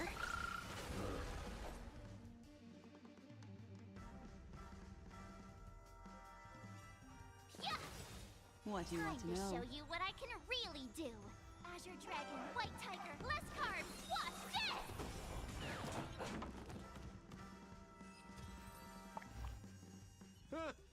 Holy smokes! What's up with this guy? He just came out swinging from nowhere! Huh? No voices? This guy's pretty quiet. Miss, let's hurry up. Flip open the lid and find the girl. Wait. Don't move. Something's off.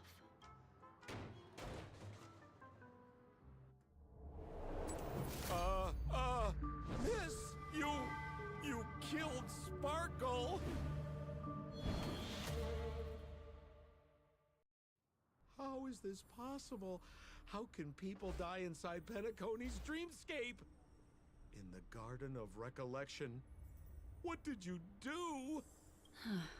You did this, didn't you? Killing people in their dreams. Only the Remembrance has the powers to do that. You planned it out all from the start because she teased you and was pranking you. You wanted to kill her. Oh, I understand. You refused to let me go because you wanted to drag me into all of this. If I don't agree, I'll end up just like she did. There is no death inside Penacony's dreamscape. That's the promise of the family and the blessing of the harmony. Not even a memo keeper can break this barrier. There's no need to take such great pains. If you just want confirmation, I've already told you the answer, Miss Sparkle. Miss Sparkle? Who are you talking to? You. Sparkle has disguised herself as another character. Wouldn't that be you, Mr. Sampo? This? Don't jump to conclusions! If you want to accuse me of being Sparkle, you have to provide the evidence. Oh, I'm afraid evidence is a little too hard to come by. So, deduction will do. The hint for the final question was little too obvious. Oh, you mean the locked room murder? I thought you weren't doing that one. All the painstaking effort that Miss Sparkle put into it. How could I ever miss it? The key to solving the puzzle lay in two pieces of information put forward by the detectives. First, the large splatter of blood at the crime scene. Second, the victim had been dead for some time. Based on my shallow understanding, I can only draw two conclusions. One is that the murderer did not need to create a locked room case, because a locked room always needs a reason to exist. But, based on the detective's description, this locked room did not delay the discovery of the body. There was no third party at the crime scene to frame, and the blood everywhere didn't look like a faked suicide. That being so, the murderer seems to have no reason for creating a locked room. There is also reason to speculate that if the crime scene was a locked room, then its creator might not necessarily be the murderer. As for my second conclusion, it's even more obvious still. When everyone broke into the scene of the crime, Why did the assistant rush off to staunch the blood? A trained professional was somehow happily destroying a crime scene just to save someone who's obviously been dead a while. The answer is simple. It's because the assistant detective is the murderer. At the time, I was in such a hurry that I didn't hear the whole mystery. I tentatively speculated that the murderer had killed the victim the night before, but hadn't locked the door from the inside. And so, when he learned this piece of information, he realized that the victim had created their own locked room mystery. That's why he had to rush to the crime scene as soon as possible, to confirm whether or not the victim left any evidence implicating him. And, judging by his behavior, it probably had something to do with that canvas. Like some final words. Of course, this is just a simple mind game. The answer to the puzzle isn't important.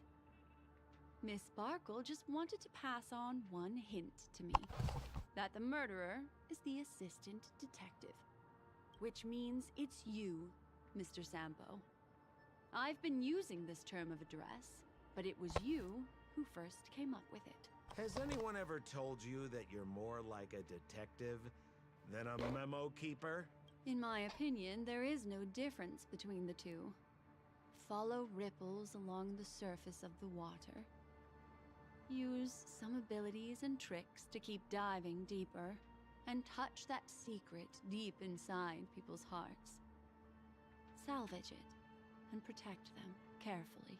The truth does not lie. Neither do memories. Exquisite reasoning, and very close to the truth. But I have another answer. Would you like to hear it? Another answer? The great artiste Sparkle locked herself away in her bedroom using red paint to create the semblance of spattered blood everywhere.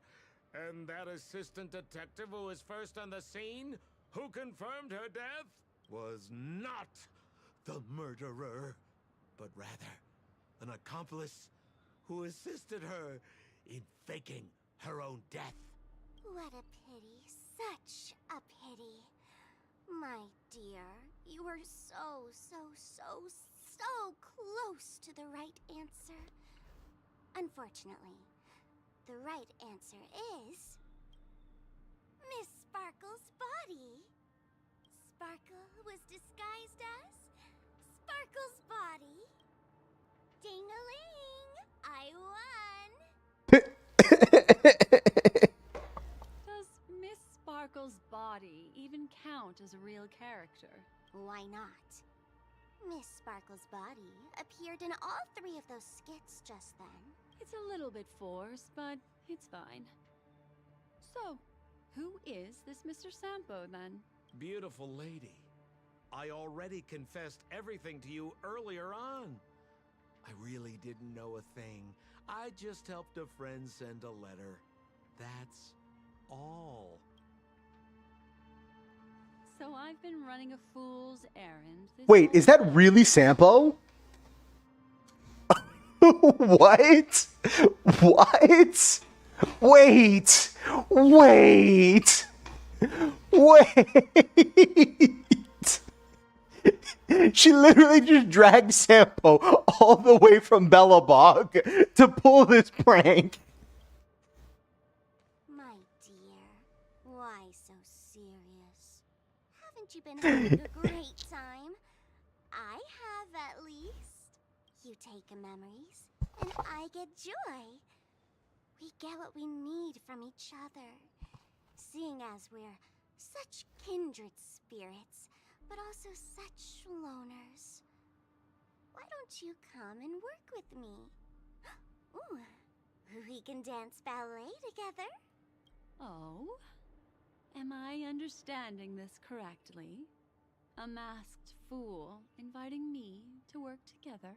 A show of unprecedented splendor is about to be staged in Penacony. If you're too late to take the stage, you can work behind the scenes. If you want to appreciate this drama, you have to stand up under that spotlight as you take the stage and watch the dancing envelop you. Come with me. This is the best seat in the house.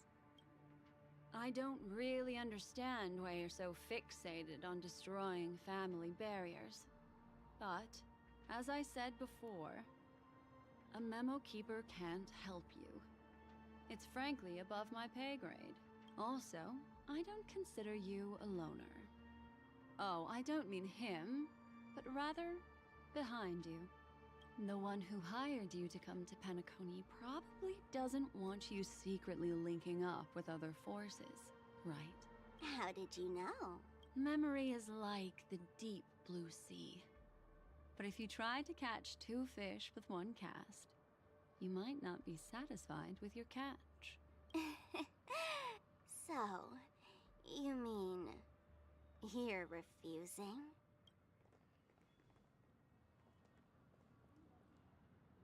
Memo Keeper, did you think you could just leave?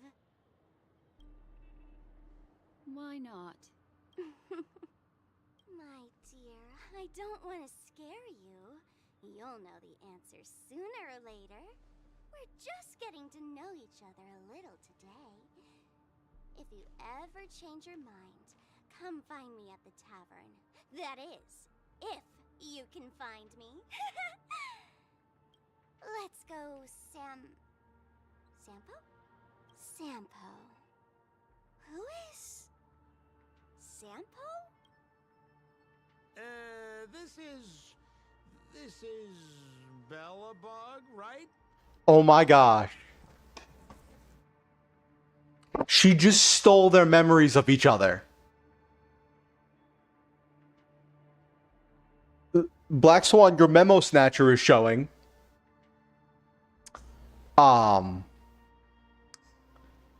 Wow.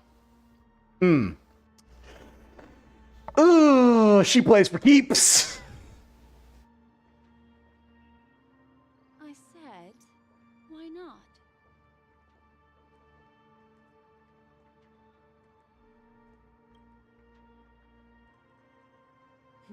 Don't worry.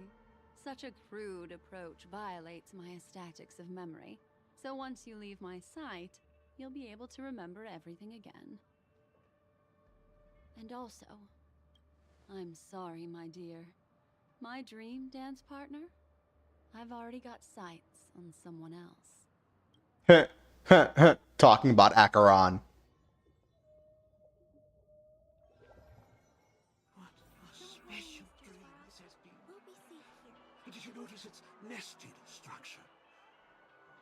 Being part of a play inside the dreamscape, it's as weird and captivating as being in a dream within a dream.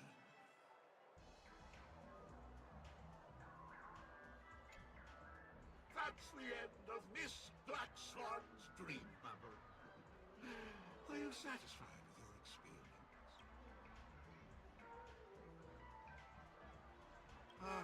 I noticed that the people in your dream were familiar to you. It's worth repeating that dreams are just dreams.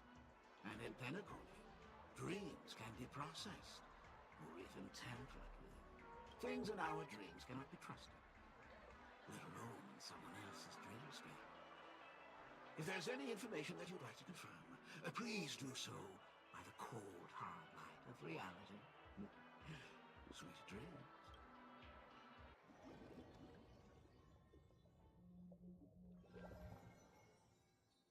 Really? I wouldn't do anything to her. Don't worry about that, Memo Keeper. Let's talk about my thing.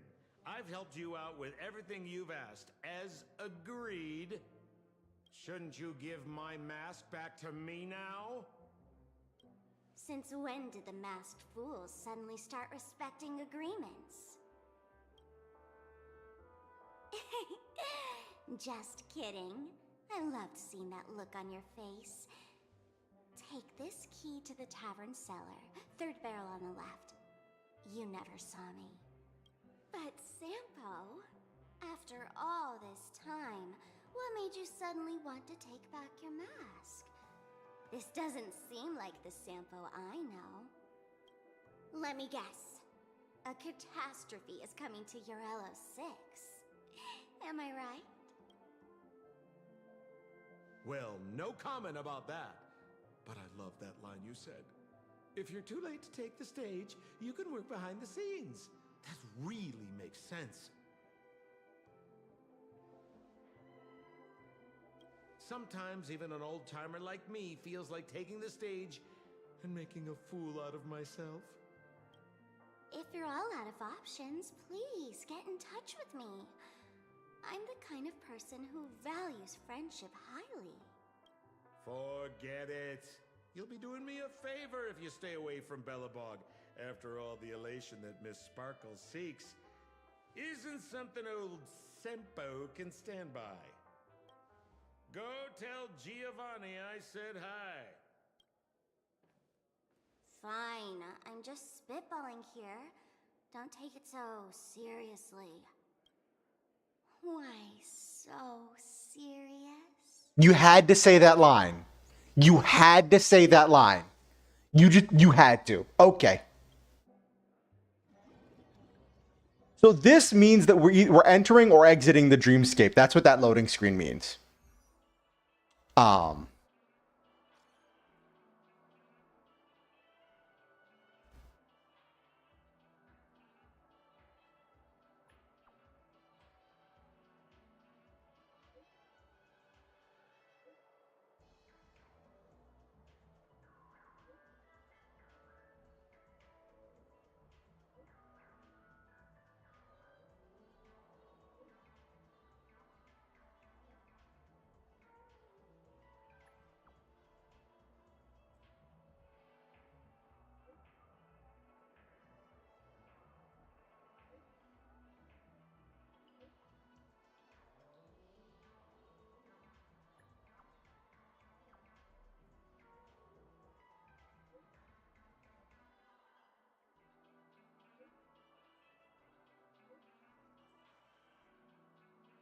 Also, Black Swan wouldn't use emotes.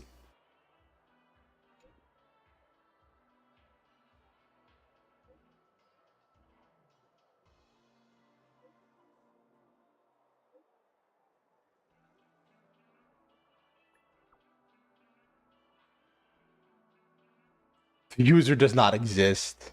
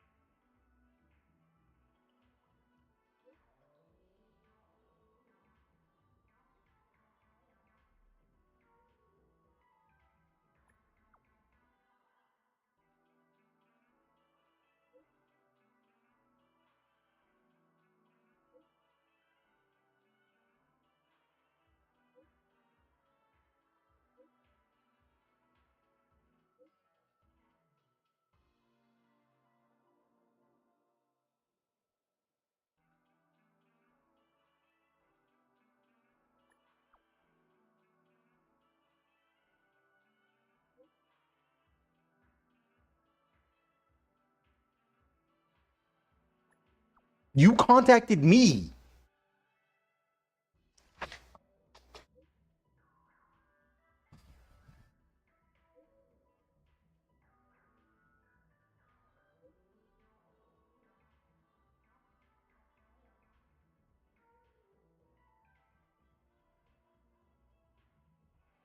This had to have been before she, you know, threatened to blow up the airship.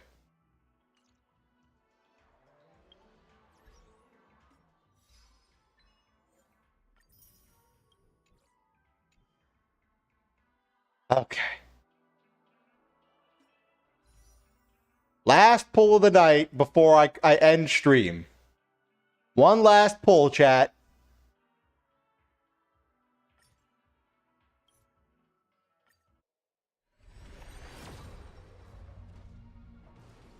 No, I don't think that was a 5-star. I couldn't see it very well. Nope, not even a 4-star, just a 3-star. Well, I was hoping it'd be like, yo, finally get it. But I don't have anything. What do I have in the exchange shop? Oh, I can get some materials. Yay! Which Trailblaze power do I have? Ooh, I got a good bit of it. I'll probably run some stuff later. After I get some food. Gotta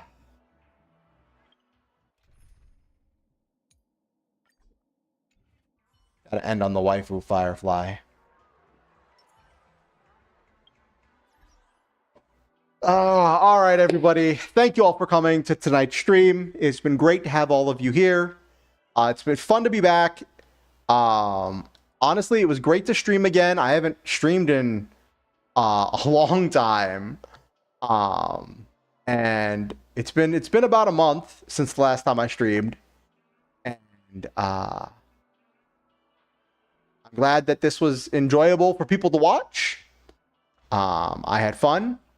It was fun seeing other people. And I want you all to know that I love each and every one of you. I actually, let me end in Trailblazer's room. Oh no! If I go to the parlor car, it'll activate. If I go to the party car, it'll activate the next quest that I don't want to do yet. Never mind. I was gonna be like, hey, let me end in the bedroom that I did the side quest to build. They finally gave after like over a year. They finally gave the Kalis and Stell their own room. Anyway, I want you to know that I love each and every one of you. I believe in all of you. You all possess a unique potential to make this world a better place, and this world is better for having you in it. Thank you for coming, and thank you for being a part of this community. I hope to get back into streaming more regularly.